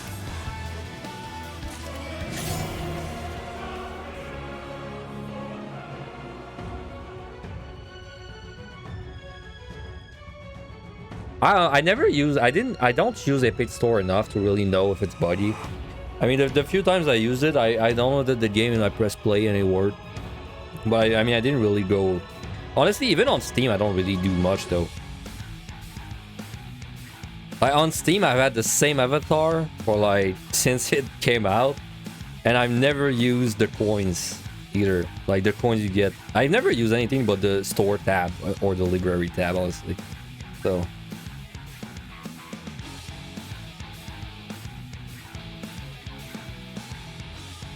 okay, I think I'm gonna stop at 100 by the way today, because otherwise it's gonna take too long. And I'm scared that I'm gonna hurt my mouth if I talk for too long. So let's just stop at 100, which means I'll probably finish it in 3 days. I'll probably stream tomorrow and the day after, do the whole thing. Anyway, let's keep going. Oh yeah, I do check out Steam reviews. You're right, I do check them out.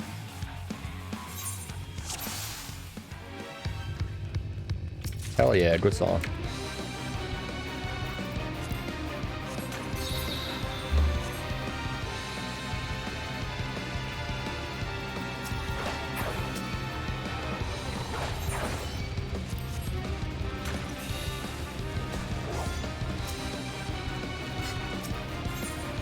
That's my first rating.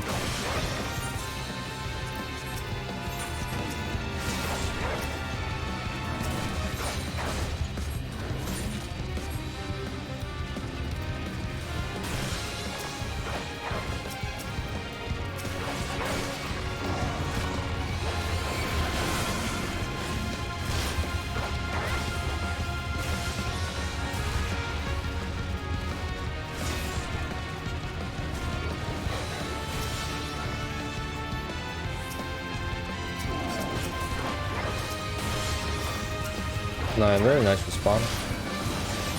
I mean, I could do this without a weight chain, but the Enzu is gonna make this tricky, so I'll just use one.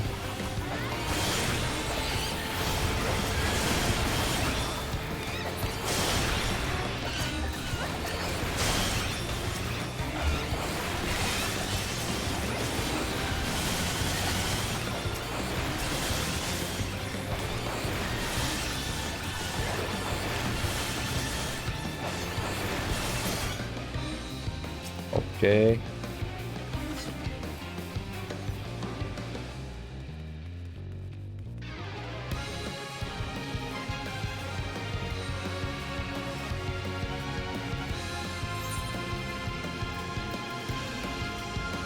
Not gonna have once because I have 3 fortune. I don't want to overtap the fortunes.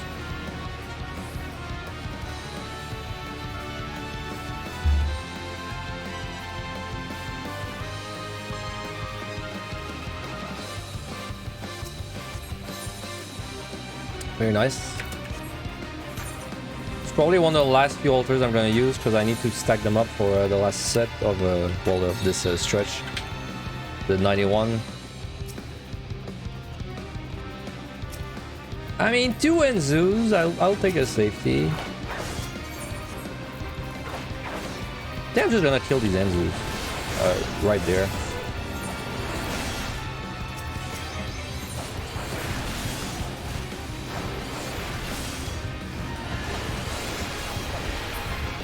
Oh my god, I got exploded. What the hell? The reason these guys are annoying is because when they're low HP, they stun you for a while, so. Which is like whatever in a single pull, but kind of annoying in every pull.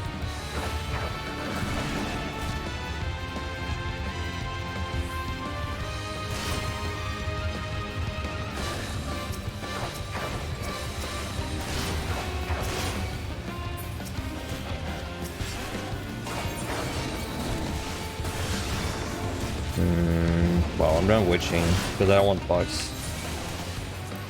Pretty sure I don't kill this mimic. If it was alone, yeah, but with the monsters, no.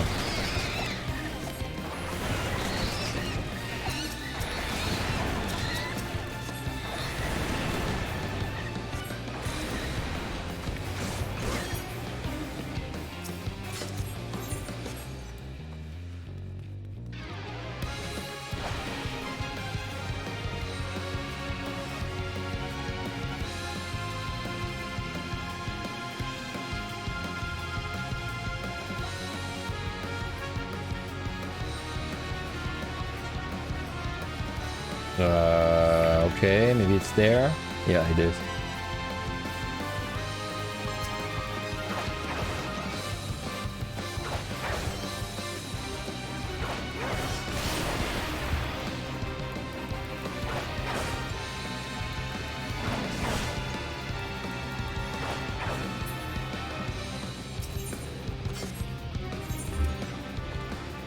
Alter F1s.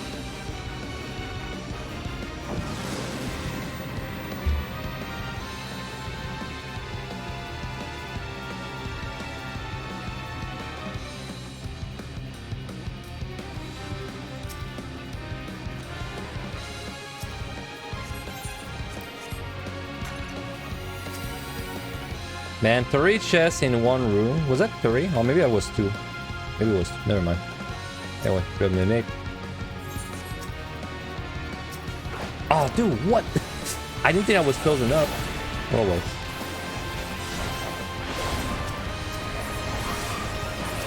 Damn. I was trying to see some... Maybe I could split the damage to kill both, but no way.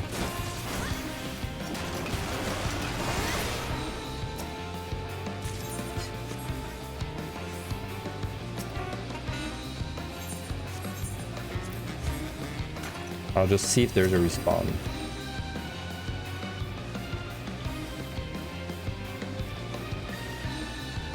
Nope. Well, yes, there it is. No, that's a patrol. Never mind.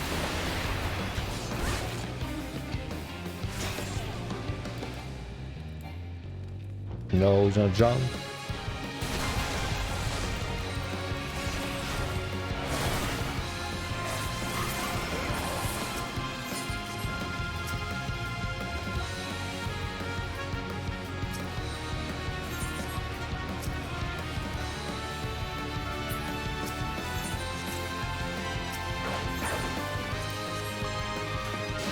Is warrior considered the easiest class to be a necromancer? Yep. Well, by me, yes. No, some people would say machinist is easier, but in my opinion, warrior is the easiest.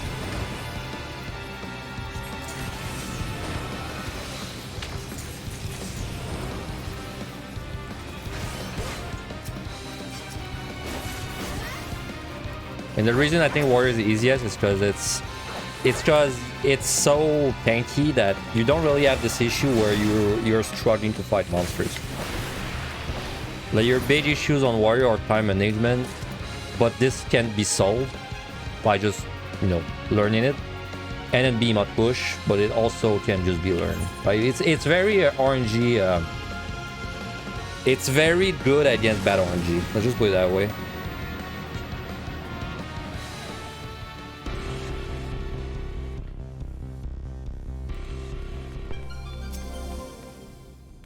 Wow, that's the first time I get no item this entire run. I'm pretty sure it's the first time, because I've never had my click my Serenity ever. Man, it kind of sucks to have pox for that though.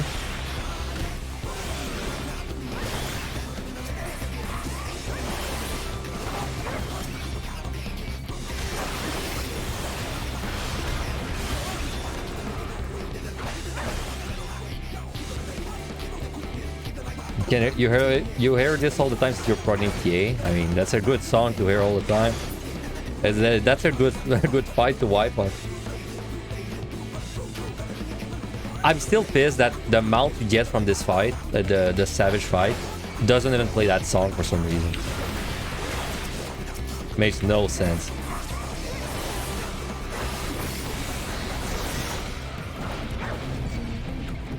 How does Warrior do on the 180 boss burst compared to DPS? That's your biggest Warrior with doing Warrior 10. Well, DPS jobs have all very, like, you know, different bursts. But if you mean Machinist specifically, since it's the other best job, Warrior's push, I'd say, is harder than Machinist. But it's not that much harder, right? Like if Machinist push difficulty is like a I don't know, if it's like a 5 out of 10, then I'd say Warrior is like a 6 out of 10. Not that different.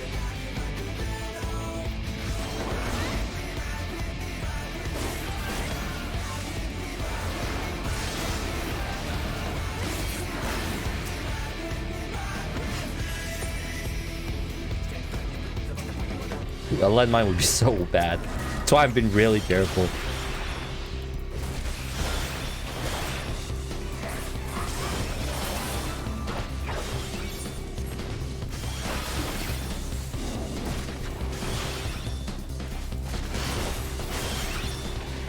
So like, let's see it that way. If you're able to do the Machinist push, you're able to do the Warrior push. If you really struggle with the Machinist push, you will really struggle with the Warrior push, right? Like they're pretty close. I can't imagine someone having an easy time with a Machinist push, but then they're struggling with the Warrior push. Maybe, but I feel like that's not what's gonna happen.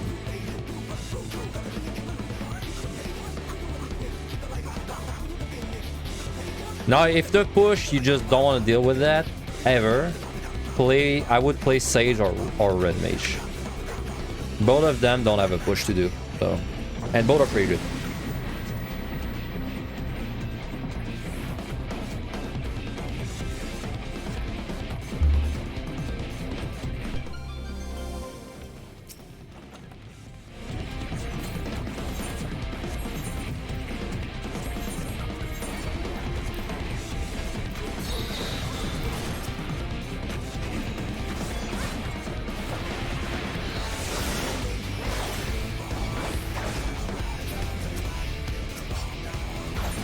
Oh, still, yeah, that's true.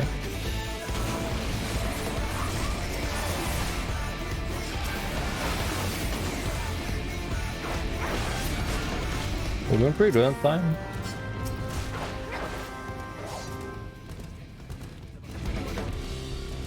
Yeah, Summoners are a pretty good push for DPS. I'd say it's pretty close to Machinists, honestly. Summoner and Machinists are pretty close in push.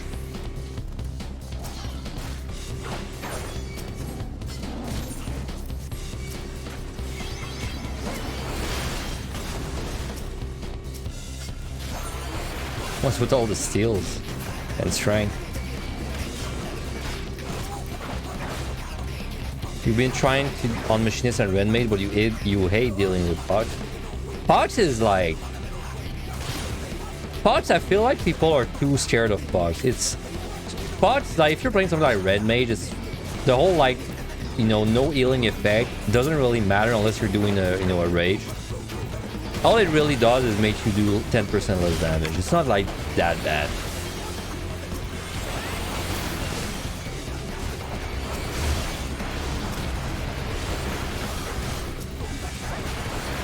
Especially on Red Mage, because on Red Mage you can heal, like, you get, because the really bad combo is you get a no item floor, right? Like, you get a no item floor and you add a Pox. But on Red Mage you can actually just heal through it, so really, really convenient.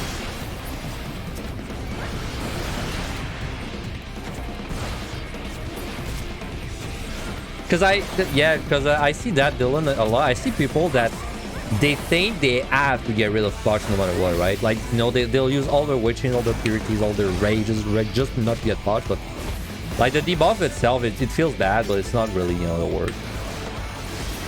Like I've had multiple runs where I spent 60 minutes with Pox.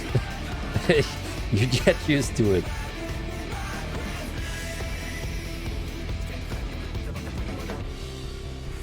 It's 10%.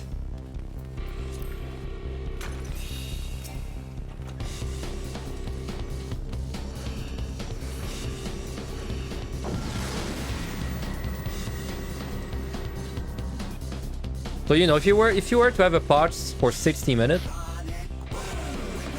it's adding like 6 minutes. Well, let's say like 10 minutes make it easier. Like if you're sorry, if you have a Pox 10 minutes, it really just added like 1 more minute. So no, it's not that big of a deal. Like if you have Pox for 30 minutes, if you find one free flight, you made up the Pox that you, like the time you lost from the Pox already. From like just one flight.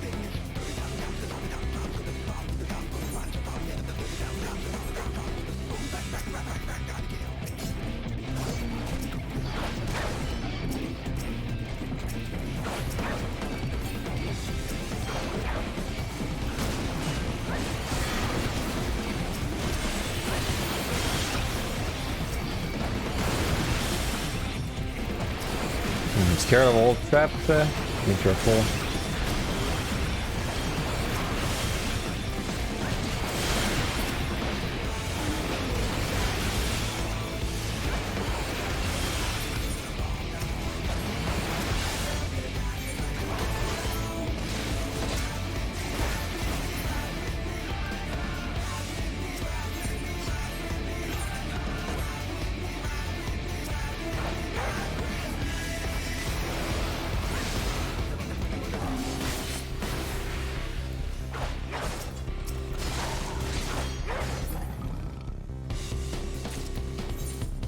Oh, that's nice I'm finding the sides back, because I kind of wanted them for the next set. Next set can be rough a little bit for DPS. I'm more worried about 91 though for DPS.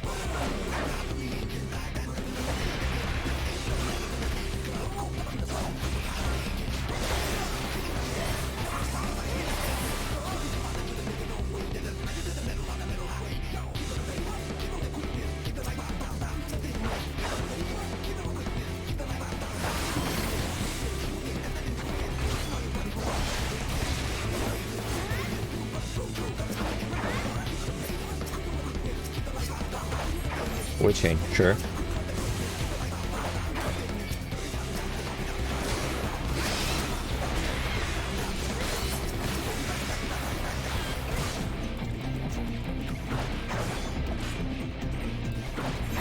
Because the next set, 81 is rough. I found that it's kind of rough on tanks and healers. Because they have to do more AoE pulls to offset their bad damage, but then AoE pulls kind of suck on the next set. DPS usually they can get by doing like, you know, some AoE pulls and single target the rest. Come on. There. Oh, there's two. What the hell?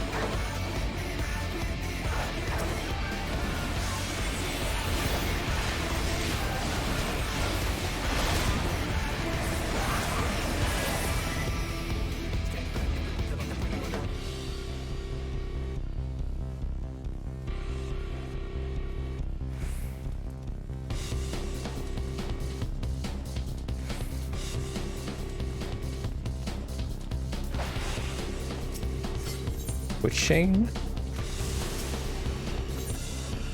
No F1s, no altar. We really want to find these back. Mostly the altars, but the F1s would be nice too. Kind of a low altar.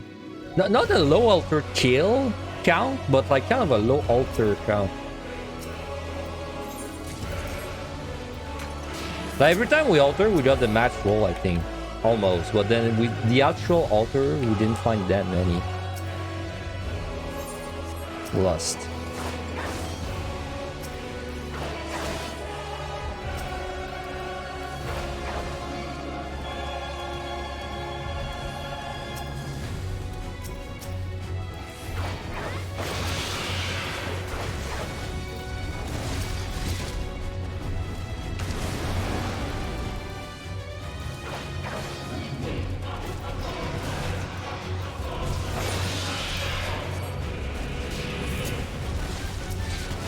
Almost stood in the stool belt, man.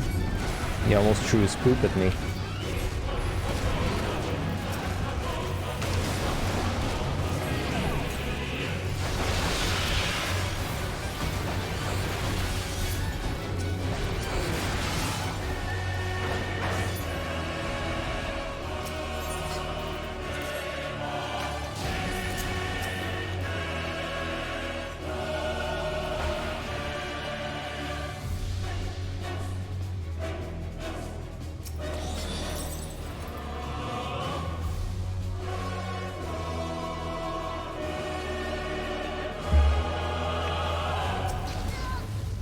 Wow, good thing that wasn't a silver.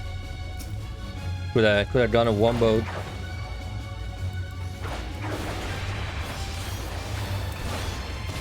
Okay, there's just a respawn really soon. Let me see if it's close. We're pretty ahead anyway of time, so. Yeah, I see it.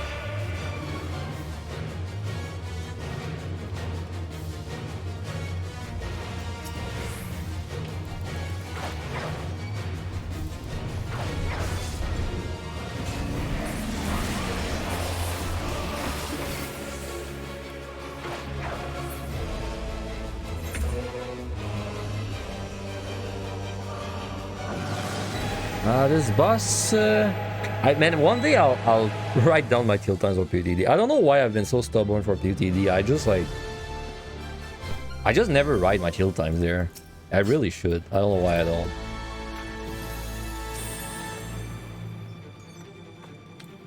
Anyway, the boss should definitely take less than 3 minutes. I guess it's just in PotD, man. It's kind of whatever, right? Like, you know, I don't want to die, but I wouldn't mind it as much as EO. Like EO, I would hate my guts, man, if I had to reset because I didn't have enough time on the boss, and I thought I did, right? So.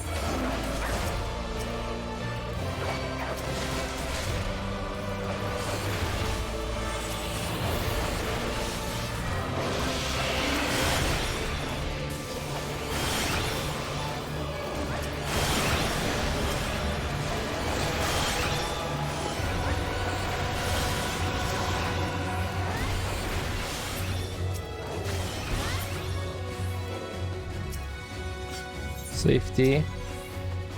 Rank. Let's just wait to use it. I use it when it's 38.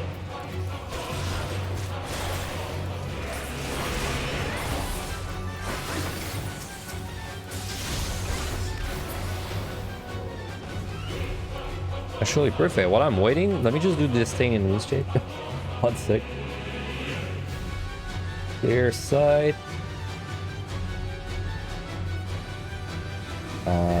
Greater necroplasm. And then for this I need 1 elemental 1. 2 elemental 2.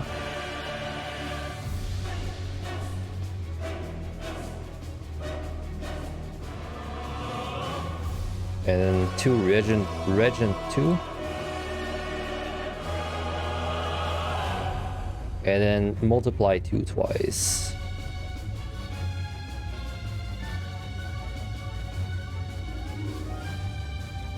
One, 2. And then 6 candles. Don't worry, we're not in a rush. Because I only have 1 floor.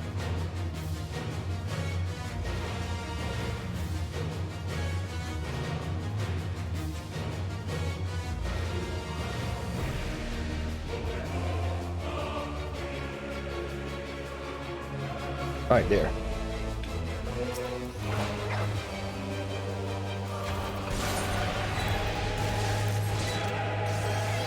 Reason for 4-star runs, by the way, reason you see people wait at 38 specifically to use the strength is because if you do that, you've got it up to like the end, right? Because it basically ends at 30 for a 4-star run, for the speed run sets at least. And usually 38 will be, you're gonna reach 38 on the 8th floor, usually. So basically a free strength on 38 is sorry, on the 8th floor is usually the best time for it.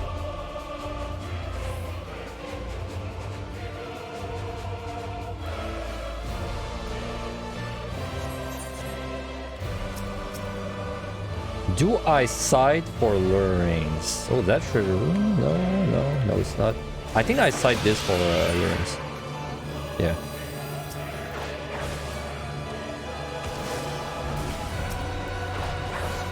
I mean, we're not really in a rush. I don't think I want to steal.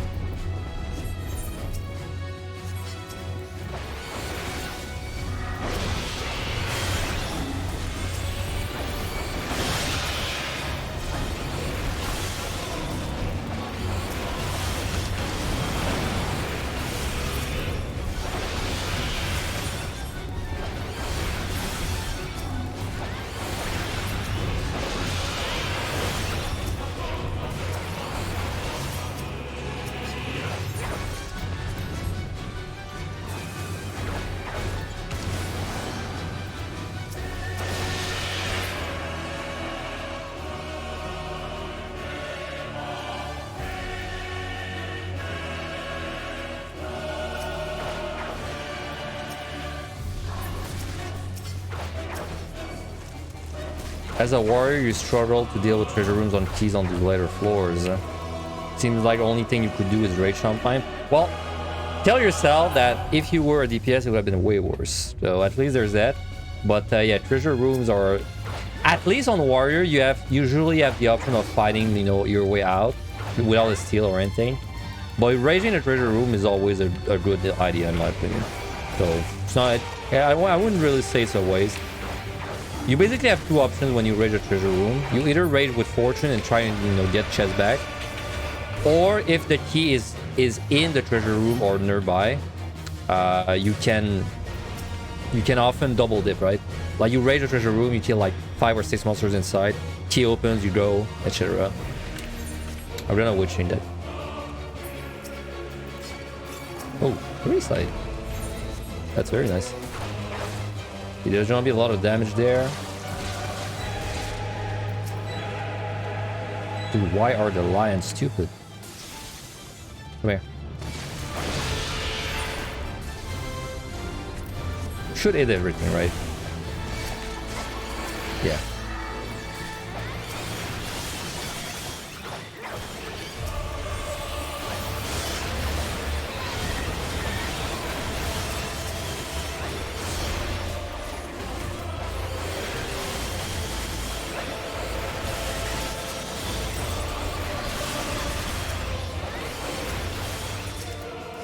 Alright, there's one respawn. I'll kill it if it's not too far. Yeah, okay, there it is.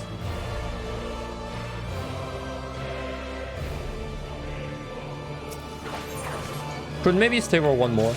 Probably stay for one more, but Eh.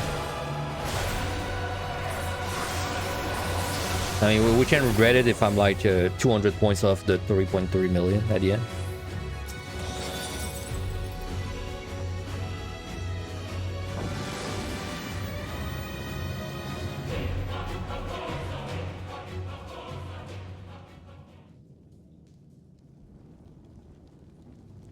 Alright. Don't even know if I need a loss.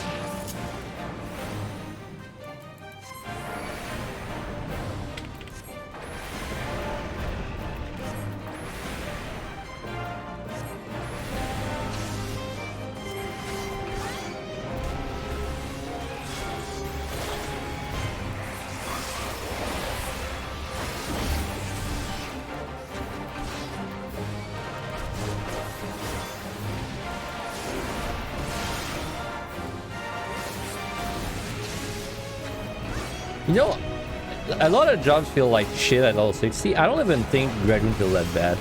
I mean, yeah, it's way simpler, but it doesn't feel that bad to play.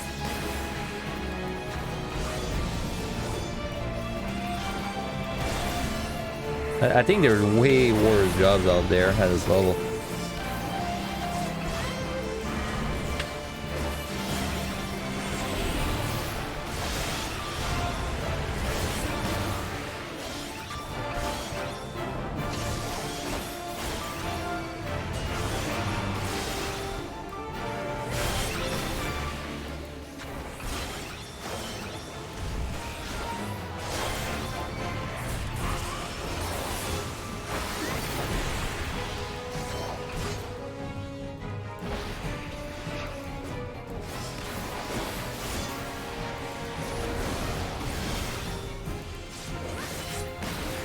Alright. Yeah, we could have definitely killed one more. Or not lost, but it doesn't really matter. We're gonna get them back. Alright. Finally, the boring bit is over. when I'm doing a run solo, by the way, and then, you know, just building a run solo, I always stop at 50 because I'm like, I'm like, I don't want to do 5180, man. But we did it. Alright. Alright, gotta focus a little more for that.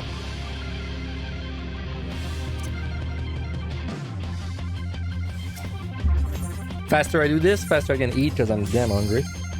So I'm stopping at 100 today, by the way. Probably gonna do it in 3 streams.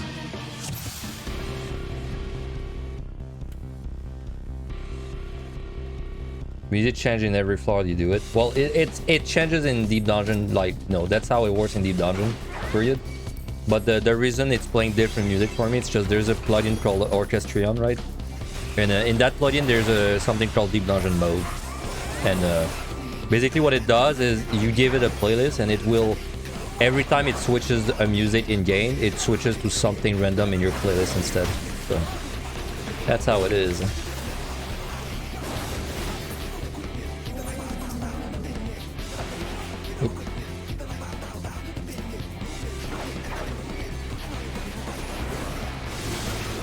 No problem.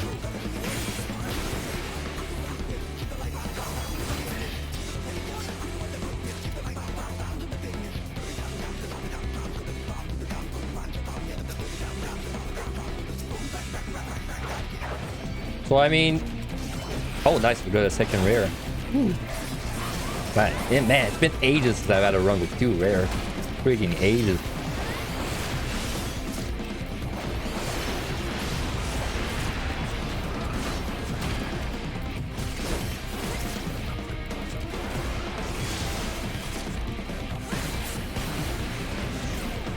Ooh.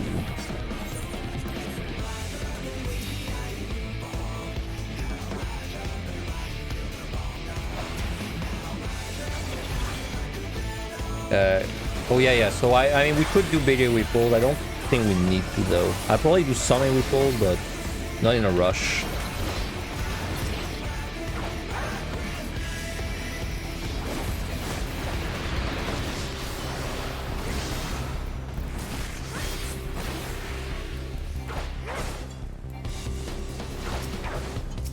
Deal.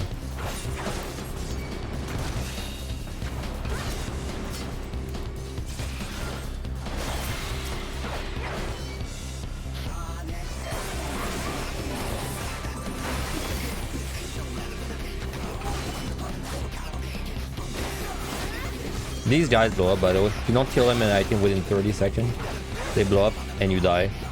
But that only really happens if you do like an AoE pull, and then you know, like you kite these around for a while. I really don't think you'd ever see this solo if you're just trying to clear.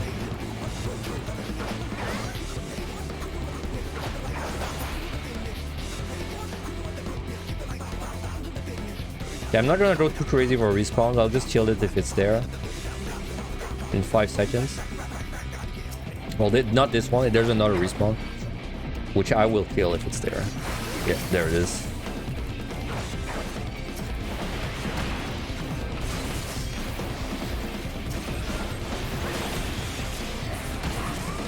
Yeah, a polite respawn. We love those. In another word, respawn spawned in the top right room and it was like a dragon.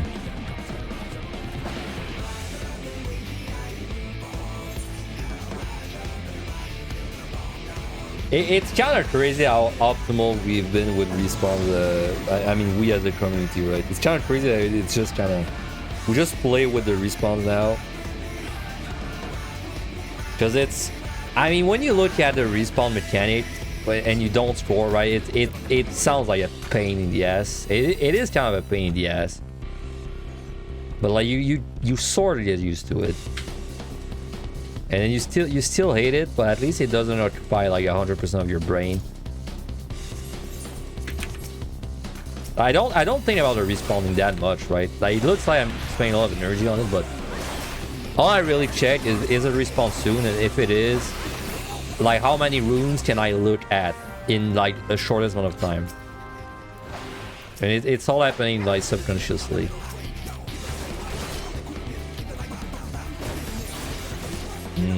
Alright. So like for example, respawns in 5. So I'm of course just gonna stay in that room, see like if the respawn's there. It's not there, so you know, in that case I know that I don't have to care about his respawn, because I will encounter it on the way back, no matter what, right?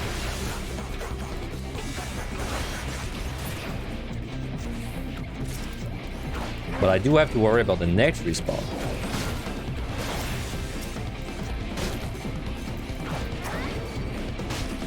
What was that? Push.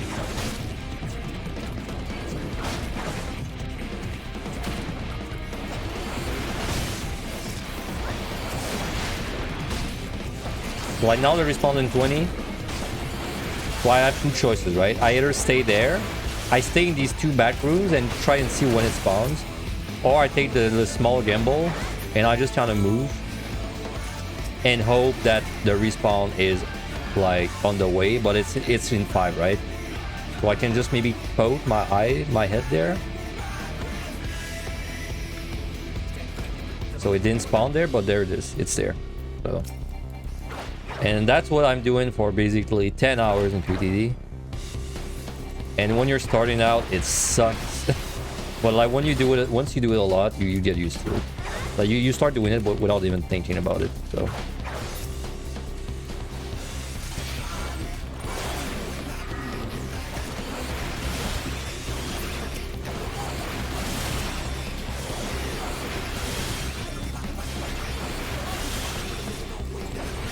You used to think scoring was just speeding 150 with minimum killing in boomer days.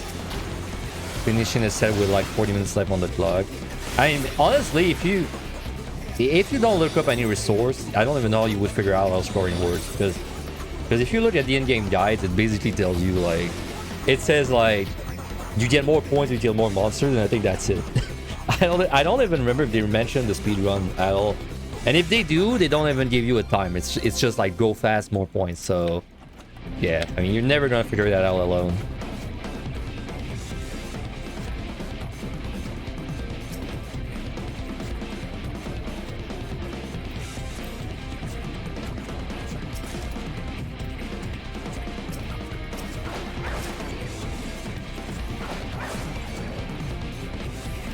Probably worth removing than what is there. You used to think even sets in MI were bounties. Oh, that's everyone. We all used to think that because the scoring document said so, and it's our Bible. Like the one, the Alpha Med, right? Alpha Med. It's our Bible, so it said so, and we all believed it. In fact, my scoring guide was written back when that's what we thought it was. So I had this whole strategy with like even and odd sets. And then they figured out later that it was actually another thing, and I was like, you know, I would kind of suck because I had to rewrite my guide, but also was kind of nice because I was like, it's so much easier to work with. It was so much easier.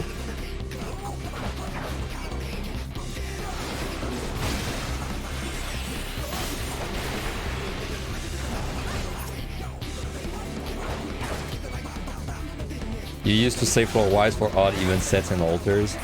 Yeah, it basically, the biggest part for me was like my altars. My altar usage was very different back then because of that.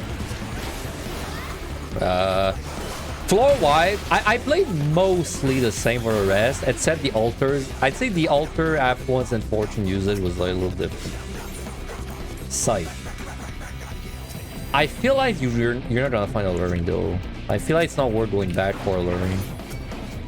So I'll just go.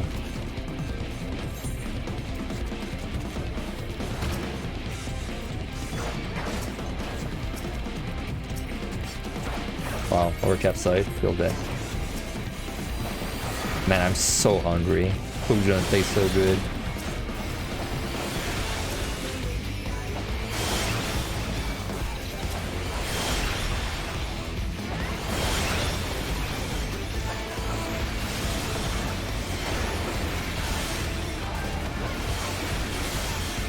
We're a little behind, but it's fine.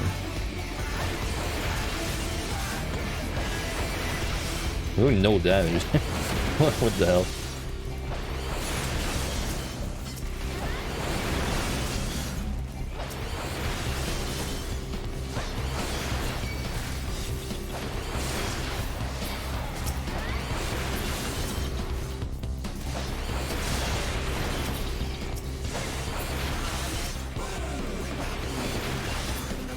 Well, I mean, a respawn happened, but I don't have time to deal with it, so...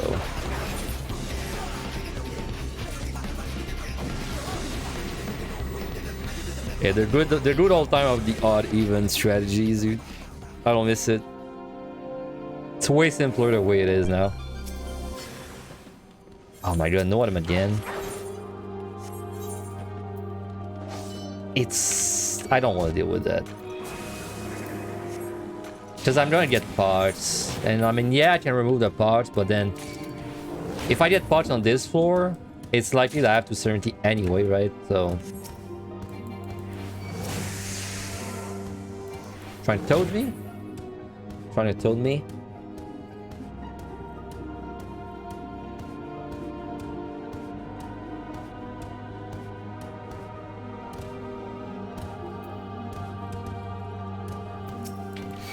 Oh my god, it's so goofy when you jump as a Manticore, but like the ground... Like if I jump there, it's fine, right? Actually, it's not that fine. What the hell? Has the Manticore always had this goofy ass jump, dude? But it just kind of... Almost like, you know, rubber bands back in place. Anyway.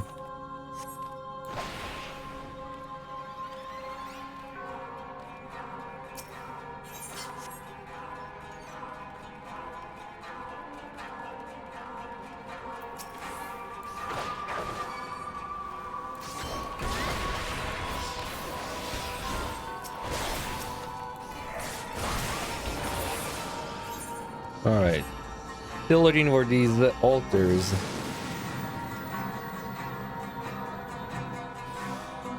It's because when they made the mode, the game did not have a Z-axis. So the animations were added after the fact. Wait, really? Are you sure? Because this came out in the Evans Ward.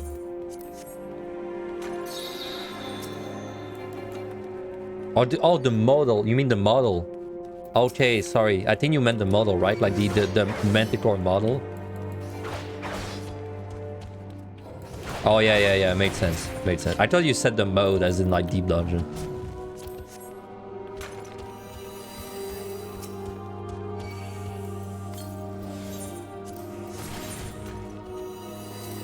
Alright, this could be a not nice luring if we have scorpions. It's a nice luring. We're safe.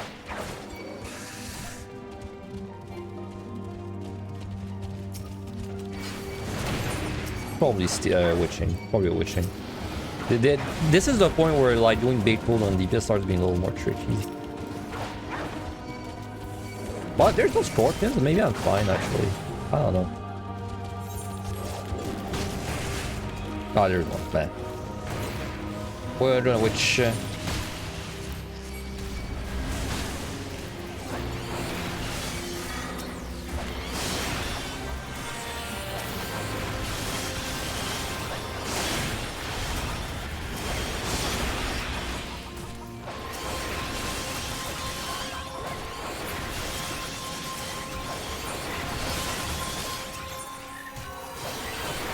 I should fortune.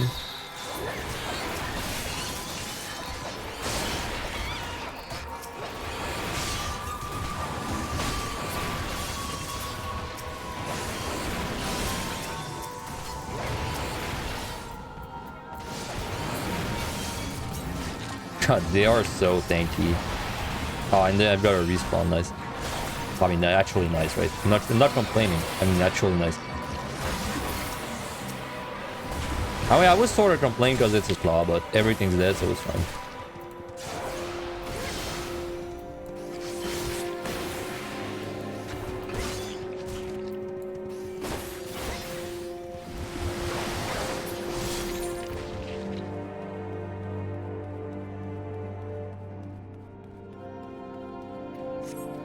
Alright, we're doing fine on time. Still looking for these altars.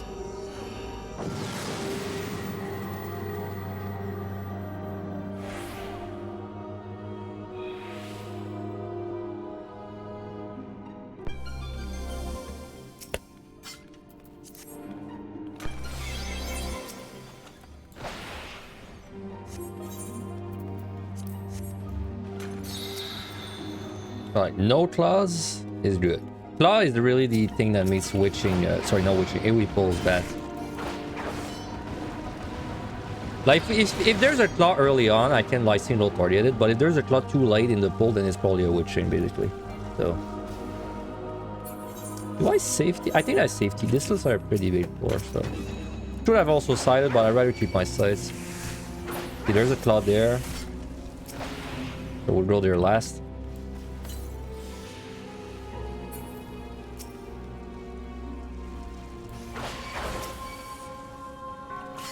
Oh, altar, nice.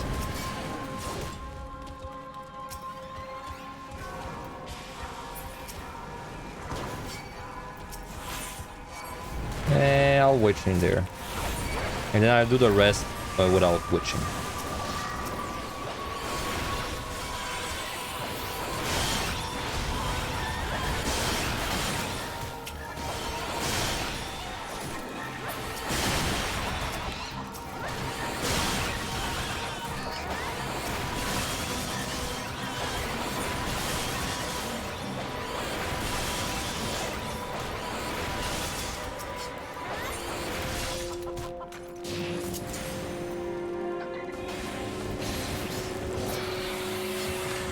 Damn, lost. And I was thinking of using a lost too. Alright, respawn.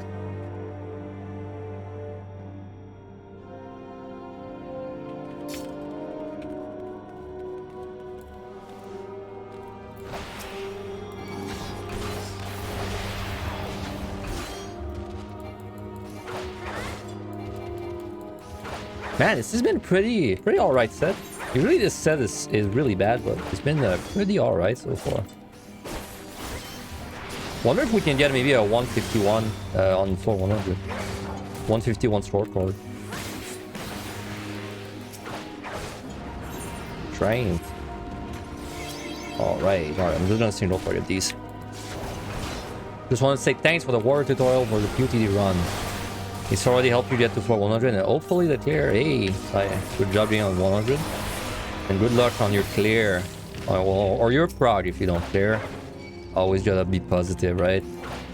If it ain't a clear, it's a prog. Unless you die on like a slime on floor 11. That case, it's not prog. Well, anyway, I'm glad the guides have been of use to you.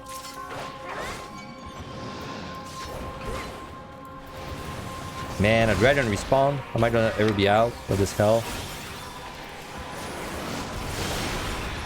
They're so tanky. Tanky boys.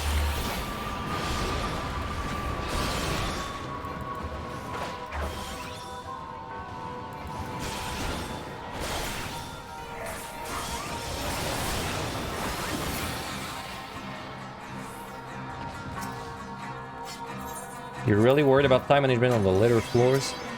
I mean, it's difficult, but it's very like learnable. Like once you learn it, it's very consistent. So feel free to worry about it, but like you're gonna pick it up. Like it's a skill you're gonna pick up, and then once you know how to manage your time well, you will have great success on Warrior.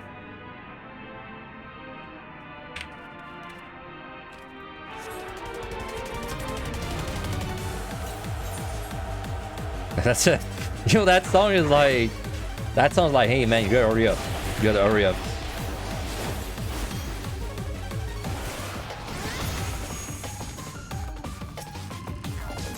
Cool. Random question. I love random questions. How much better or worse would someone do in either scoring or first time necro? If each set just threw money at it and gave up their healing pot... Wait, what? One sec. If each set, they just threw money at it and gave up their healing pot, used 10 tinctures during it. It'd be way harder. It'd be way harder. Tincture, I think potion overall is way better than tincture. Tincture is like very technical, right? It's like, it's usually when you're really rushing for time or like there's a pull you're doing and it needs to die, right? Even on tank, I still don't like having my potion on cooldown that much. So I think it'd be worse. Yeah, it'd be worse if you just use tinctures over every potion. Wow, small floor.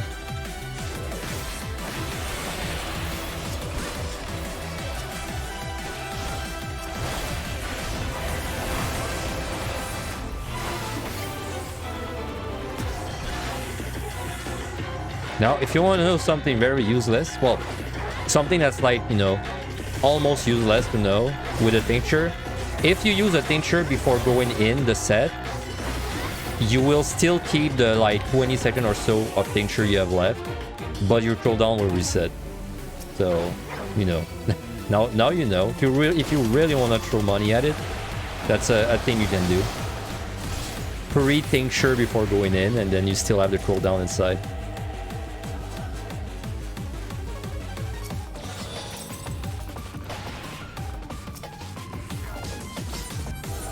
Man, 3-way chain is very nice.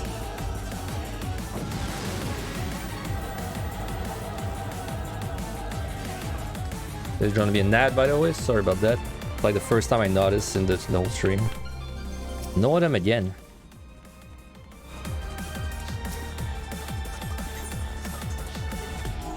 Man, this no item is like... Maybe I don't remove it. I don't know. It looks like a small floor, so probably I don't remove it.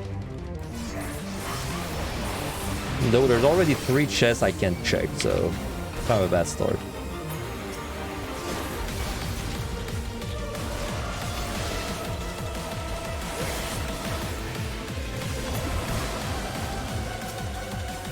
Four.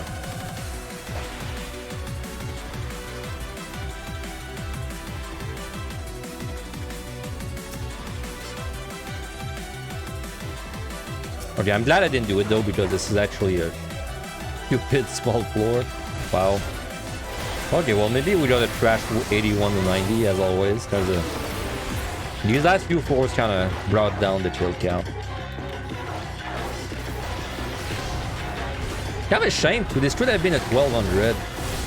If this was like luckier, could have been a 1200 run. I don't think it's gonna be now. Probably gonna be around 1150. That's about what I get usually.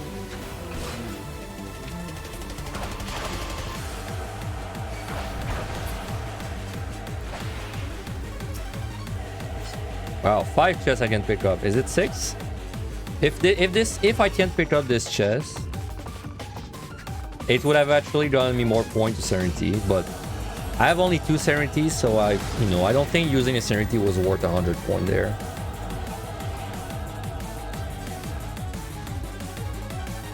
Anyway, that's the last floor. Yes, it is.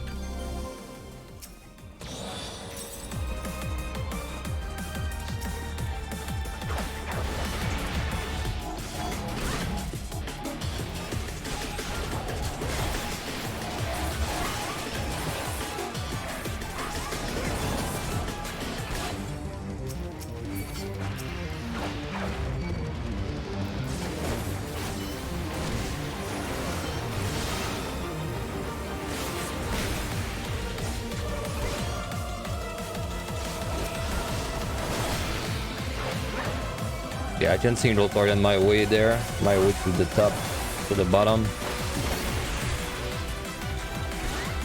Thanks for the scoring guide. Managed to get you on the leaderboard on Dragoon Crystal a few weeks ago, but just remembered you never said thanks. Hey, no problem. I'm glad you're using the written guide. I mean, it might sound surprising, but way more effort went into the written guide than my actual guide on YouTube, right? Because I've edited and over-edited and like edited so much in it. I have a, if you go at the bottom of the guide, there's a change log basically, and it's full of entries. Anyway, I'm glad you're using the guide. Where would I rate Dragoon on the melee DPS chart from best to worst? Better than Monk. Yeah, better than Monk. That's it. I'd say it's the second worst. But I'd say significantly better than Monk. Well, yeah, I'd say significantly better than Monk. So like, like a 4th place, but a pretty kind of bit of a power gap between Monk and Dragoon.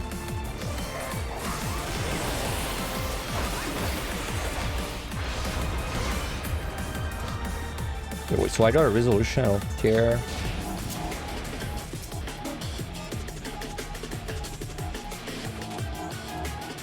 Turns out having a range attack is OP. Honestly, I mean, it sucks that you don't have a range attack on Monk. And yes, it does suck, but it's not even why I rank it so low. It's just I rank it so low because it's defensively just so bad now. And it actually has, I think, the least armor of all the melees, so you really feel it. Dragoon has no defensives, but actually like a little bit bulky with its armor, so it doesn't feel as bad, especially in Heaven on High.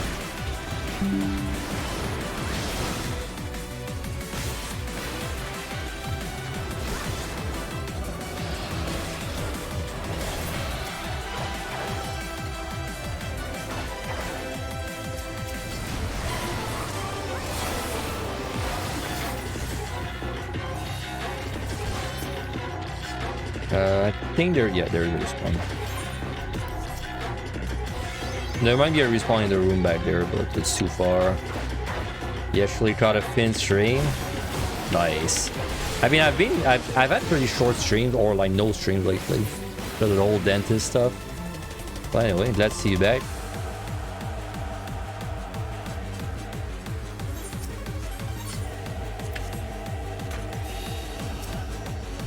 Yeah, pretty mess set. I mean, it was alright for the ultra quick drops. Kill count was not even 100.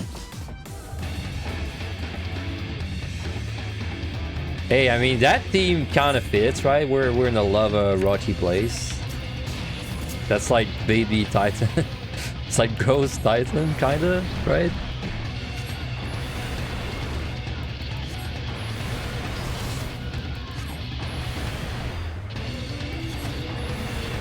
Could have pop a potion there.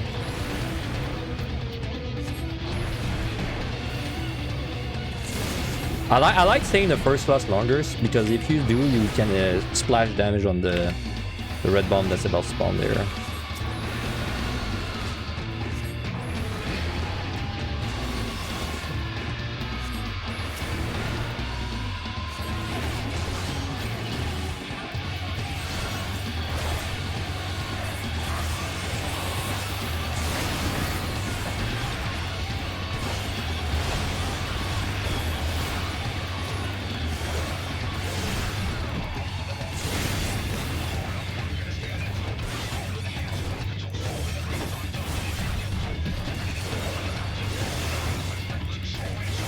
Also, I'm gonna show you something cursed.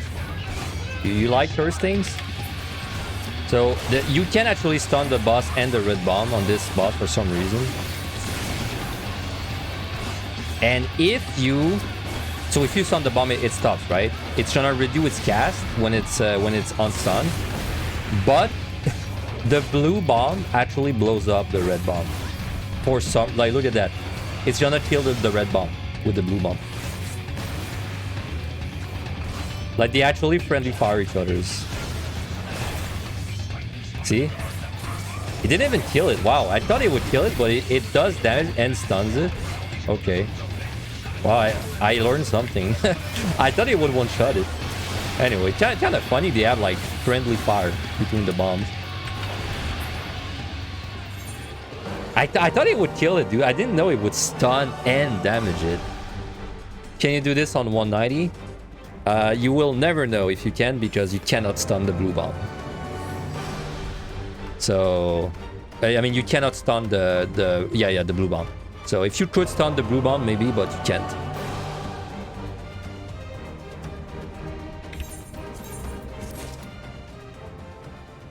Do I find Dragoon squishy? That was a melee you could never do. Felt like you died so much easier compared to Samurai Dragoon Ninja. I don't feel that squishy on Dragoon. I mean, I feel squishy as a melee, but I don't feel that squishy, honestly. Like, if you're just sorry, I'm losing my voice. If you're just standing there, I feel like it's not that squishy compared to the other melees. So pretty high armor, pretty good bloodbath, and this move, Life Surge, is actually pretty nice for a lifesteal too. Monk is a pain, man. Monk, if you stand in front of the monster as Monk, I feel like you just melt. It's really unpleasant. Alright, let's do 91 now. Probably the last set today, unless I get like a change of heart, but I think it's gonna be the last set today. And then we'll probably do the rest of the sets tomorrow and the day after. Sorry.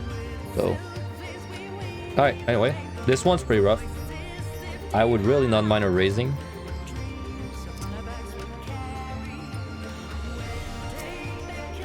Because we gotta do this in 30 minutes.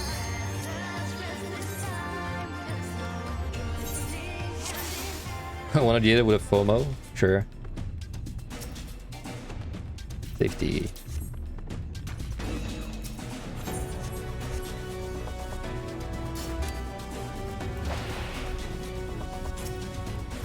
Alright, gonna be big steals, big pulls. You kinda suck though. I would really not mind killing you right there, right now. Oh, I know it's the Infernal Star in the Wounds Shade. I saw it. Intuition.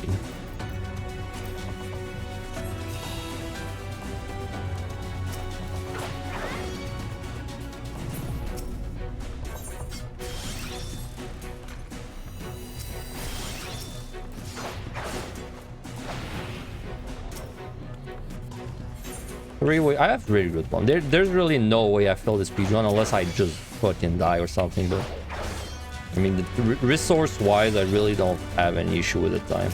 Wow, that force sucked. Even though there was a raid, it still sucked. It's not gonna redeem itself.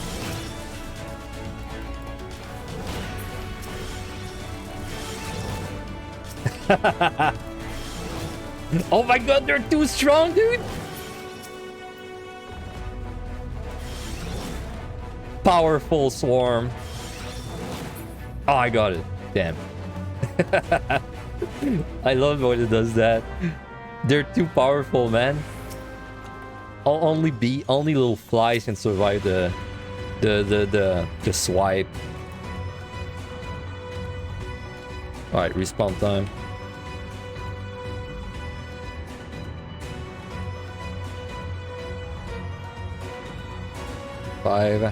Why that happens is because when you rage, it basically does 100% of a monster's HP. So if it heals before the damage actually comes out, it like doesn't kill it. No, it's not immune to knockback. It's why it's playing. It's because of snapshots. You snapshot, it's 100% of its health, but then it heals it heals after the snapshot, but before the damage happens, so like basically doesn't kill it. So technically, if you were timing this well, you could swipe the swarm for the entire Manticore duration and never kill it.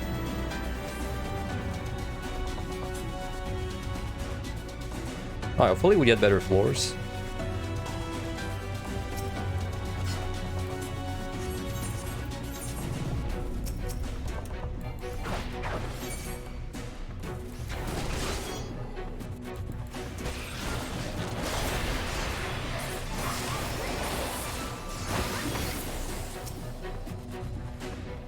You remember the first time you got Nolan back and Rage in the Word?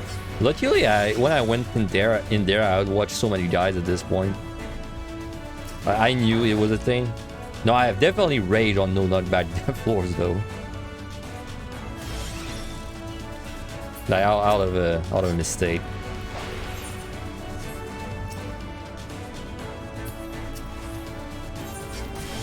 Oh, witching. Yeah, I'll take that. Not gonna. Reason I potioned before I enter the room is just in case of a fraud trap there.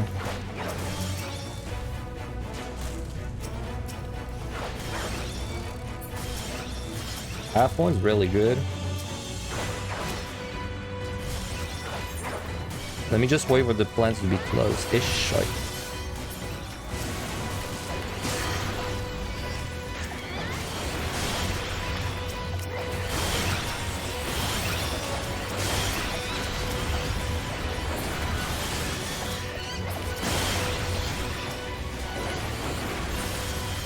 Three fortune, man, I don't feel like it's worth on so little monsters. This floor kind of sucks, dude.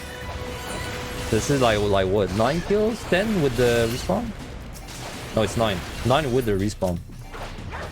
Oh my god, the key took all of that.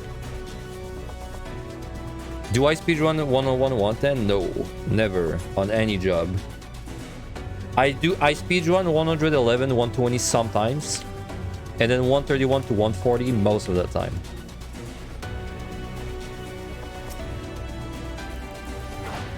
The reason I don't speedrun this set, by the way, the 101, is because for some reason this set has 2 to 4 monsters in each room instead of 2 to 3. So you're just killing way more monsters. You could speedrun it though. I think you could. Like if you really tried, I think you could speedrun it. I just don't really think it's worth.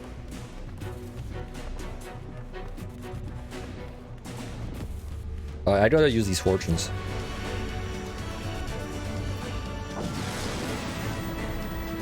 Gotta be using these fortunes. Probably using no matter what there.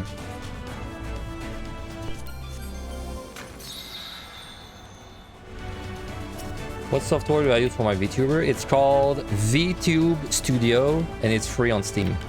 Very easy to set up. Highly recommend.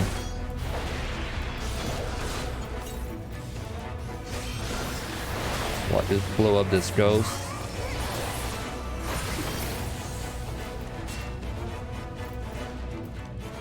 Safety, yeah.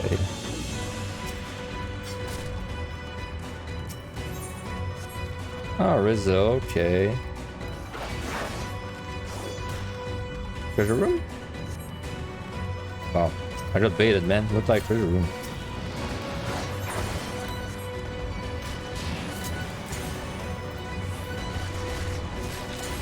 Gotta respect that cone, by the way, because it will stun you if you get it.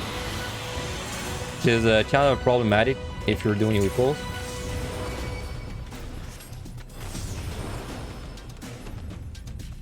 Any undeads anywhere? Any undead there?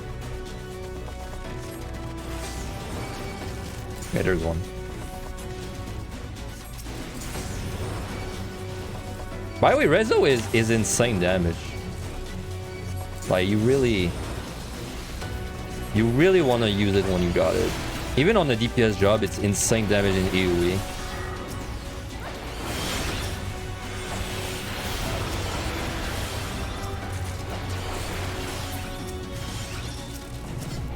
Alright, Shrine respawn is soon.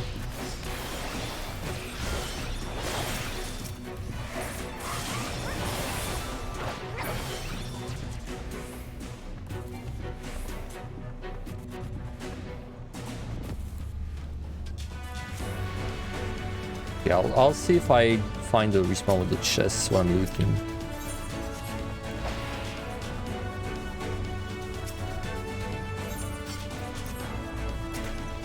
VTube Studio is great by one Steam. Like, it's free.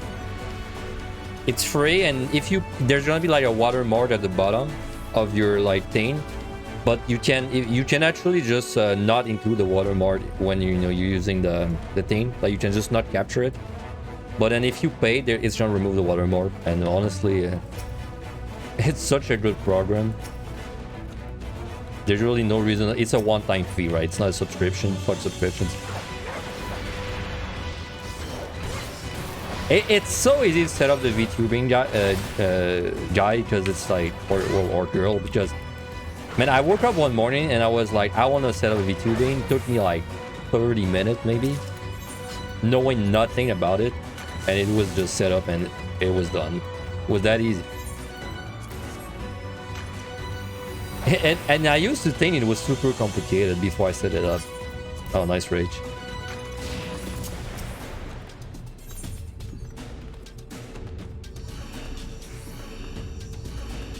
Yeah, I used to think it was super complicated, but it's not. Super easy.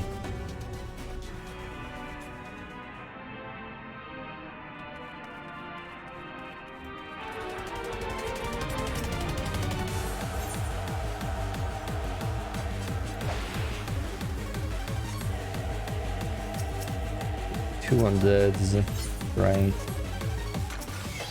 I'd say this is where the floors are gonna start being a little more rough. As soon as we see the patrol, that's like the big guy, right? The big zombie, it's when it starts being more rough.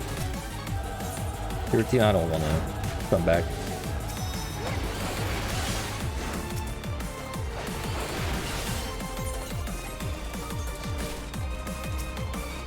Weight chain, I'll use that. I'll come back for this one.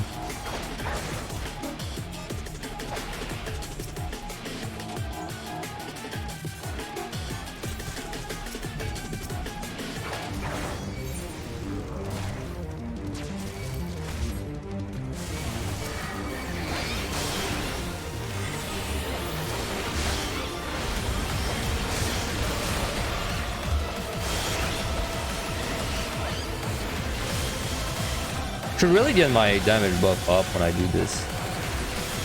Or should I?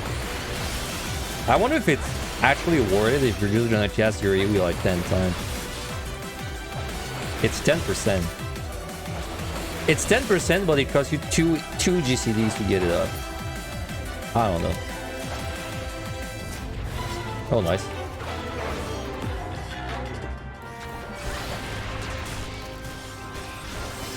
But then it's also going to boost your OGCDs.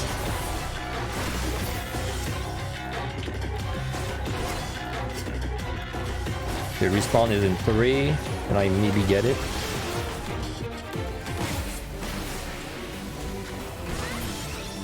If it's not in that room, if it's like back where I spawn, I won't kill. Oh, there it is. Okay. Going pretty well so far. I'm not getting like really big pulls though, so of course it's doing well.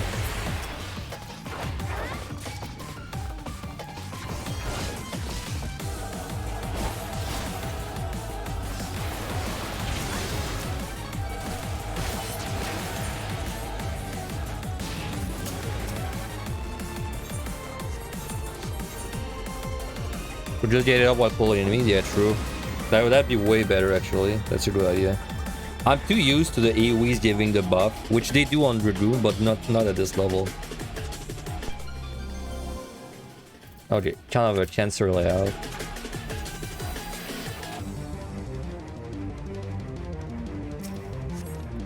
Fortune, yes. If there's a luring there, I'll do this bit after. But that's the kind of floors that are gonna be rough. Oh my god, there's another luring there. Well, this floor is gonna be. It is gonna be. Let's just put it that way. 3 luring, holy shit.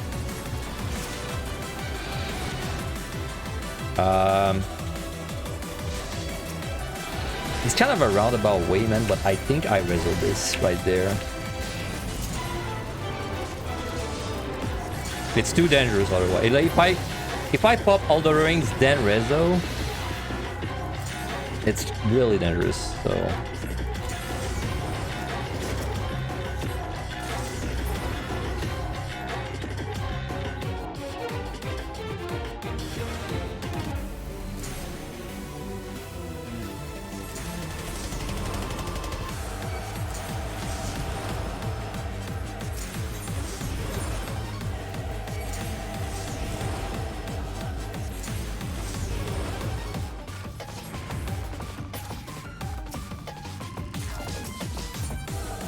Chain, I'm not coming back for that. Yeah, 62 is such a weird level. Yeah, your combo, man. You're second part of your combo. It's like Machinists, right? Machinists, like they start getting their heated upgrade, right, for their skills. But for some reason, you get the second one at level 60, and then the third one at level 62 or something like that. Kind of makes no sense. Class 8 Square Enix. Landmine. No, Toad. Alright, this is gonna be a weight chain when I reach the last room. Because it's gonna be too much damage.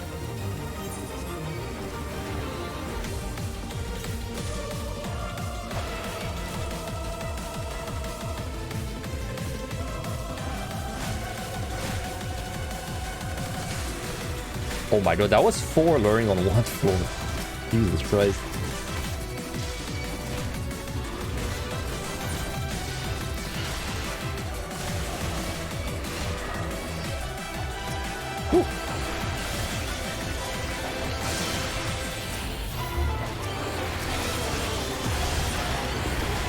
I'm not Rezo, because with the blind man, I don't know if I kill them in time, and if I don't kill him in time, I'm dead in like 2 seconds. So let me just do a backup Rezo there. It should be fine. We're gonna pick up like 10 Rezos in 2 minutes. Don't want to risk it. Fortune again. Sight. I mean, we overcapped, but who cares? We got 4 lurings on 1 floor. Which is kind of correct. There was a chest back there, dude. What the hell was it? Oh, it was a Serenity, right?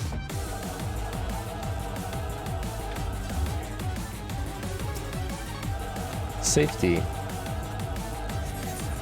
Alright, let's side this. Fortune 2. Probably looking at Rage on this floor. I kind of want to see if it's Mage or Curtains, but it's probably gonna be a Rage no matter what.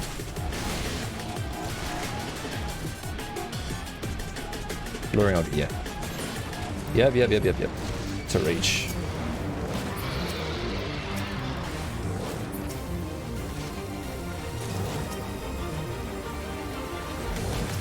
The worst case scenario there is I have Mimics in the last room, which might be what I got, but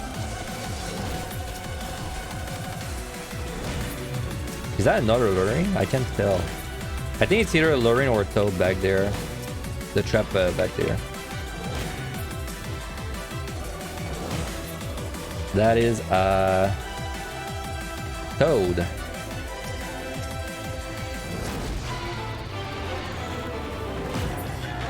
It's scary how much I've done this and how well I can tell a trap from a distance. Sometimes I'm like, I barely see it, man, and my brain just like instantly recognizes what it is. Alright, anyway, it worked out.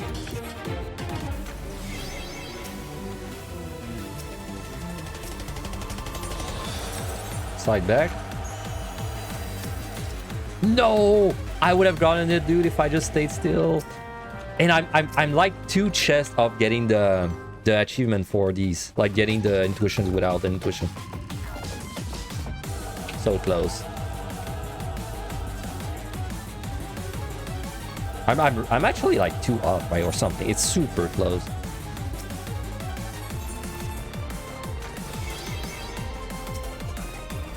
Dungeon.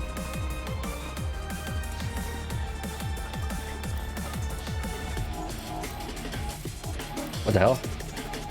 Oh, I don't know why it doesn't want to show me, but it's really damn close. Rezo.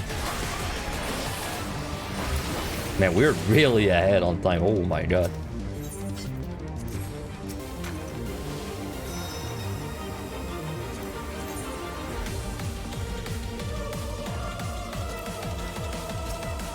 Why is it broke? What's the title we get for it? Of the Sixth Sense. No, I couldn't have once. What? Reset.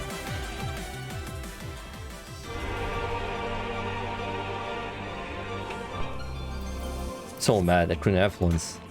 Oh, that's a crappy floor.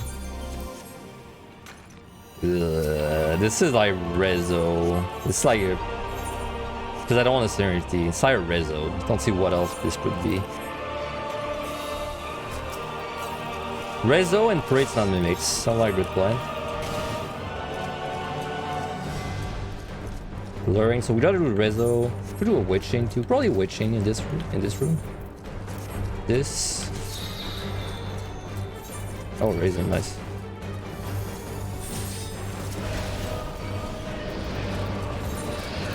Okay, Risky.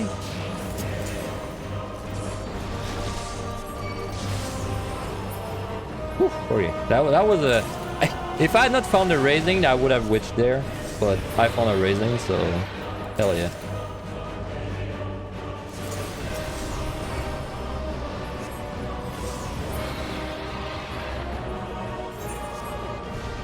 Dude, so many lurings. Whatever, I'm staying in dead.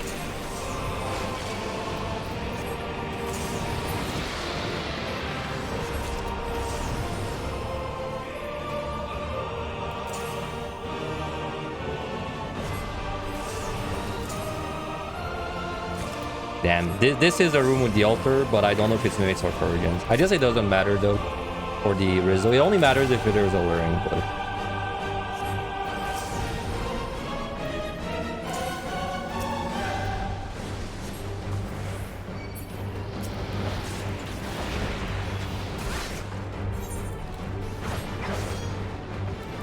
I'm so glad we're ahead. This makes this way less stressful. Okay, respawn. No chest. Yes, Corrigians. Thank God.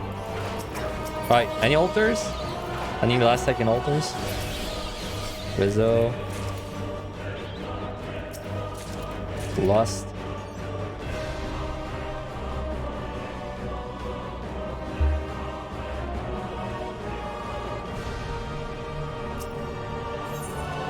Rizzo. Right.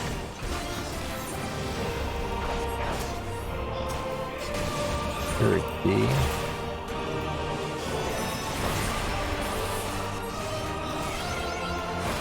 Rizzo for days. I mean, this set just shits out Rizzos. It's crazy. Hey, what's up, Pizza? The run's going pretty well. I think it's my luck here POD run in a while, honestly, for like the early floors at least. It's not like crazy lucky, but it's pretty good. What's the drop rate of them on this set? Oh, I don't know. It's high enough where I would not be worried entering this set with like 0 Rezos. It's high enough where I wouldn't really worry about that. Ooh, okay, this is probably Witch Chain. When I get around the key, it's probably gonna be a Witch Chain, and then I'll resolve the rest.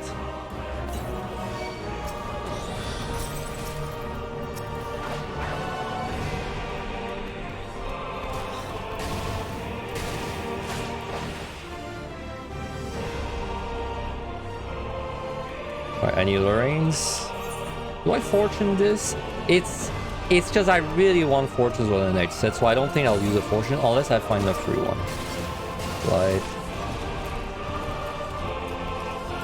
Okay, witching has to be in this room. Yep. Alright, nice argument. Bro, why is there a freaking dragon back there? Are you kidding me? How did I not see that? Alright. Can I kill the Mimic within the Rezo? If I just blast it? Yeah, I can. How often would I get... Would I say I did the Night Pegasus Whistle back when I used to go for gold back? Hey, I still go for them. Maybe a little bit less, but... So back when I get like... I don't know, about 20 bags per run. I would say I would get 1 Pegasus per 2 runs on average.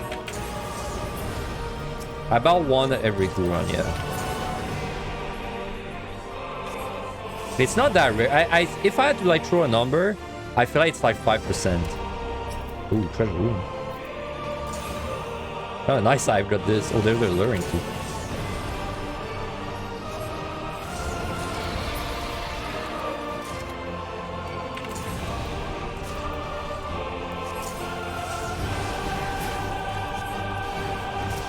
What commander is the angel? Commander resolution. Oh, I got an altar. Dude, this set was great. This is pretty good, pretty damn good run after all. This, I don't know if it's gonna be my highest, but it's my top 5 for like for 100. It's definitely gonna be my top 5. I think my highest is like 1.525 or so.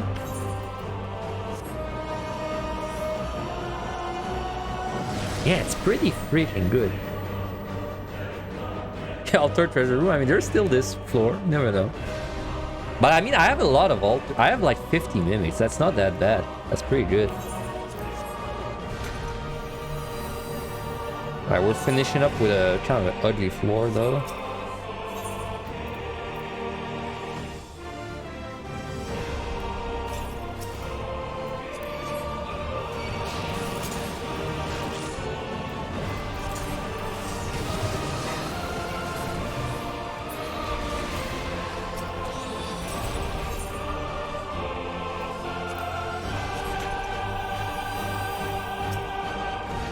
Okay, I will probably rage this, or well, Rezo's fine too. I mean, honestly, it depends if I have mimics or not. I would rather not with Chain though, if I can avoid it. Gonna refresh steel. I have mimic. All right.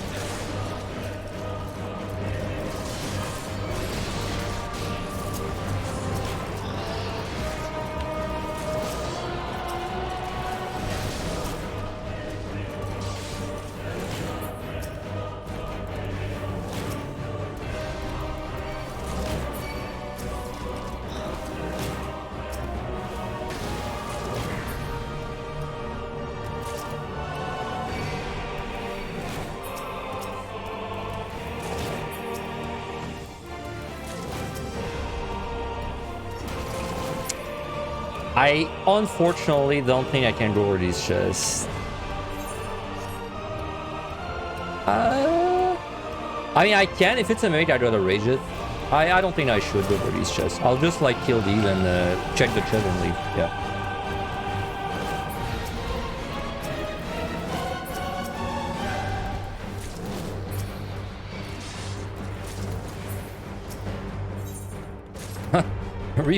Refund, hell yeah. Alright, this.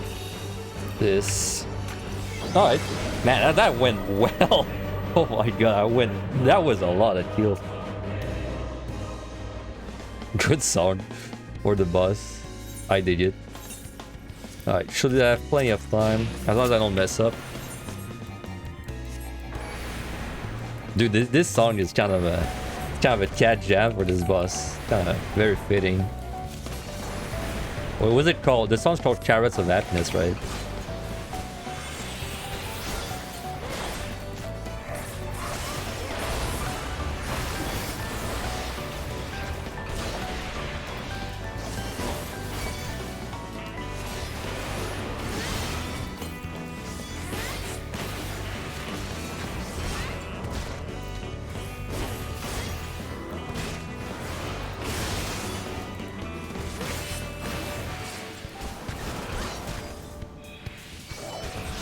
Alright, next set of ads is soon.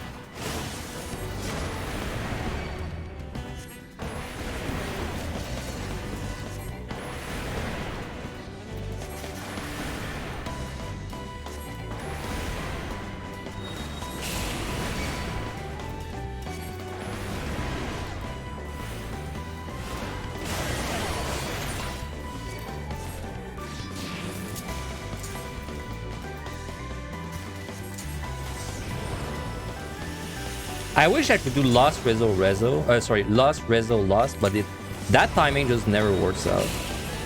I've always had to do like 2 lost then the rezo.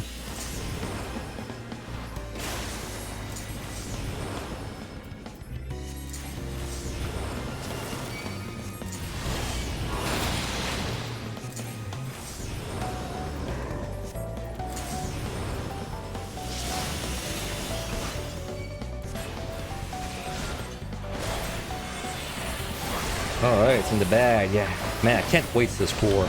It's gonna be really freaking good.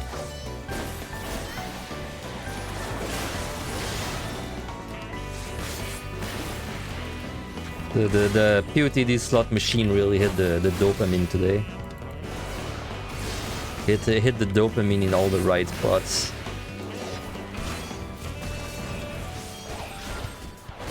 Hey, that song is a banger. It's just a really funny song with this boss. Alright.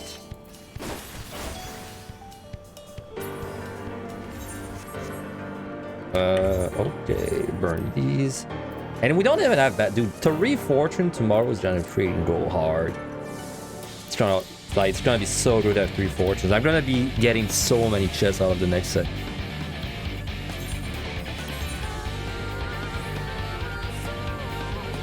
That's a good kill count. Wow. That's lower than I thought, honestly, but it's still pretty damn good. Anything above 1.51 is pretty damn good in PotD.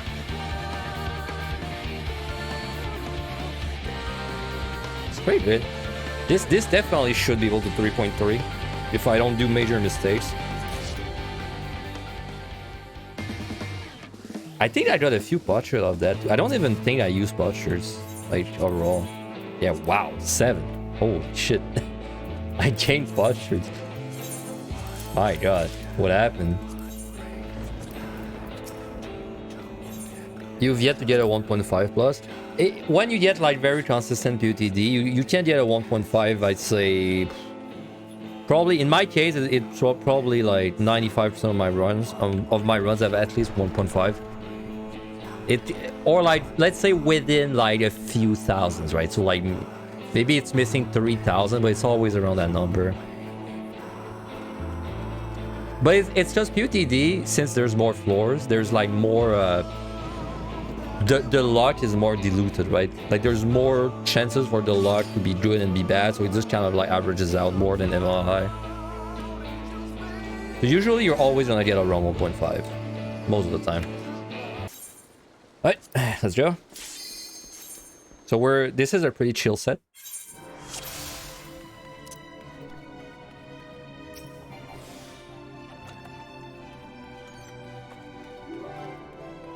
So Rage is a nice pickup. Oh yeah, so we had 3 fortunes. We have no steal. I might just Rage the first floor, honestly. I'm gonna think about it. Like with a safety. Yeah, it's a pretty good size.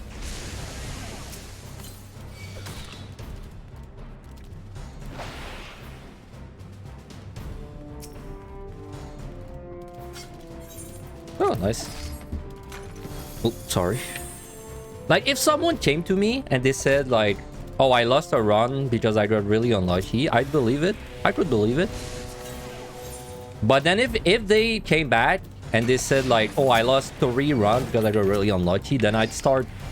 I think they're mostly at fault at this point, but it's just they don't realize that they're doing a bad play, right? I'm gonna give you an example. If you run out of Serenities on like 195 or something, right? Like you get no on them 3 times in a row, and then you only had 2 Serenities going into like 191 plus, and then you're like, oh man, I lost due to luck. But then you didn't really like go check gold chest for like an extra Serenity. You know, that's not really RNG in that case. It's just you didn't play around the fact that you had 2 Serenities. But it's hard to realize sometimes that like you're doing a mistake. Is it possible to do 101 plus in a 111 speed run full clear? I think it's possible. The one I'm doing, it's definitely possible, but it would require like a lot of resource. So I don't think it'd be that viable to do it. 111 is definitely possible. It's more realistic. Yeah, the bees are bad, but they're not that bad if you like run away. Because if you run away, you run out of sight, out of range of their move, right? Their stain. The slimes are pretty bad. I might speedrun the next set on the... I don't know on Dragoon if I'm gonna do it, but I might attempt it.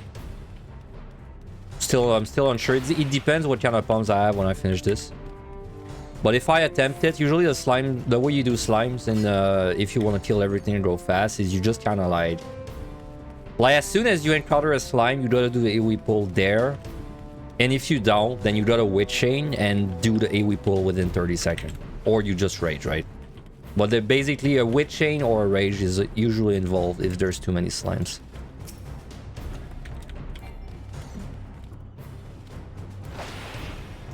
Is Heaven or High more easier than PotD? Depends if the length of PotD is a factor for you, right? So like if you find it difficult to stay focused for like longer because there's more floors, PotD is definitely harder than Heaven or High. On the other hand, if you don't care, I'll just get the box. On the other hand, if you don't really care that you gotta climb like 150 boring floors, then I'd say PotD is easier than Heaven or High, in my opinion.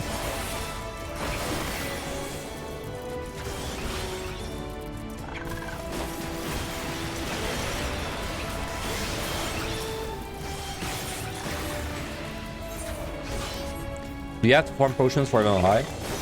You have to like... Honestly, no. If you're playing warrior, you don't really have to. Like, even if you start with 0, I wouldn't really be stressing about it. Like, just make sure you check as many bronze as you can, and you should be okay. If you're doing scroll runs, honestly, even if you're doing scroll runs, you don't really have to farm potions either. And if you ever have to farm potions, then just do 2130 like, I don't know, 5 times, or like 10 times, and then that like initial potion stock you're gonna have is gonna carry you all the way, right? Because like by the time you get to the higher floors, you'll still have potions, and then you can just like you'll basically get your potions back on the higher floors and more. Yeah, PotD takes a lot more time, so it's really like it really depends if that adds to the difficulty for you, because it's kind of subjective. Like to me personally, I don't find it harder because it's longer. Like the fact that it's longer doesn't really affect me in the difficulty. So in my case, I think Heaven or High is harder than PotD. Well, of course, it always depends on the job, right? But I'm assuming you mean the best job, right? Like, so I'm assuming you mean warrior in PotD, warrior in Heaven or High. I definitely struggle. Struggle's a big word, but I definitely think Heaven or High is a little bit harder on warrior than PotD is on warrior, in my opinion. And then EO is the easiest one for me. Again, some people don't think EO is easy.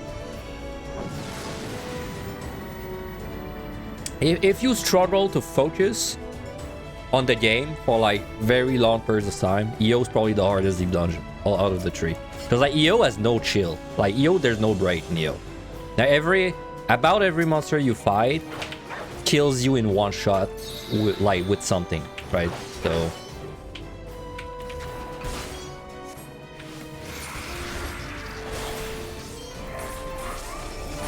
but if you don't struggle with if you don't struggle with that, I'm just gonna rage again. Like if you don't find it hard to focus for a long time, then EO is very easy, because then it's just execute the mechanics win. But there's not really a time management aspect to it. How much time did it take me to Omni? Damn, that's a hard question to answer because Omni wasn't even what I was wanting to do initially. So I did some repeats before I actually Omni'd. I think we can kind of calculate it by looking at how many runs on average it took me to clear, right? Each job. For EO, it took me... EO is the only one I know, for sure. EO took me 20 attempts to clear Omni. So it took me 20 attempts. PotD, on average, took me probably 2 or 3 attempts per job. Let's say 3. Okay, let's say 3 attempts per job on average. And I think that's a little bit overestimating, but it's somewhere like that. So that'd be 19 times 3. That'd be 38, 40, 57. About 57 attempts. My god, this hurt. And then I'd say even on high, probably close to 3 as well. So probably 57 again. So 57 plus 57 would be 114 plus 20, 100, about 100, let's say 130, right? It'd be about 130 attempts to clear. To Omni, all 3. I think that's about what it took.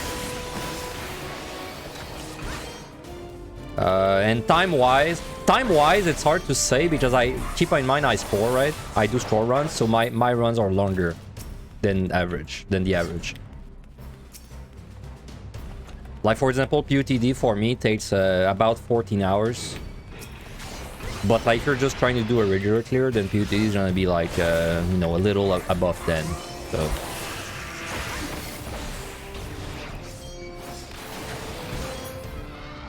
we can still do the math though, because like PotD, let's say it's 14 on average, and I did it in about what was it, 57. So 57 times like 14 hours would be 57 times 14. It's about 800 hours. So PotD probably took me around 800 hours to clear Omni.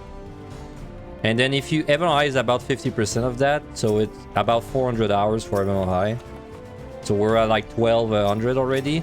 And then EO took me 20 attempts, about 8 hours each. So let's just see, 8. That'd be 8 times 8. What? 8 times 20. 160. So it took me about a little under 1400 hours to do the triple Omni. 1400 hours. That was a little bit of napkin math, but somewhere like that. And I think I was fast, honestly. I think I could have been way slower. So, dude, come on, so close.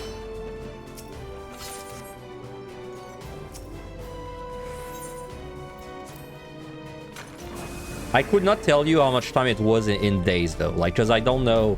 You know, that I went pretty hard at it. I don't think it took 2 years.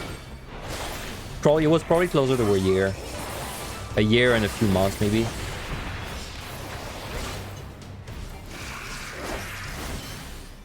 Man, that's a lot of kills. I'm at 44 kills. Jesus. I don't want to live with bugs. After first clear, does it get much easier? Yes, it gets way easier the more clears we do. Like, way easier. A lot of my jobs were... Most of my jobs, in fact, they were 1 shots or 2 shots. It's just I had some outliers where it was it took a lot longer. Like, for example, Astro. Like, Astro kind of brought the stats up, you know? Without Astro, it's definitely 2 clears on average. Like, two attempts per job on average. For sure. Why do I dislike EO? I don't dislike EO. It's my least favorite, definitely. And the reason it's my least favorite is because I think 140 is just garbage. And then if I had to like be even more precise, I think 110 is like ultra garbage. So here's what happened with EO. It's not that I dislike it. It's that I dislike 110 so much that the entire run, all I can think about is like, I don't want to die. Because I don't want to go back to 110, right? Well, then it's like the whole run, it's like I'm stressed of dying because I don't want to go back to the first floor. Because it's just so bad. Hey, what's up, Vicious? Yeah, I'd like to be lucky. I love to be lucky.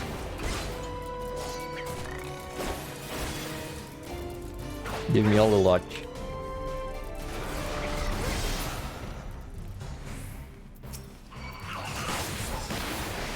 The Goblin Adventurer. He's just like me, man. He's just trying to get his title, and there I am.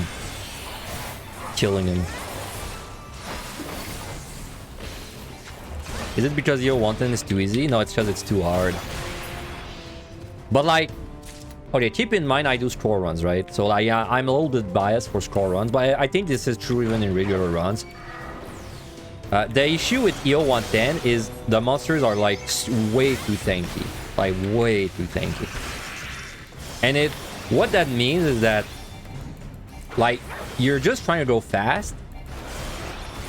Like for example, you're gonna do an AoE pull, right? On the first floor, and it's gonna take you like 3 minutes on a tank to do the pull. Like from the moment you pull the first monster to the moment you finish killing all of them, it's gonna take you like 3 minutes, which is ridiculous. Like the monster are about as tanky as they are in 6170 in MLI. And I think they're even a little more tanky. That's how much like how bulky they are. And then the further you go, the less tanky they become until like 61, where they start becoming tankier again. So it's like the 110 like balance is just off. Like it's like too inflated. Yeah, if you play the tank at all, you know what I mean, right? In fact, if you're just trying to clear, right, and you just like 1v1 every monster on the first set on a warrior, I think you might actually run kind of tight on time. Like I think you might actually be done with the set and you're gonna have like 10 minutes left. Yeah, 410 boss also very tanky. It's just weird. I honestly don't know if 110 is supposed to be like that. I feel like they messed up the scaling and they just never really looked at it. It really does feel like that because when you think about it, things get less tanky as you go higher until 61, right? It's weird.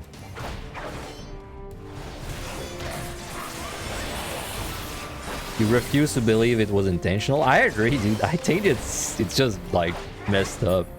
Like, I wouldn't be surprised if one day there's just a patch that fixes it, right? And it's not even a big deal. It's just like in the bugs and fixes in the bottom, right?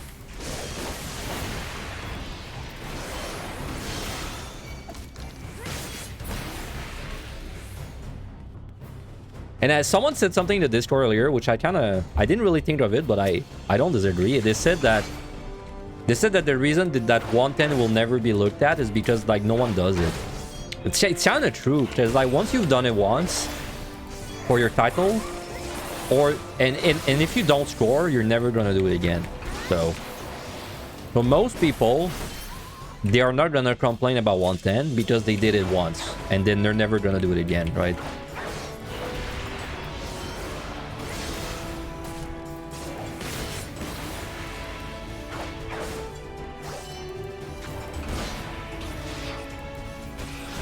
So really what I'm saying is you better look forward to the next stat squish. That's probably when the 110 is gonna get nerfed. Like, unintentionally, right? It's just gonna get nerfed by accident. Exactly like it was in MLI.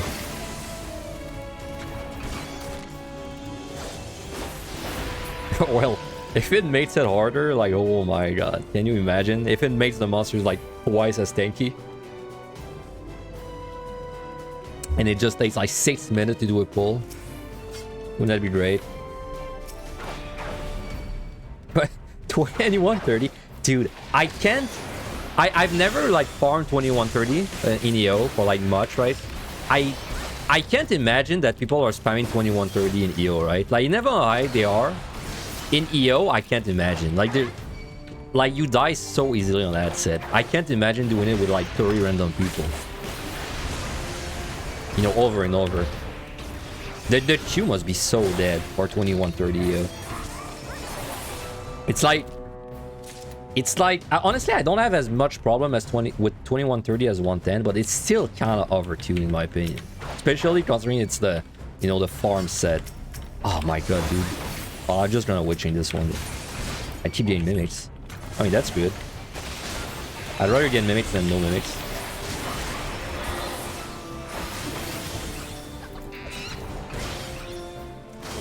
But yeah, I don't dislike Yo. Like, I don't dislike Yo.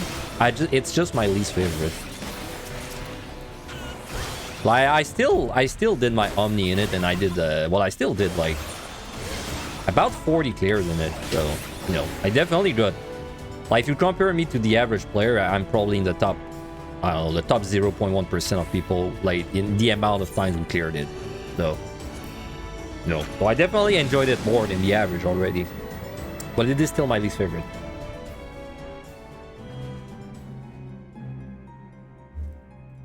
It's close to MNI though. It's like my enjoyment power ranking. It's like PotD at the top. Then there's like a little bit of a power gap, and then there's like MNI, and then there's EO right under, right? But there's a power gap between PotD and the other two. A little bit of power gap. It's just PotD, man. I just like it. I like it more since the stats push, because the stats push made things harder, and I think it's a good difficulty that it is right now. If you're scoring though, keep in mind, because if you're solo, it's kind of boring, honestly, up to like 150. But if you're scoring, I enjoy the difficulty there. Also, I just like the length, man. I like that it's so long. Because then I feel like the stakes are higher, right? Like, I feel less tempted to throw away a good run, because then there's like so much behind it.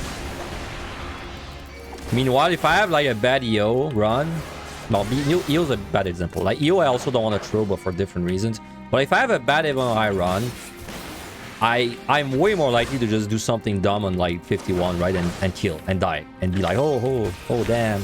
Guess I'm gonna restart. But I don't really have this in PotD.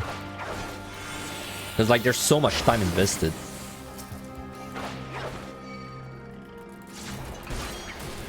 I mean, I'm just saying, the next deep dungeon at 300 floors, there'll be a lot of people complaining, but I would not be one of them. I'd actually be down for that. I'd be like, oh man. I'd be like, hell yeah. 300 floors. I would play it so much. If there was 300 floors, I would go so hard. 1,000 floor? That's a lot, dude, but I would still, like, it'd be crazy, but I would still love 1,000 floor. Can you imagine you're on floor like 990 and then there's like a really hard boss? And it's like your entire, like, wow, your entire, like, I don't know, man, 60-hour run is like all onto that boss. Like, it's all behind that boss. God. And that really activates that would really activate my dopamine receptors.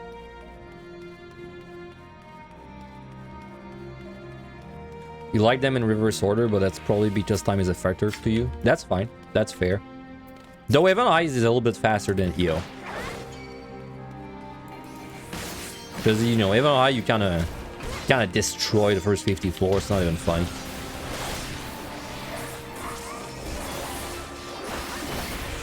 I'm being a little bit lazy right now. I definitely gonna need to do some AoE pulling later. But it's fine. There's plenty of these monsters.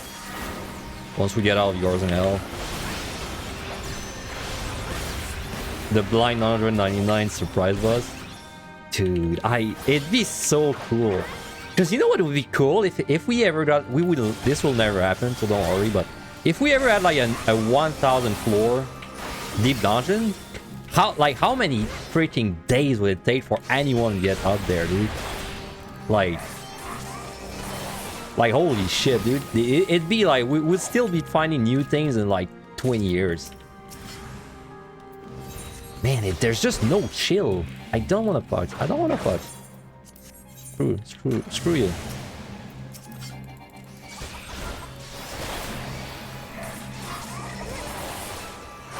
The biggest boss would be a disconnect. Okay, that's fair. Disconnect would suck, man, in such a big... And you'd be way more likely to disconnect, too. Because it'd be over such a long period. I wouldn't mind an infinite mode as well. But if there was ever an infinite mode, it'd have to be balanced correctly.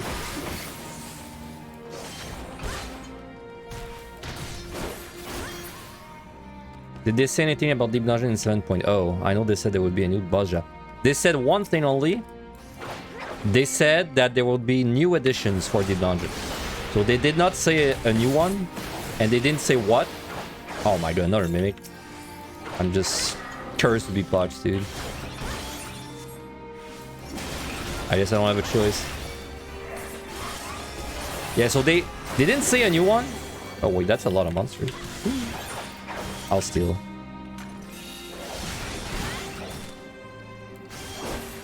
So yeah, they said new additions. We don't know what.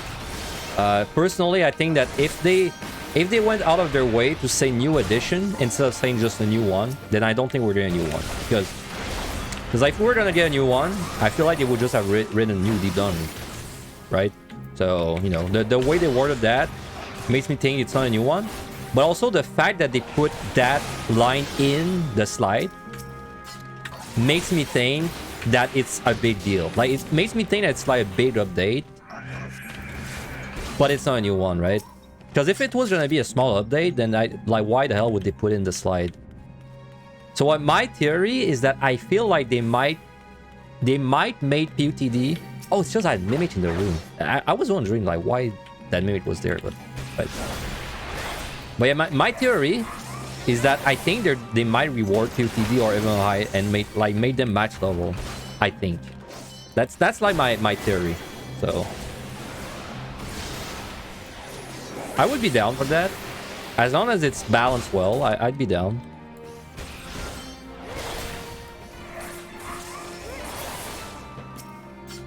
Lust. Level 100 Behemoth boss sounds great. It'd be so freaking hard to balance for them though, right? Like it's just Behemoth right now is like luck. Like they never balance Behemoth for solo. It just happens to work. If they had to actually balance it, it'd be so hard, dude.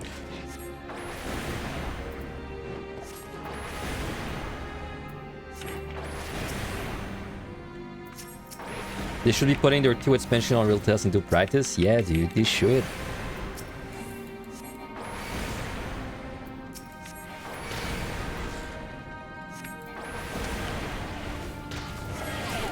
Dude, that's gonna be a lot of damage. Should be fine though.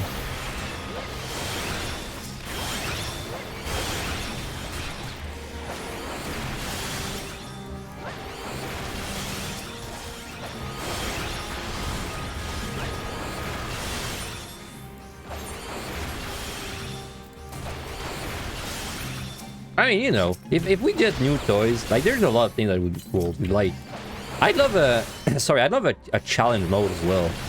Like maybe you can do runs and you can activate like something like challenge mode, and then if you can apply modifiers, right? And then the more modifiers you have, the bigger points you get, and then you know it'd be really cool. They could add like new mechanics. You know, there's a lot they could do. There's a lot they could do that be bad. Like they could totally just ruin it. Like they could basically take PotD, scale it up to the max level, and then remove crits because that's not really a thing anymore, and you know, make it too easy, and then PotD is kind of ruined forever. At least from my perspective. So they could totally do that. So it's not necessarily a good thing if they reward things. But I'm optimist. I'm optimist.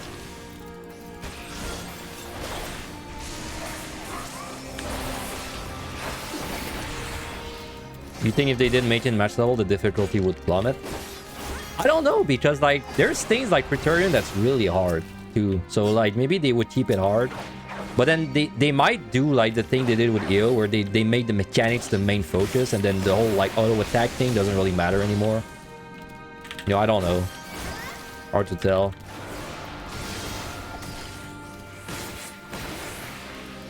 You know what'd be cool, dude? They brought like, if they brought a guy like Angelus, or like, you know, you know, any of the Japanese runners. They brought them in for a day and they just took their feedback. And then they just did things to Deep Dungeon with the feedback from like actual Deep Dungeon players. Wouldn't that be cool?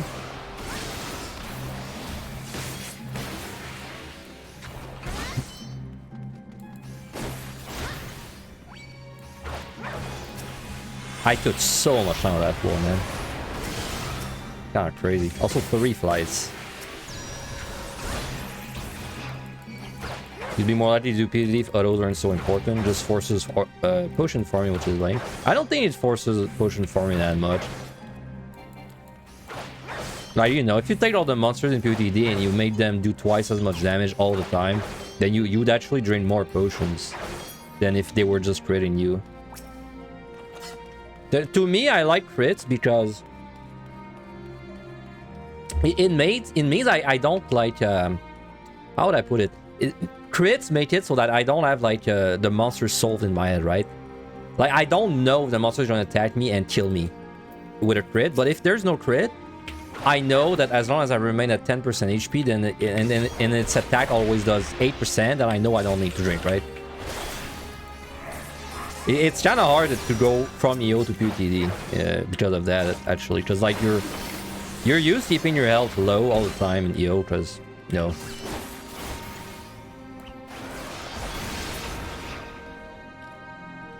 Well, you're right in that case. Like, now that I think about it, because you're not sure if the crit's gonna kill you, then you do have to drain more potions overall. So that is a good point. So, like, you waste more potions. Because you're drinking potions, but they're not... You don't know if they're gonna help because, like, maybe you don't get crit. But it's cool that... It's cool that you're fighting a Mimic, and that it can just blow you up instantly with a crit. I'm a big fan of that.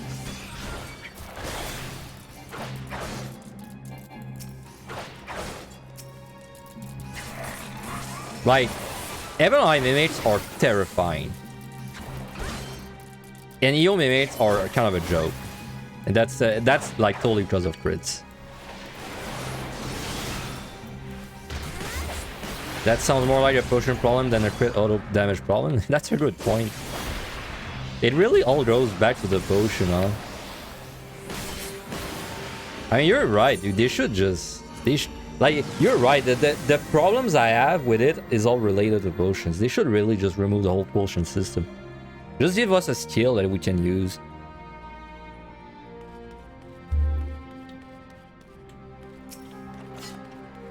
Now, as things are right now, I don't think I'm gonna speedrun the next set unless we get pretty lucky soon. Because I need my rages back and my witchings. I would need one more witching. Plus, I mean, on Dragoon, it's kind of unlikely to be that worth. So.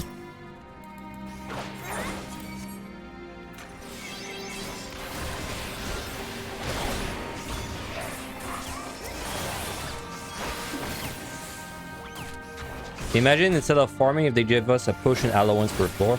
I love that, dude. I had a similar thought.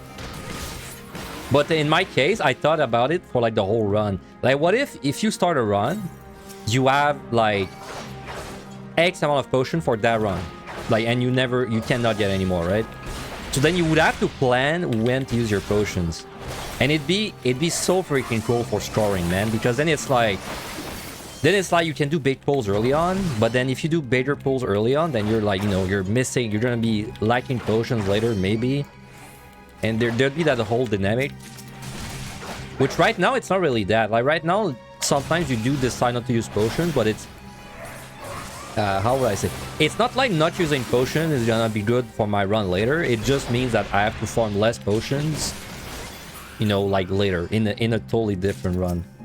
So if I had like an allowance per run, I would love it. I would be perfectly happy with that. In fact, I would like it more if it was like that than if we had just infinite potions.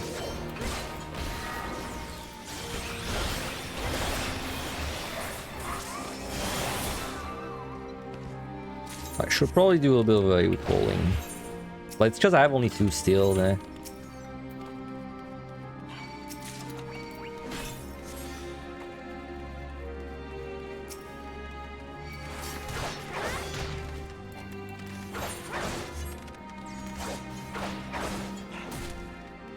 That does sound interesting. I think it'd be cool as hell. Could even be some kind of like challenge mode as well, right? Like maybe potions are infinite, but then if you activate the potion like challenge, then potions you only have like 200 for the whole run or something. I don't know. And then but you get more points, right? I don't have bloodbath, dude. I kind of overlooked that little detail. I don't have bloodbath.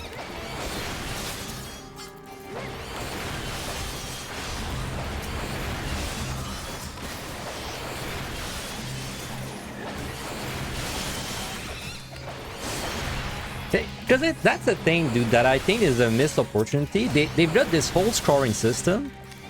They even have goddamn leaderboards, but they like don't even acknowledge the scoring ever. Like there's nothing you do, like nothing you can activate for score. Like it's just kind of there,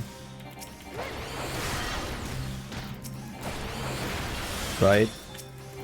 Like it's just all they say in game is kill monsters and go fast for points. They don't really, you know, explain it anymore. I have infinite potions, but every potion used cross score. See, I don't like this one. I don't like this one because I feel then it would feel bad to use a potion. That's at least the way I see it. Yeah, because it is kind of like the, you know, having a limited amount of potions, but if it makes you lose points, then it would feel bad, right?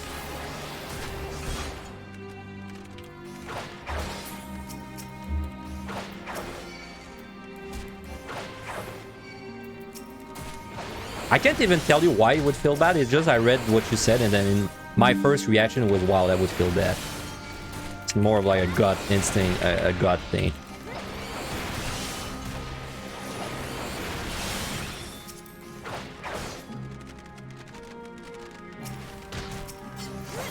Where is it? Sure.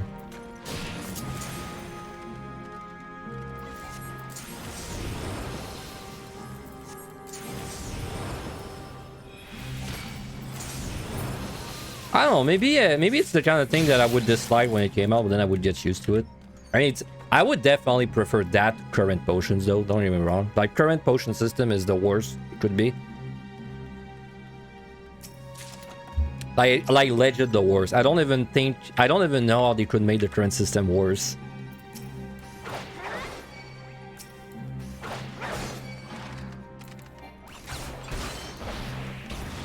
Like, if you lost a level every time you drank a potion, I would like it more than the current system.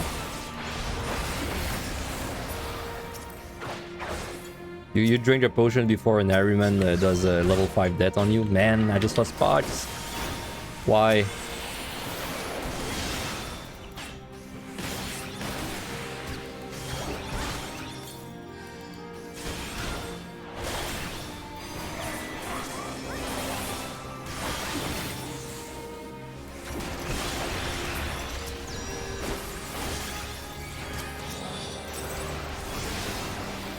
Dude, I have killed so many monsters. Jesus Christ. I'm at the 100. Like, the time feels bad, but I've killed 111 monsters. That's so much. With no lurings involved. Just like raw monsters. Jesus. That's so many kills. There might be a respawn there. 2 of them, in fact. So yeah, so like, I don't think speedrun is happening in H4. Like, speedruns in PotD are kind of nice because if you don't do them above 100, you don't really lose much. In fact, you maybe lose more by doing a speedrun than not doing it if your resources are like not looking good, so.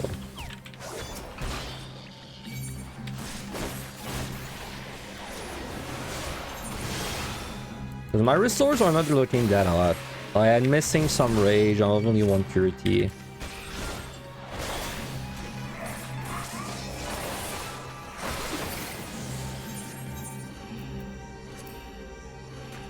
Do kill quotas normalize over floor sets, or can you get real unlucky? You mean like the amount of kills you need to get out? It's RNG, but the higher you go, the higher you are, the more likely it is to be higher. Basically, the higher you are, the higher the average is, right? So like right now, maybe the average is 6, but when I'm going to be on 191, then the average is 8 instead.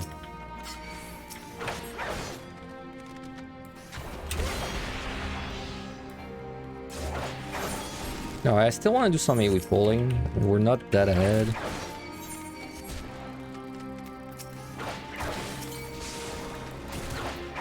That should be okay.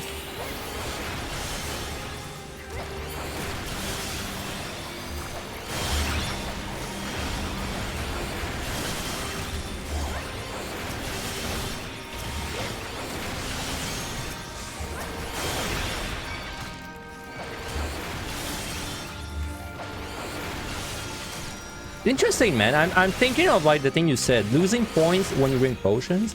That would have like a massive impact on gameplay. So maybe it'd be pretty interesting. It'd be interesting like to at least try it out. I don't know if it would be interesting to keep it though, like, you know, for 50 plus runs. But like, I'm thinking like, because if you would lose points by drinking potions, then you would be way more tempted. Like it would actually kill some speedruns, right? Because like, if I'm gonna lose points drinking potions, there's no way I would speedrun 111 to 120, for example. Because then I would probably lose more points because I'm drinking potions. But then I would also maybe save points by using commanders sometimes.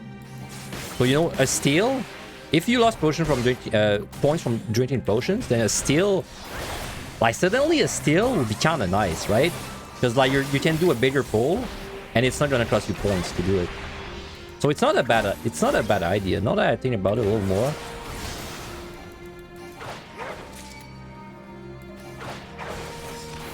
And then bots would be way worse, like way worse to deal with, at least for score.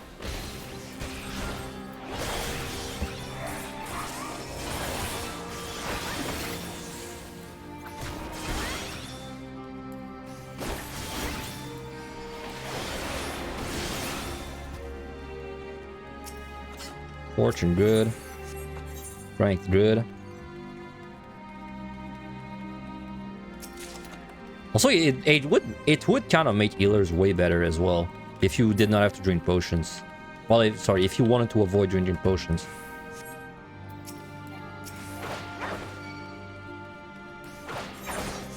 Yeah, it's not a bad idea. You should work at Square Enix and get this implemented. I mean, I'd rather have this than the current system, so.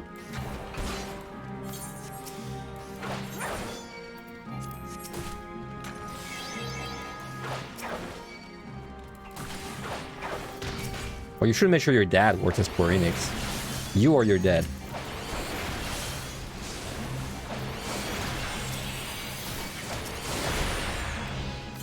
I'm losing steel in a bit.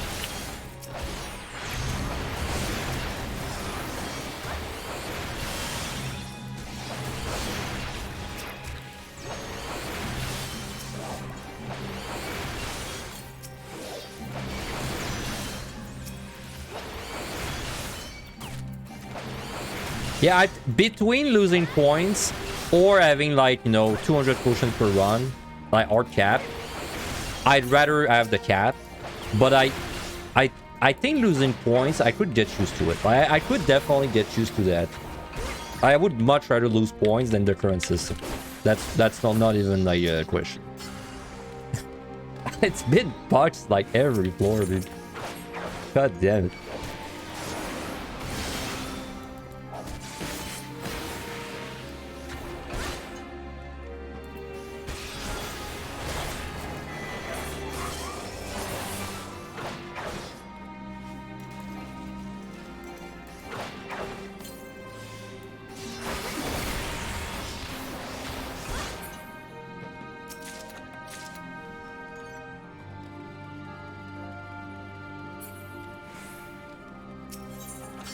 F1s.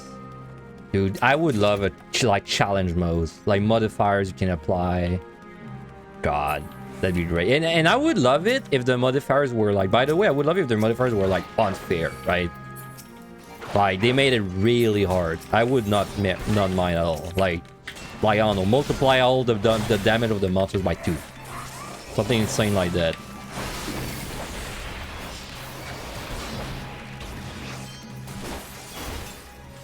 Because, you know, it's a challenge mode, so like, who cares if it's balanced or not? Perma, no knockback? Damn, machines would be kinda strong there.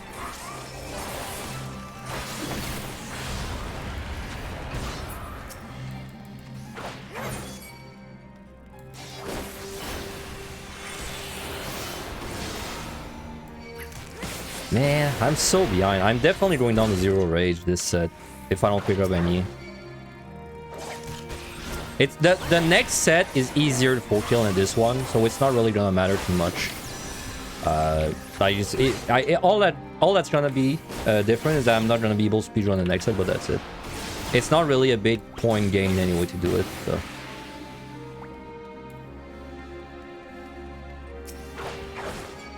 I mean, can you imagine being able to use the item at the end for something? Can you imagine? That'd be crazy. It's crazy that the item you get at the end isn't useful, dude. It's like, you know, it's you do the whole play for that item, and then it's useless. Kind of crazy. Like, why can't you, like, you know, why can't you trade a pumpkin for a weapon, a cosmetic or something, instead of using potsherds? I mean, not potsherds, but, you know, Edda at the very least.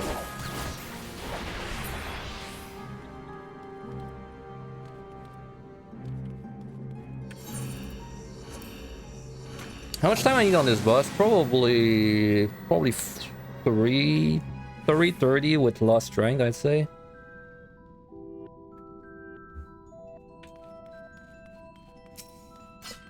Fortune, nice. I would love steals.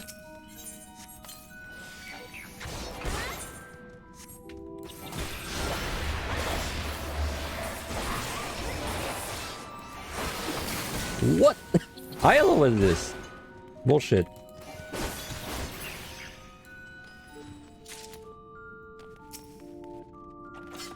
Oh, there's a rage. Nice. I still don't think I'm speedrunning the next set though. Like, I need crazy pickup to convince me at this point. So, like, on Dragoon especially, you know, on a melee I would say. Like, on any melee I don't really look forward to speedrunning the next set anyway.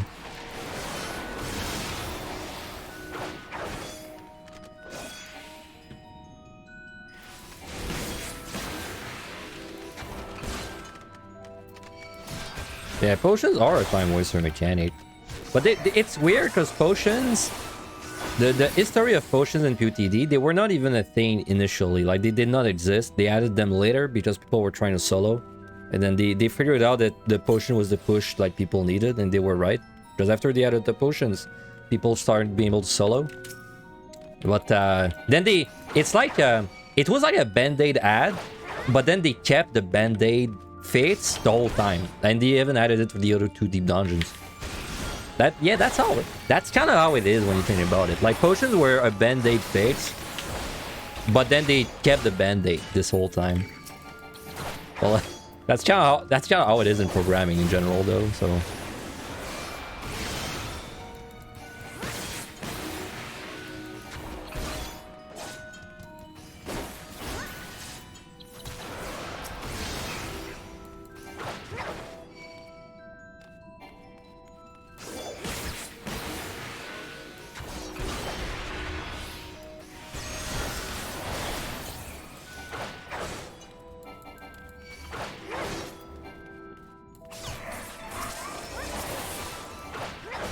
No, dude, don't listen to the raiders. When you listen to the raiders, you lose that water move that white mage had that would bind monsters. Never forget. I remember I would use that move to bind the monks in the Evan High on white mage. It was pretty nice, and now it's gone forever.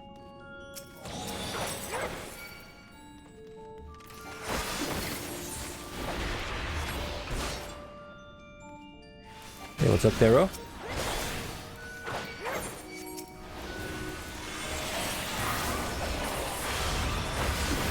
Yeah, Fluid Aura. I was trying to remember. I knew it was some kind of water name, but I couldn't remember. Yeah.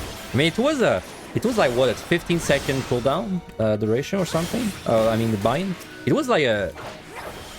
Was it 15 or 10? It wasn't more than 15. I'm pretty sure. Or maybe it's Ninja that was 15. Anyway, I used it for MLI mount sometimes. It wasn't that bad. I was actually scared they were gonna remove Bloodbath in Endwalker. Luckily, they did not. But, you know, when they were talking about reducing blood and bloat, I was scared Bloodbath was gonna eat it. And if Meelee's lost Bloodbath, oh my god. It would have sucked.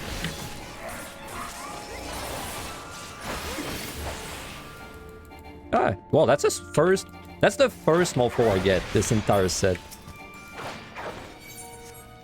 Pretty sure.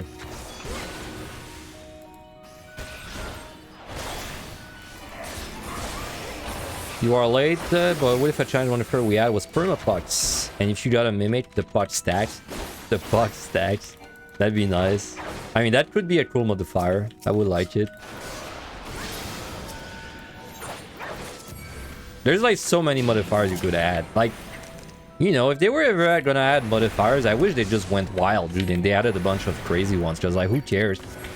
Like, who cares if the modifiers are unbalanced? You know?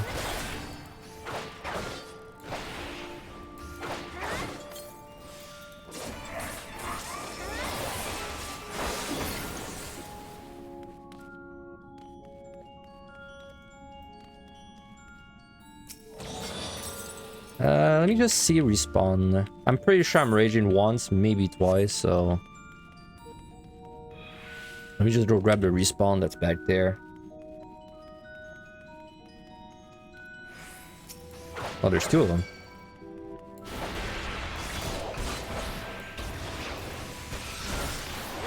Tank invuln are weird, man. Like, it's kind of... I find it cool that tanks have invulns. I think it's cool that they just have like invuln button. But I think what's not cool is that it's inconsistent. Like, you don't really know... Like, you don't know what invuln actually makes you invulnerable against. Like, sometimes it's force, sometimes it's not.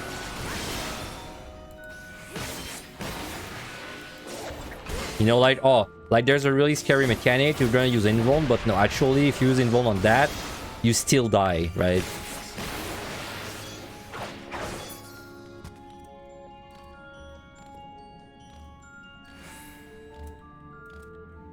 I mean, the only way you can tell is, does this mechanic look like it should be cheeseball or not? And if not, then usually it doesn't work.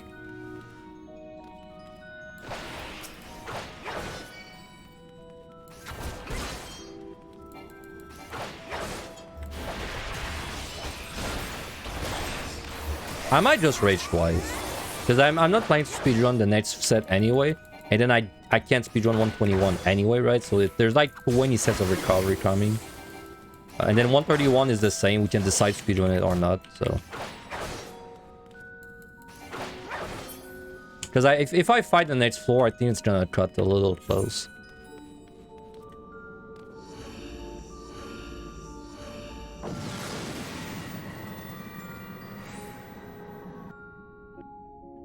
Man, you know what we need more of? We need more soft enrage. I love soft enrage mechanics.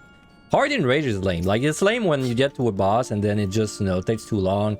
Starts casting at like 20-second bar, and then if that fills up, you lose.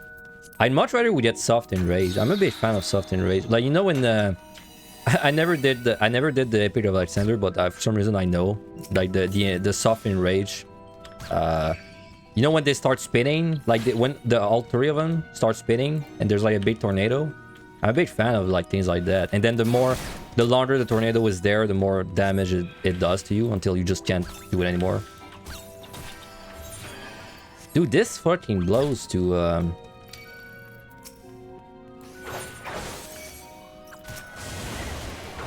this freaking blows to rage. Trying to find like a good angle and it just all sucks.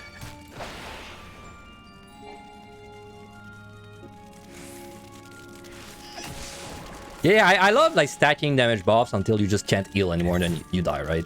That's my favorite kind of enrage. Hard enrage, I think it's always lame.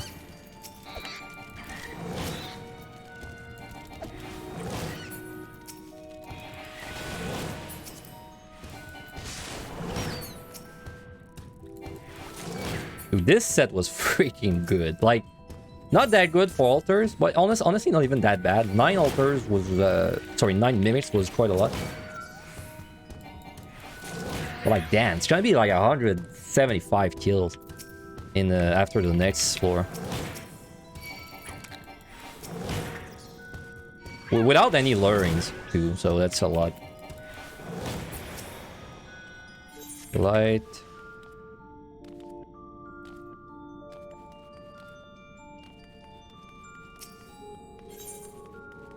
I'll use it.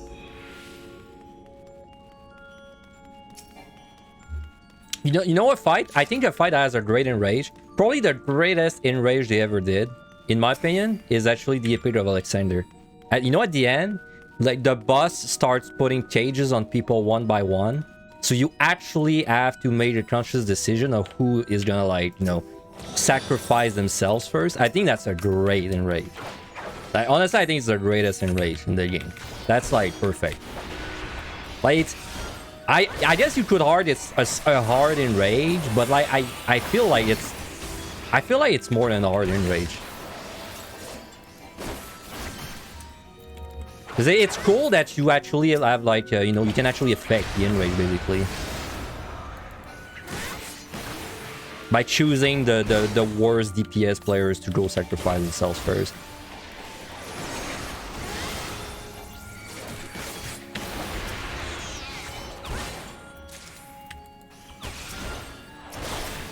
Oh my god, I got so many flight.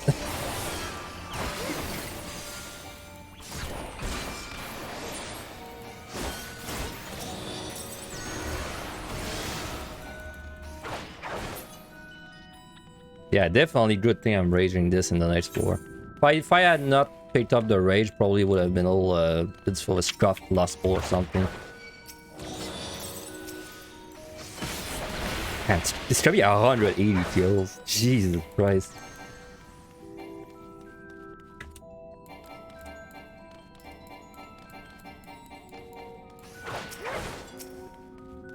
Oh yeah, this correct. I think I had another one too. So what did I sign on this boss? 330? Yeah, 330. I think honestly 330 is even generous. Probably 3 with lost strength.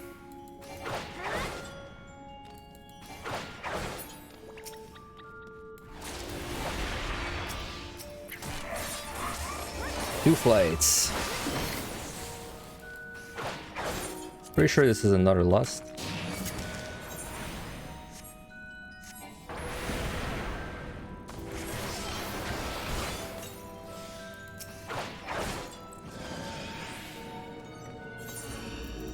Alright, so we side, we witching, we rage. We maybe don't have time to pick up chests. I'm gonna look for I'm gonna see if I have time. I don't think we can open any chests after we kill, because if we get a mimic, it's really bad.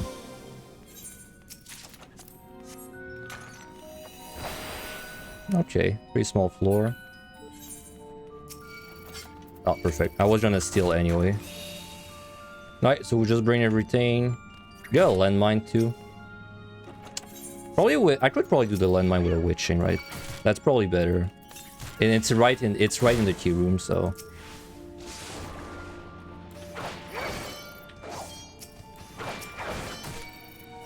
Oh no, I know what I'm gonna do. Anyway, gotta hurry up.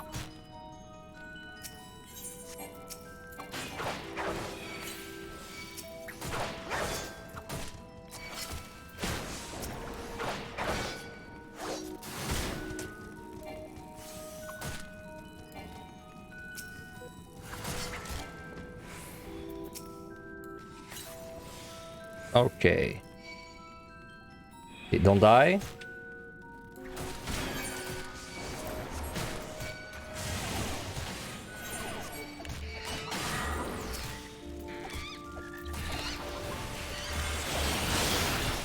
That was not clean.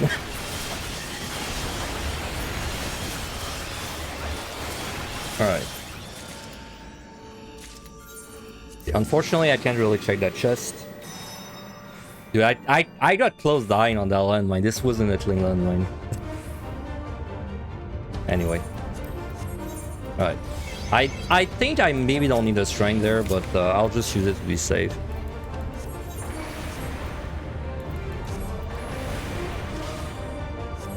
This was 179 kills. That's so many kills for having no lurings used.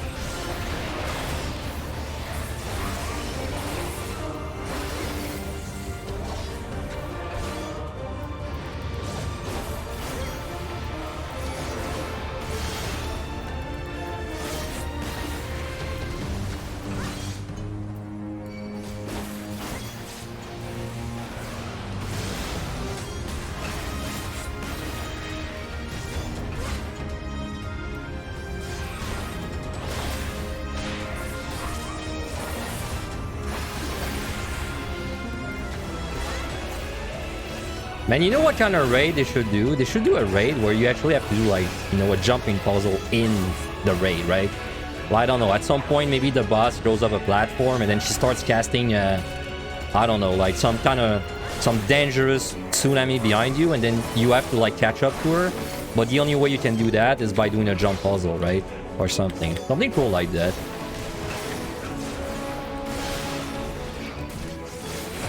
Don't ever make a raid for coordinates. Yeah, you better hope I never get to make a raid.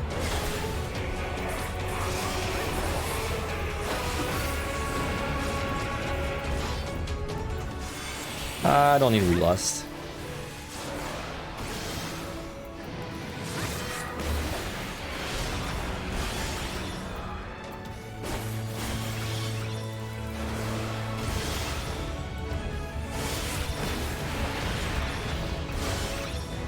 I mean, I'm the last person that should design your raids because I don't enjoy current raids, so you know.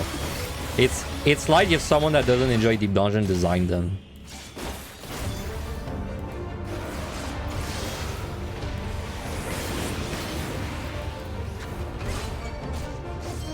But like I thought it was cool. Like, you know, in the Alliance raid, the last one, you know, the water lady, when she like pushes everyone back. And then you have to like run through a little bit of a gauntlet to catch up back to her and then like attack her. I like this. I love these kind of mechanics. Timer anxiety? Yeah, don't worry. You get used to it around there. This set was freaking great. Not the best I've seen, but still really great.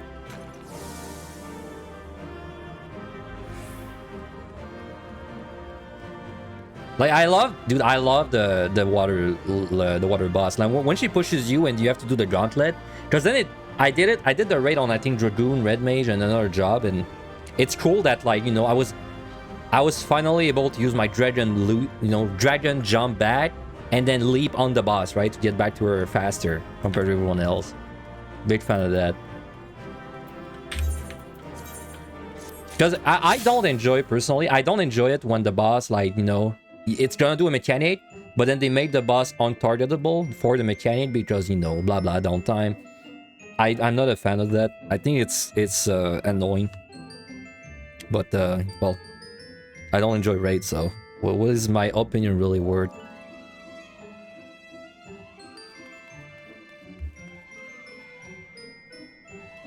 Pump anxiety? Nah, pump anxiety. We got like 60. Like if this was a clear, we would have 60 floors to get the palms back. That's like the entire Evan High early floors in length. So if you're having palm anxiety right now, you just stop. Don't have anxiety. Alright, anyway. Let's go. So there's no way I can speedrun this. And even if I could, I don't really know if it'd be worth on Dragoon. I still like raising this set because it has a lot of gotchas monsters. And by this I mean really the frogs.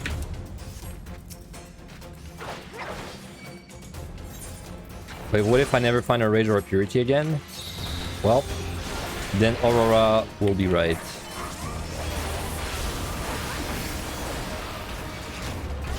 We will have to admit that Aurora was right all along.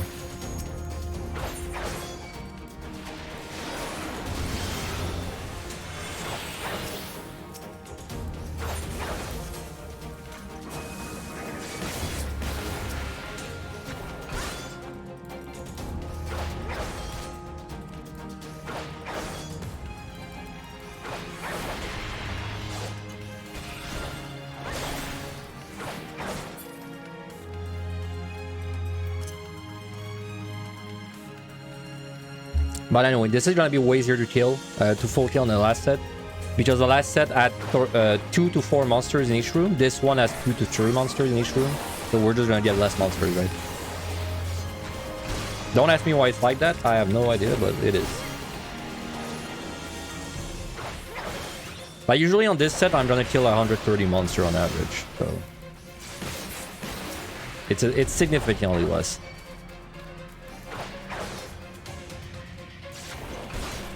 Yeah, respawn happened, but I don't know where.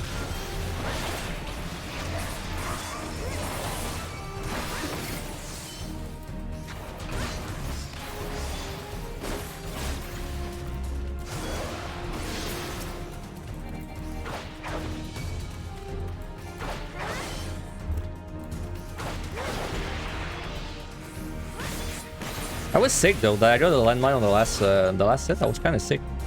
That did save me a rage, which I'm probably gonna use on this set. Probably like I'm gonna get a gloom or something, and I'm just gonna let it rip. Well, that's a bad start. Kind of a small floor.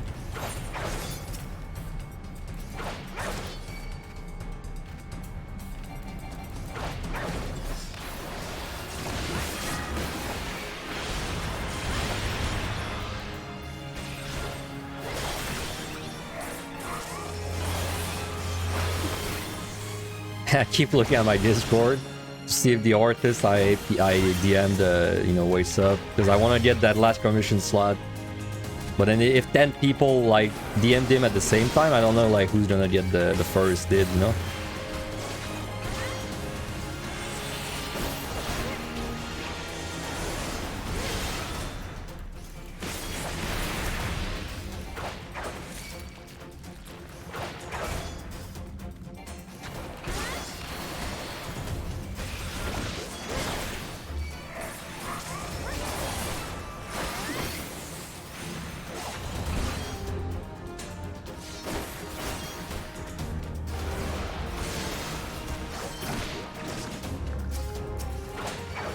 Which ain't great.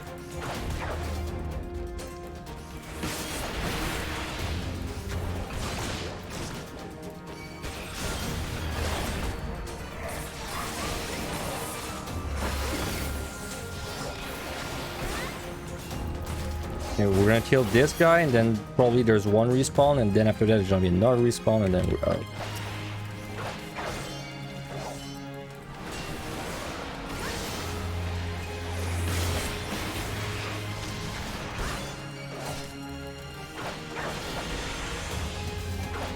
Oh, when you jump? Okay, well, that does sound weird. But when you jump, during jump, you actually skip the whole animation. You guys see that?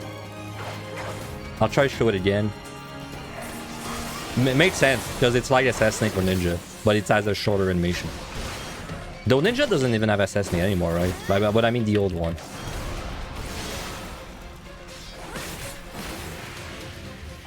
Wait, what the hell is that chest?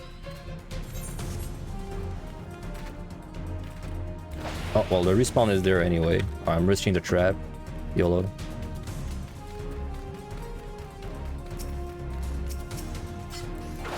Intuition. But yeah, look, if I jump, I skip the whole animation. Saw that? Like, I don't get luck at all.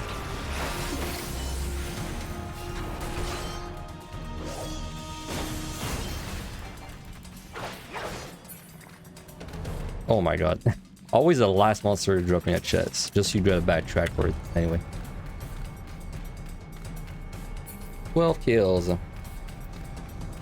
Yeah, I mean you're locked in your direction because, you know, it's the momentum, but like, you know, that's how we use bombs. And I've used probably tens of thousands of bombs, so I'm used to it. I'm used to being locked in the momentum.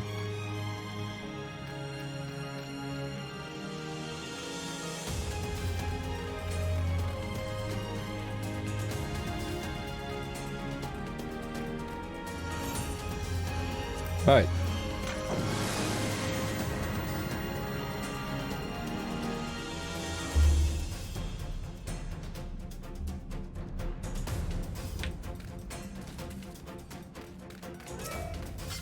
Steel. We really gotta... I mean, we have a lot of time to get the bombs back, but if we want to attempt speedrunning 131, we need to find side strength and rages back. But that's not like a top priority. I would rather find like a million alterations. That's way more points.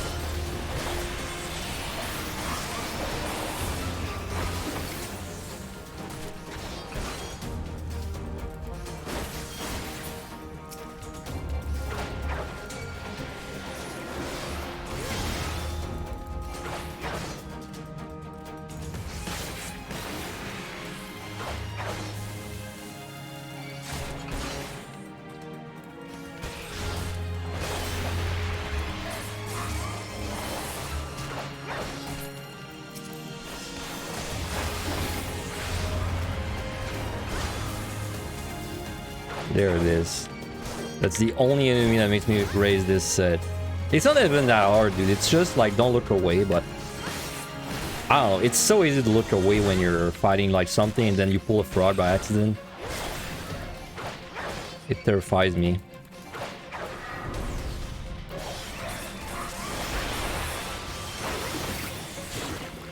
It's not a one-shot, especially if you have a steal, but it's a lot of damage. There we go.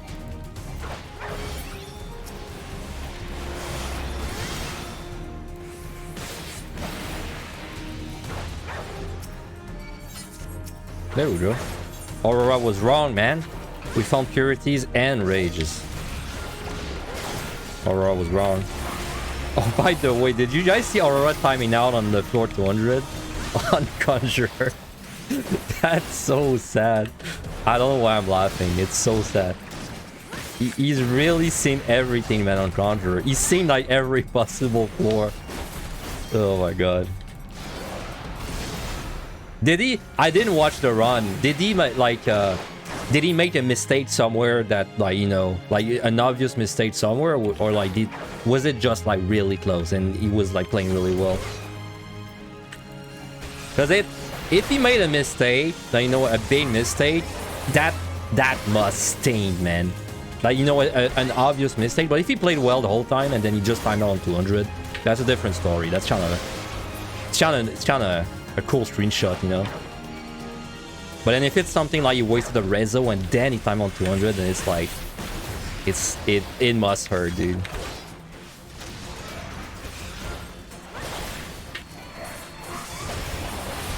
Not really. 189 force or rage for 2 kills on a high kill. Dang. That sucks. That happens sometimes. That happens.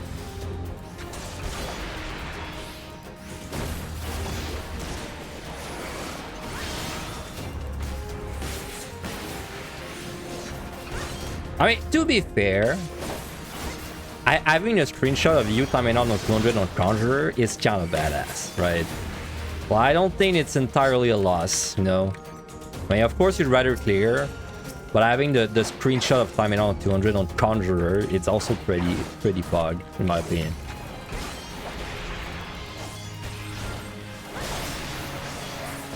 It still never happened to me, man. I still don't have a screenshot of me timing out on 200. I've only timed out in Evan High on 100 twice, but it's never happened to me in PotD or EO. Oh, not that bad actually. Oh, I have a Razor too.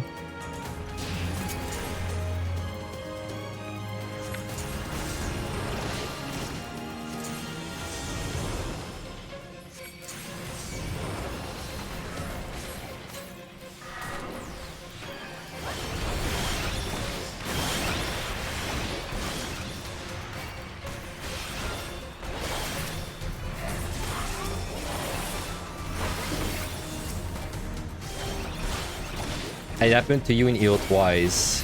On a 192 and a 193. Not mad at all. I mean, more than once. If it happens more than once, it can maybe get annoying. I think the first time is always kind of funny though.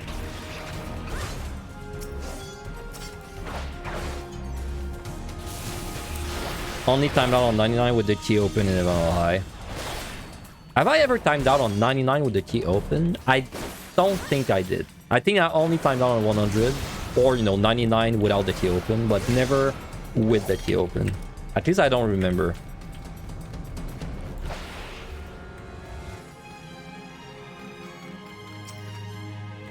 Another small floor, too bad. But we did get a low ring, so.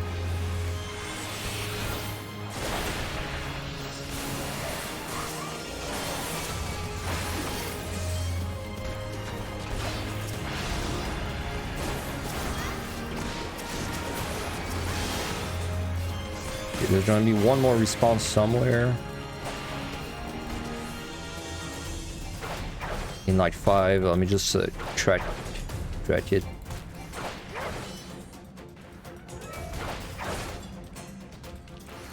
Well, I hope it's not behind the pillar.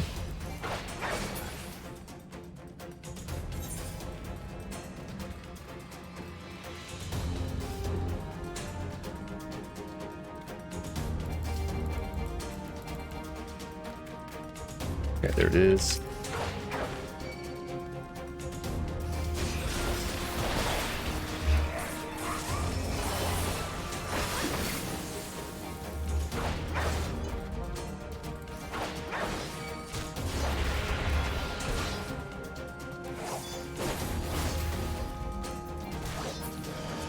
Oh, I picked up an altar. Didn't even remember that.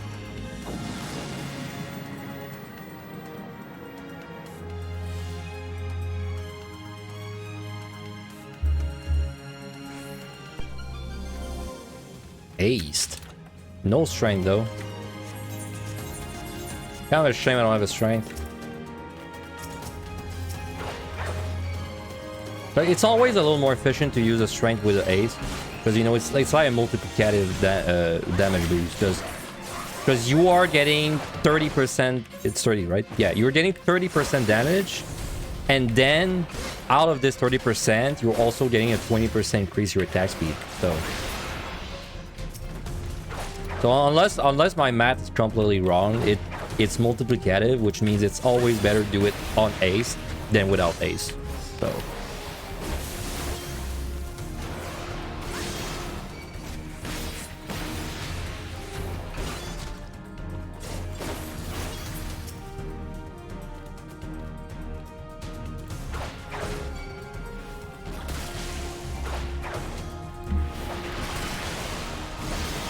Trojans. Hey, what's up, Sandus? Good morning to you. Oh, hello. The boys. The boys, dude.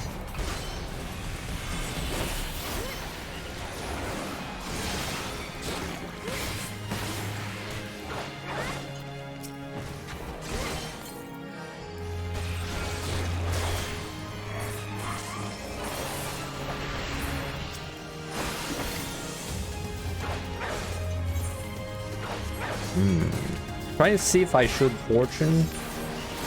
I don't think I will. Let me get the Corrigans first, because maybe they'll give me a strength.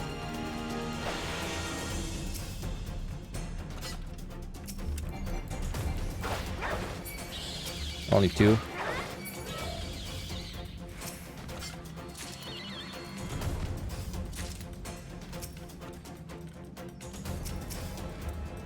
No, they only had lust.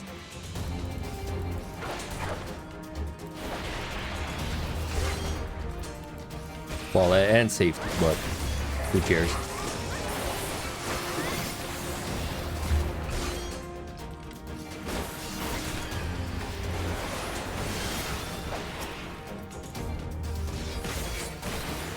Wow, look at that key.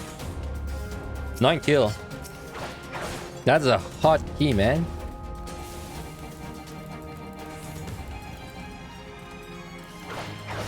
That's a hot key. Hot as hell.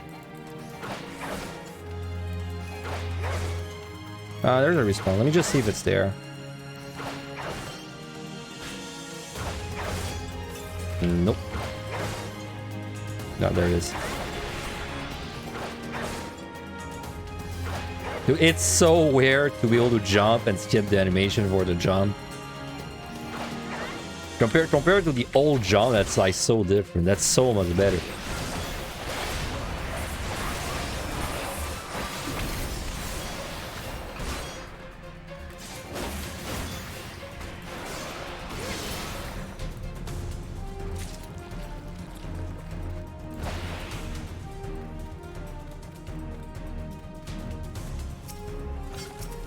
Oh, sight, nice. So the sights are important for the next set, because the next set has very high luring rate. The more we find, the better. We're gonna use basically all of them next set, and then we're gonna pray we find them again for 131 if we do a speed run. If we don't find them again for 31, we just don't speed run 131.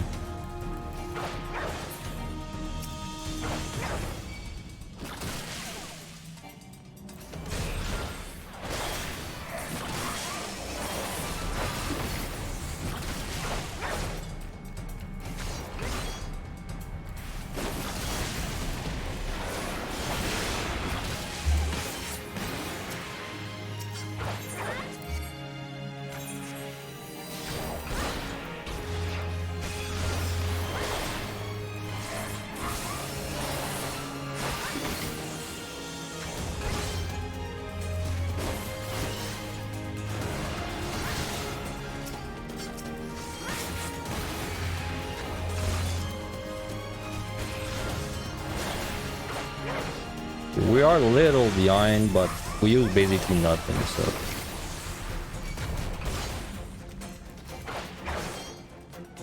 Because I'm not even doing AoE pulls when I could, honestly.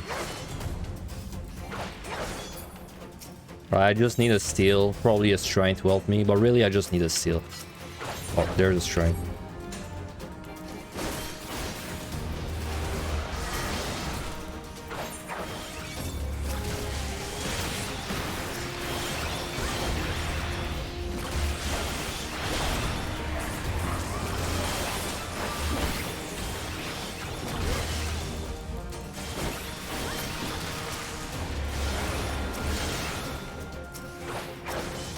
There's a respawn. Do I go look for it? I think I do. There's probably two of them, in fact. Like, there's the one about to happen, and then there's the one already there.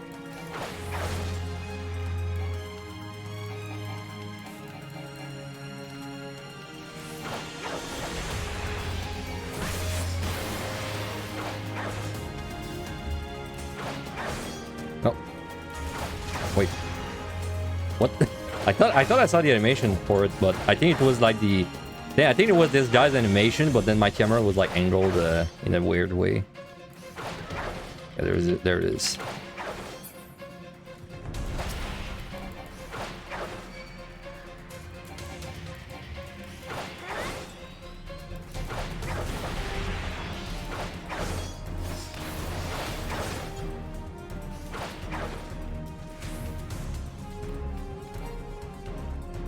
No, there it is. That's the one that just respawned.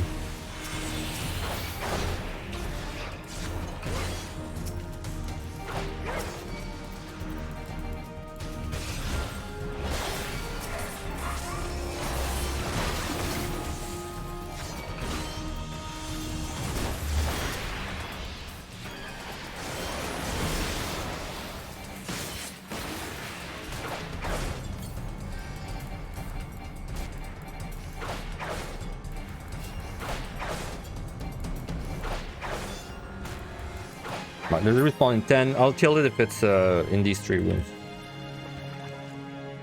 Because if it's only 1, I don't want to go back like 6 rooms for it.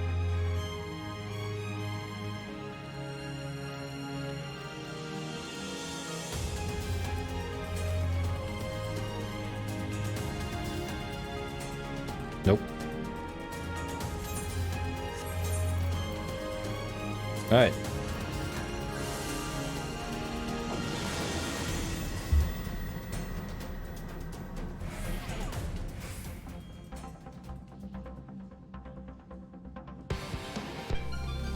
HP down, I got a sight, that's good.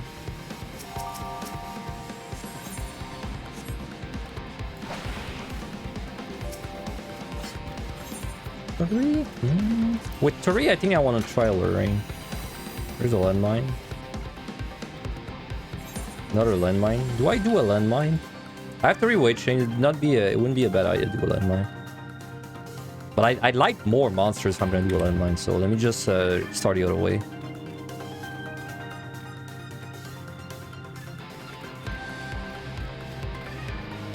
Maybe there's a treasure room. Copium. Bang. I have 3 purities though.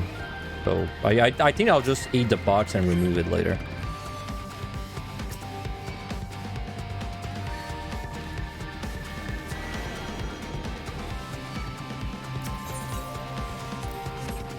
Alright. This will dictate how my landmine is. Which channel? Nice. Oh.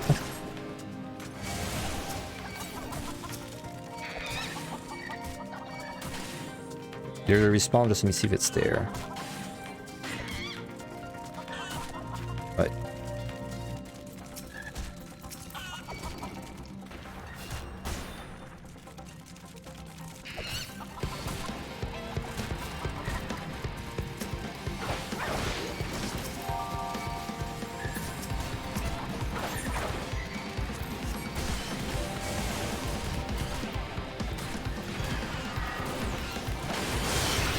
Oh my god, that wasn't clean. That wasn't clean at all, dude. Wow, I'm lucky I survived. My HP dipped low there. God, man, these landmines are freaking ass in execution. I mean, they're good to do, but they're ass in the wind doing them. But I did not deserve to live there.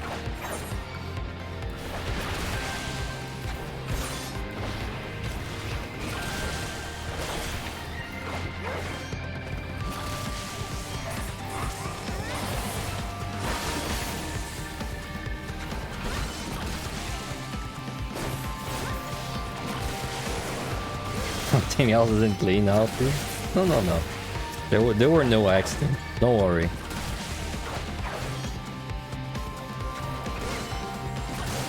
Only my heart almost had an accident.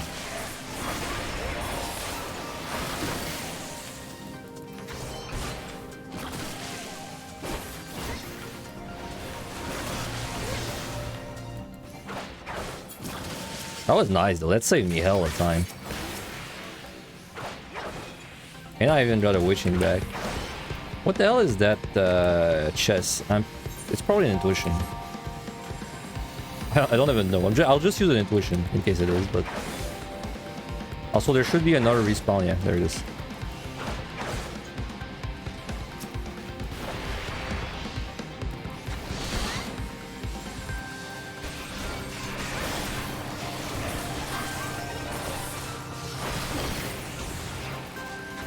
It's not like I don't have an amazing kill count. It's not that bad. Like 66 after this floor. Not that bad. I've had way worse.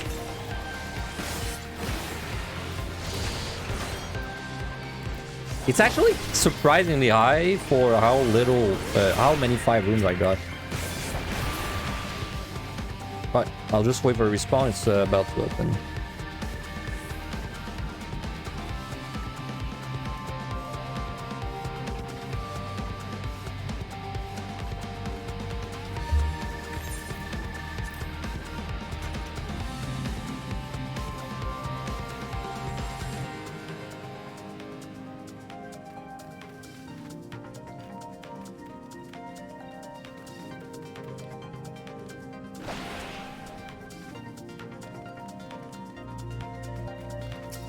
There it is.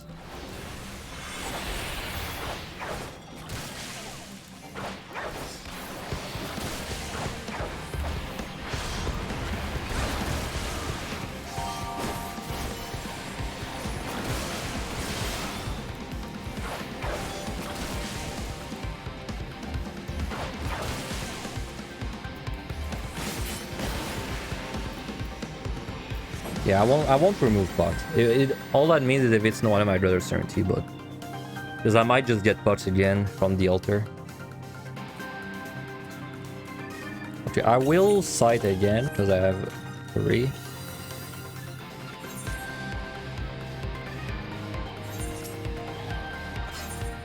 Now this is gonna be difficult to witching landmine again because like so many slimes and snakes.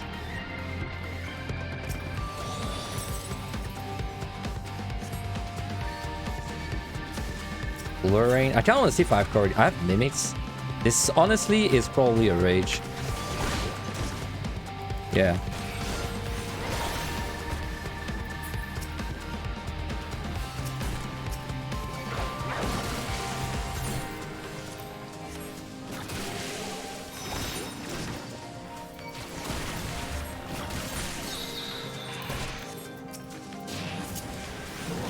Purity maybe overkill there. I don't think it, with the 30-second region, I don't think it was really necessary. But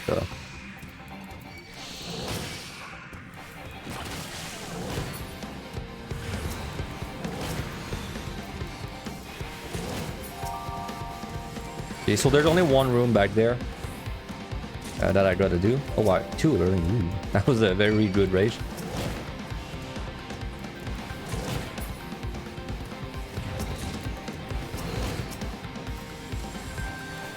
And I would have time for a 3rd Lorraine as well.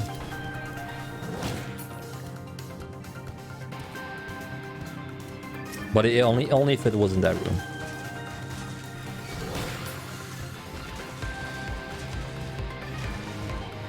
Good.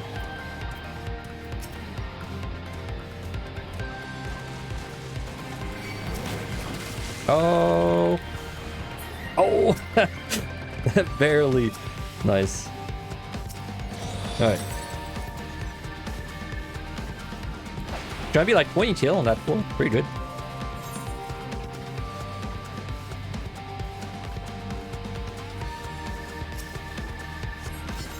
And raising back.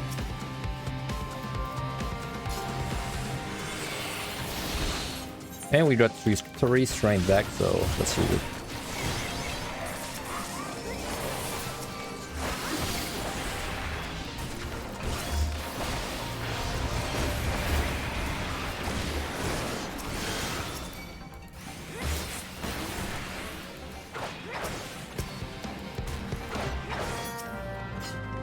And then there is a respawn maybe behind me.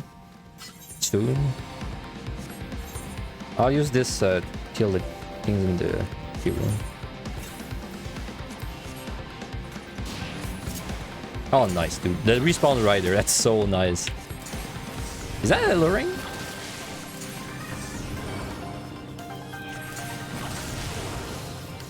Move your ass? No, it's not.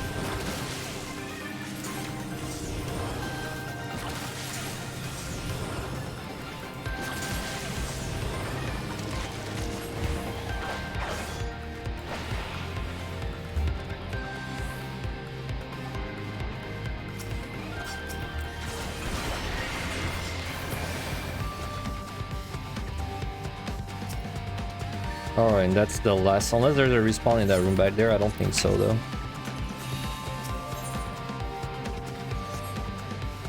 Nope.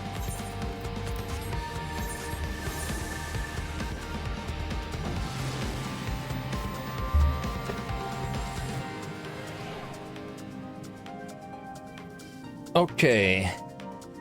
5, 6, 7, 8, 9. Okay, 4 floors left.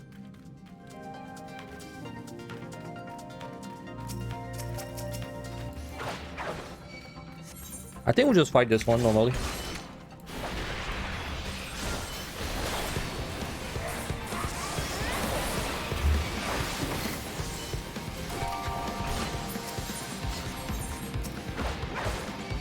Damn, that's a bait 4. Maybe I fortune this.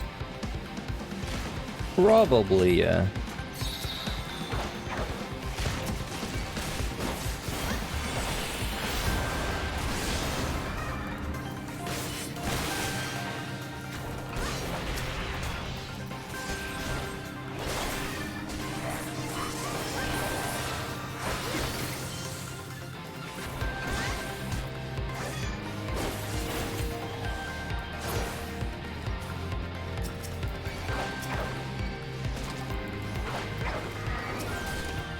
I don't even know on 3 target if this is like a gain, because it's 330 per cast. I don't know, man. That's a gain on 3 target.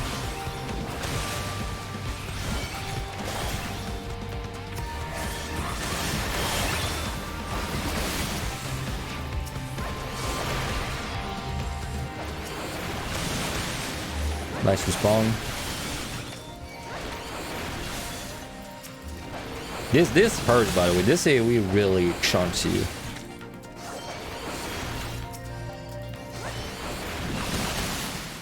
I saw a Smundrel die to that, and he like exploded when it hit him. He was playing Machinist.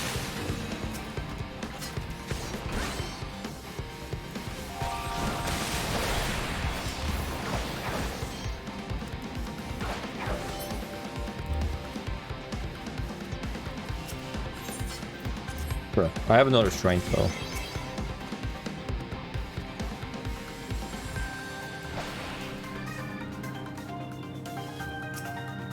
Oh yeah, it's maximum size. Hell yeah.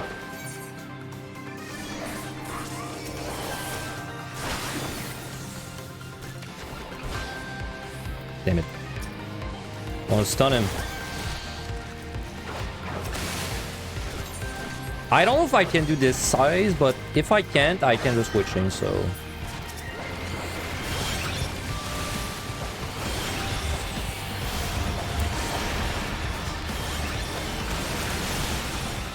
mean, it looks fine, but I'm more worried about when I lose Bloodbath there.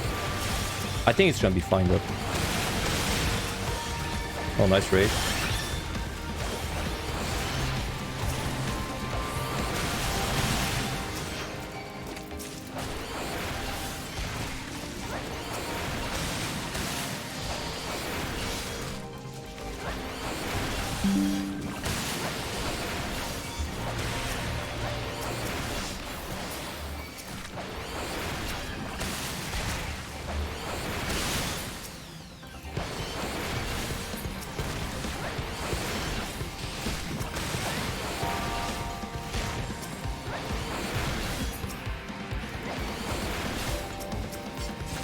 Deal, sure.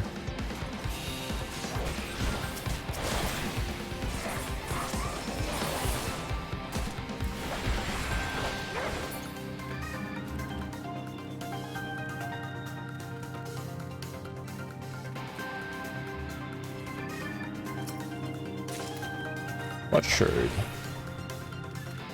Okay, I saw a snake going left. Let me just catch it.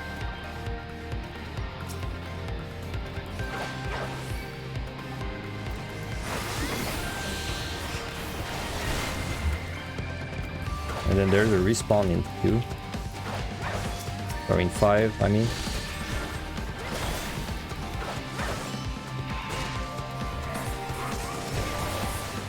Damn, I wish I saw it there. Because now I don't know if it's in the rooms back there or if it's gonna be like a respawn in the room I haven't explored yet. Yeah, I can't tell because it could have been 3 from the beginning. I'm gonna have to backtrack a little bit.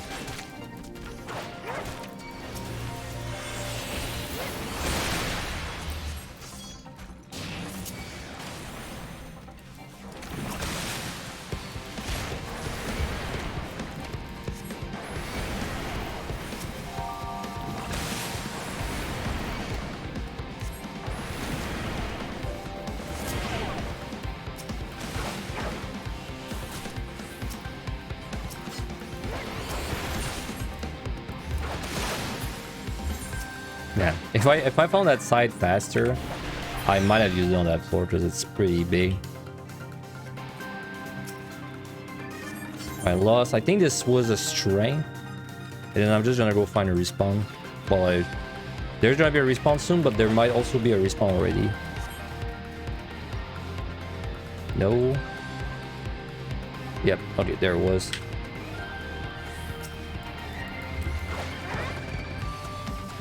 Oh, I haven't looked at the time in a while. We're doing fine. We're doing fine. Maybe we raid one more time, but that's it.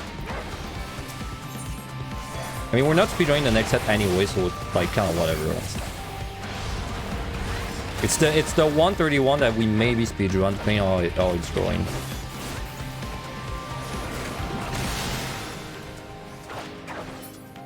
All right.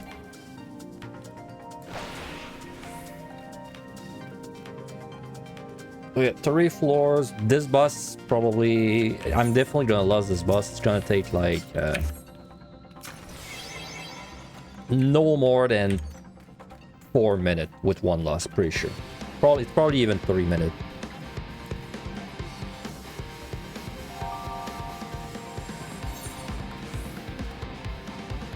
I have finally run out of affluence though. I think I've affluence like the past 10 floors or something.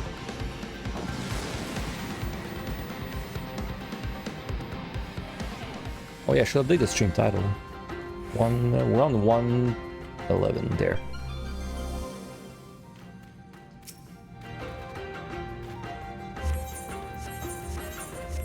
170. I think outside. Damn, I thought this was bigger, man. I baited myself. But it's okay. If we find a Lorraine, it's not a waste. Don't find a Lorraine, don't feel bad.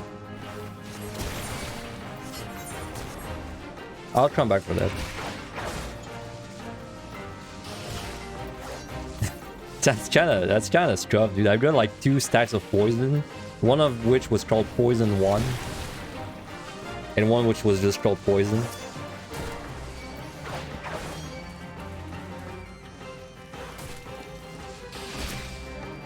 Rage.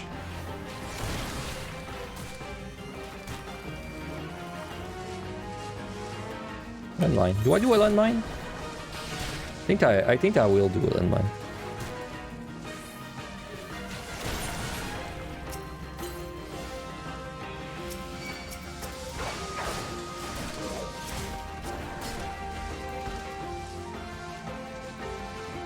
There's a respawn in 10. I don't really care where it is though. If I'm lucky, it's gonna be right there. Yeah, that was a crappy floor. Kind of a shame.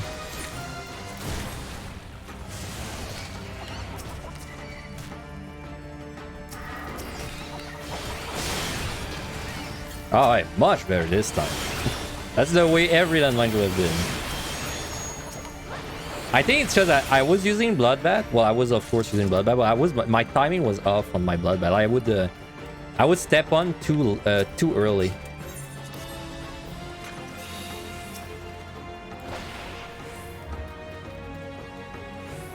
Damn, this is only 10 kill. 10 after I kill the respawn. 11 if I kill 2.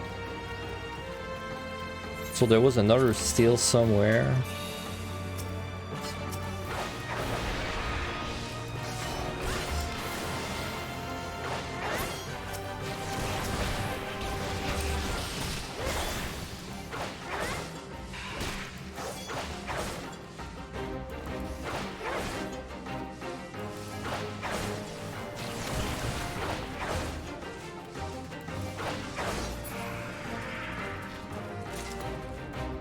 Okay, I'm just gonna kill the next respawn again. We've got plenty of time at this point, so...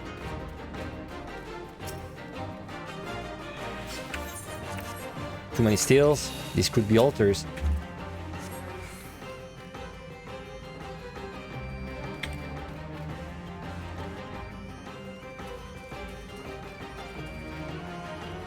There it is. Wipe at 191 and now you can't get past 20. That's like the on tilt, you know, like when you do a file again, but then you're still like kind of on tilt from the last run, and it's hard to climb back up. I mean, you'll get past 20 though. Like you just gotta be more careful, right? Gonna take it slow.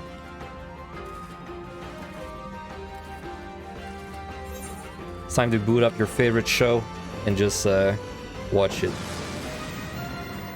Or your favorite YouTube documentary on speedrun history for like that is like 4 hours long. That's what I do. Switching.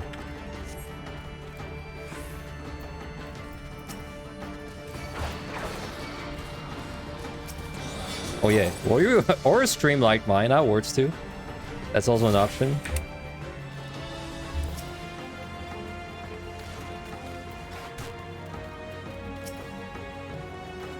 Steal.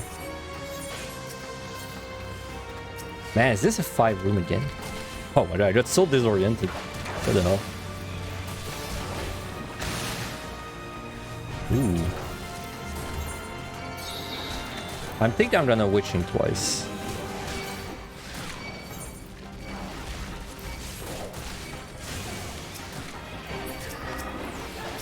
Unless I just do like mega damage and kill all of them. I don't know, maybe? I don't think so, though.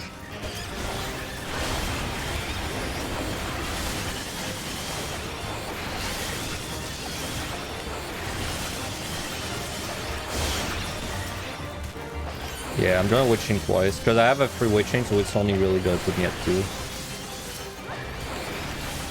If I let this pull out of the witching, they'll kill me really fast. What do you call the vehicle people used to move out? Trucks or van? A moving truck, right? I think you call it a moving truck.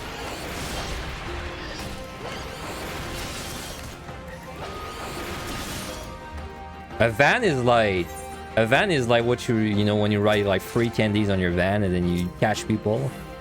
I think that's a van. Rizzo. Or maybe you, I don't know, if you want to catch a deep dungeoner, you probably write like free rages.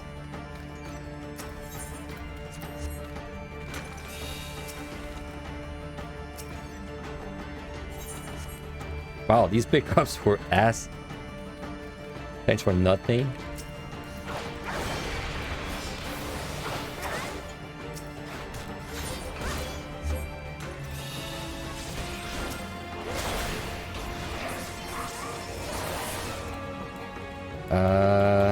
Oh yeah, and the witch chain is the chest I left at the entrance. Okay. Oh, that's pretty. That's 6th room, not bad. With a trader room. This actually has been this has been a pretty good set. So it's still going strong.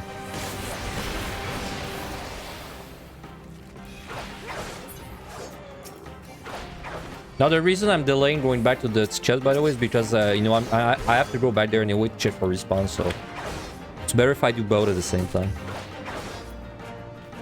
Source, trust me, bro.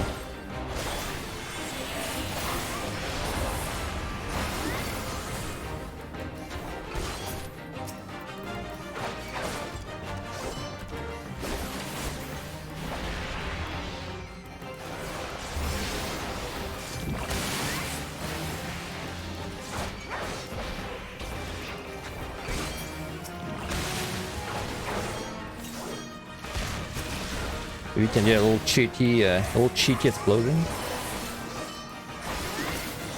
Nope.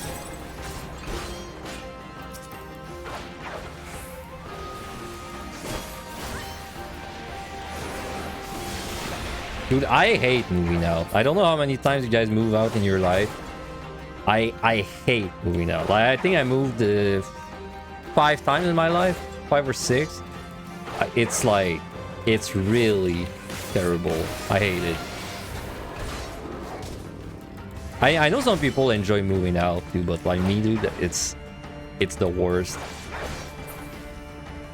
Just like, dude, you like, you know, you gotta pick up all the chaos, you know, like, but like it's organized chaos, right? Because, you know, everything's kind of dirty. Well, not dirty, but like everything is out of place, but at the same time you kind of know where it is, and then when you move out, you gotta, like, you know, reset that.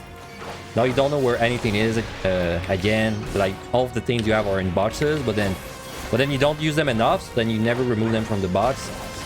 And then when you want to use them, you're like, but it's in the box, I don't really want to bother. Plus the actual day of moving out also sucks. But it sucks if you're like doing it by yourself. If you pay people to move for you, it's way less bad.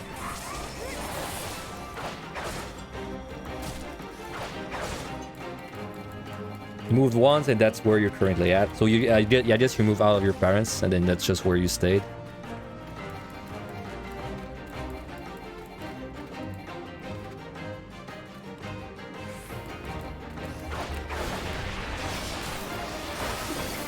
Yeah, I mean, the act of moving out, like the day you move out, it sucks, but it sucks like it sucks for a long time, dude. It sucks like weeks before, because you gotta like organize everything, and then it also sucks like weeks after, because you're not like as comfy in your new house. Like specifically, dude, plugging my computer back is so painful. There's so many wires, man. And then, you know, the desk itself also not really fun to have to assemble it back.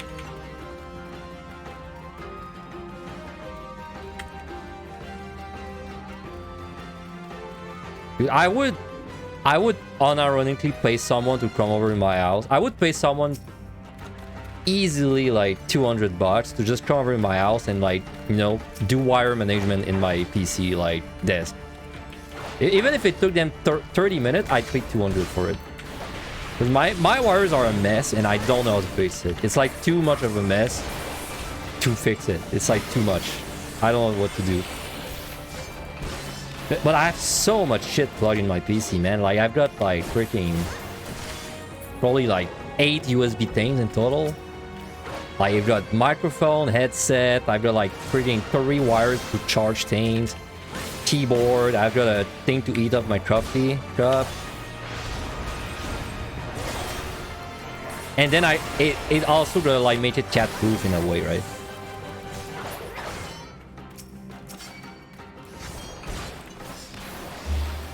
Also, I've got three monitors, right? That also doesn't help. Also, I like having my computer on my desk. But it's not that I like, it's because I need to. Because if I don't have it on my desk, my cats are gonna like chew up my wires behind my computer. So.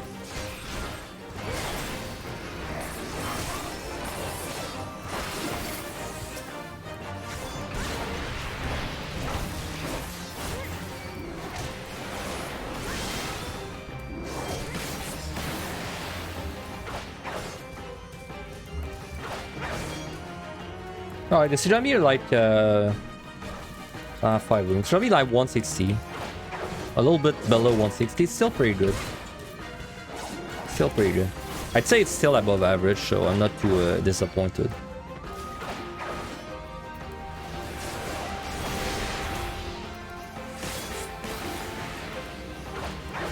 I'm probably gonna stop at 150 today, by the way. Like, if I did some speedruns, maybe I'd done the whole thing, but without speedruns, this is like 11 hours. Like, if you count the times, you know, where I'm not doing anything, plus the times it takes to just run, that's like 11 hours. Too much.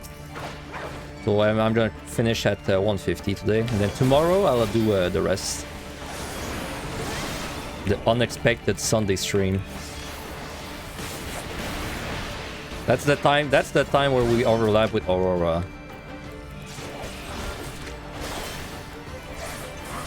And then, you know, that's the day where Aurora shows up in my chat and he's like, I can never watch you. You always stream at the same time. But then he doesn't show up when it's, you know, days where he doesn't stream. Motherfucker. Try and make me feel bad, dude.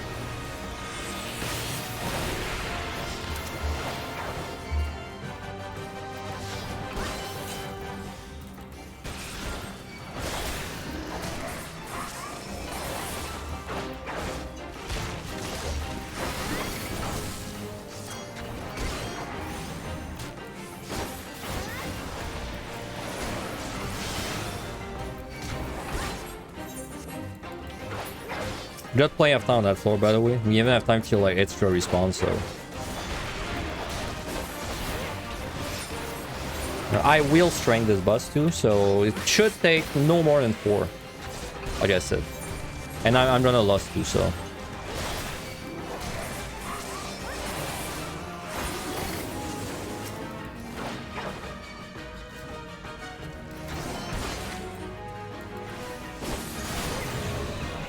Oh my god! That luring was so close to the wall. What the hell? Man, it's gonna be a little spicy because I'm losing my steel like now.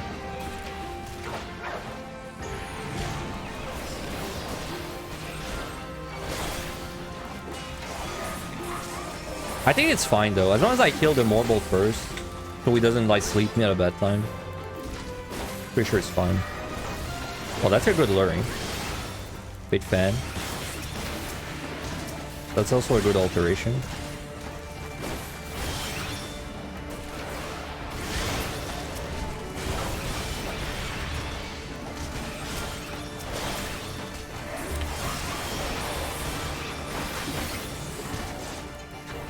Alright, so you guys are not allowed to have time anxiety.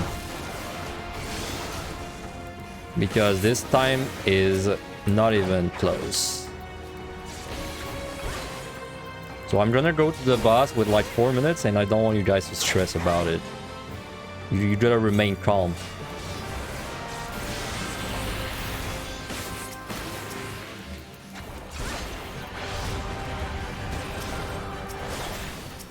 Oh, still very nice for the boss. Save me potions.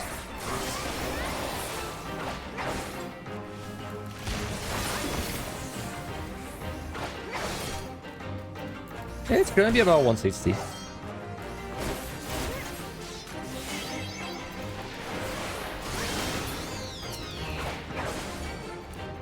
Oh yeah, Angelus. I gotta catch Angelus score run. I mean, there's 2 people actually that were doing score runs. There's Azure Light, I think. Is that what he's called? The guy that used my guys and gave me a shout out. I heard he's doing an EO score run. I gotta catch that. And there's also Angelus doing the Warrior score run. I'd like to catch a little bit of that.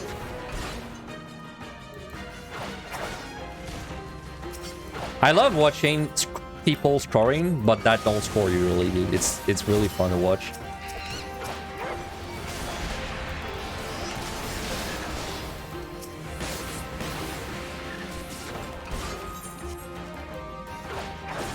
Got a pretty solid run, man. If we keep getting sets like that, this is almost guaranteed to be my 3.3 if we keep this up, but I could definitely see this going to like 3.35 if we keep up that luck. 3.4, I don't know. 3.4 on a melee, I think it's kind of rough. Like, it would need a lot of luck. 3.35 though, I see that being very possible. Dude, 30.4 would be kind of insane. Like on Dragoon, this would not be a...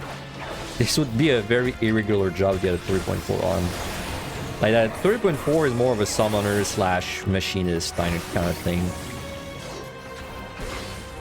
Dude, that's a purity. So I just on for respawn. Well, how convenient. I'm pretty sure there's one more respawn. And then after that I kill one more. And then we're good to go.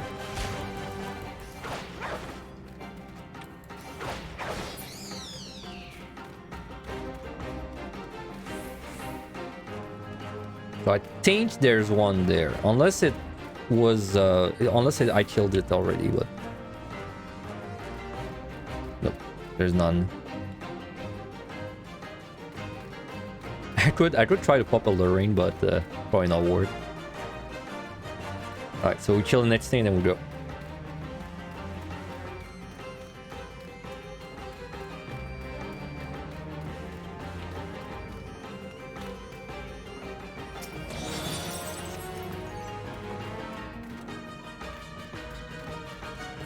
Yeah, we don't need purity.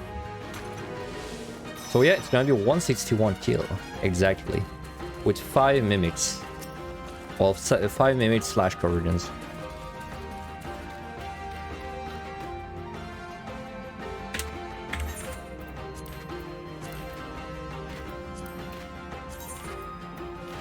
Victory reveal. That's the new emote, right?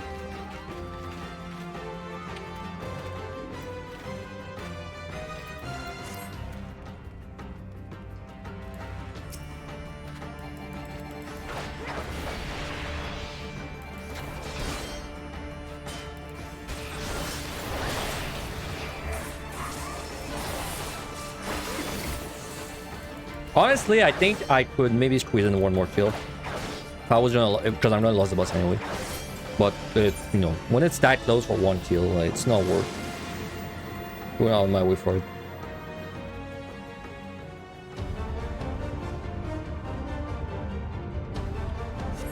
All right.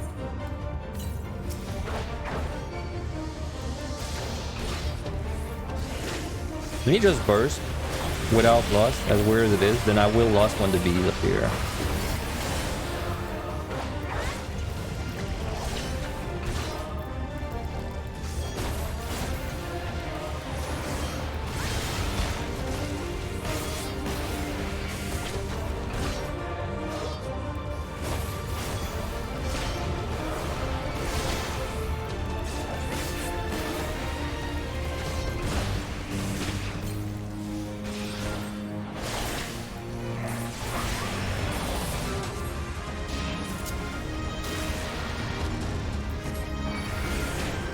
Oh, that timing, man. I was almost perfectly timed, but they arrived like a little late.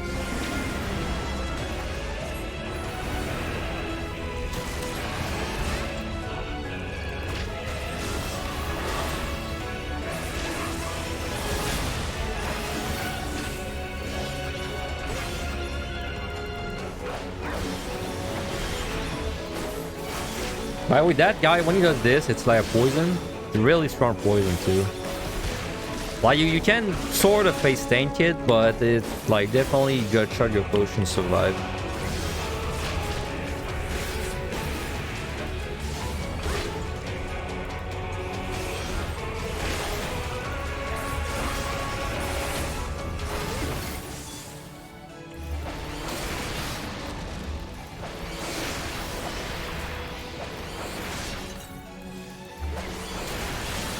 Bro, that does like no damage.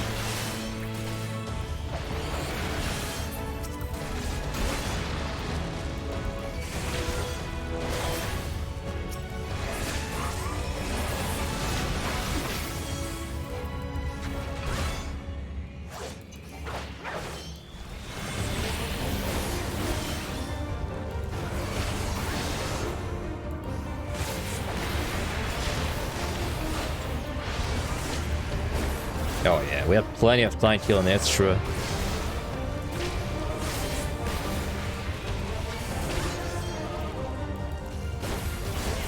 Don't know, it could have been an extra kill is 300 points. Could have been an extra kill that gives you an altar, and then the altar is a treasure room of Corrigans.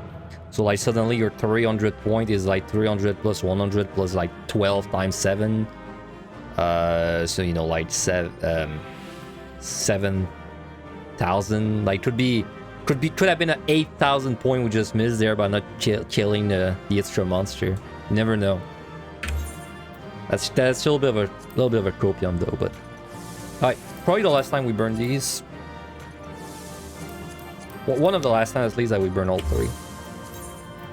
Alright, still a really solid run, 1500 kills. We're not speedrunning this, but I never speedrun this set. It's not even an option, in my opinion.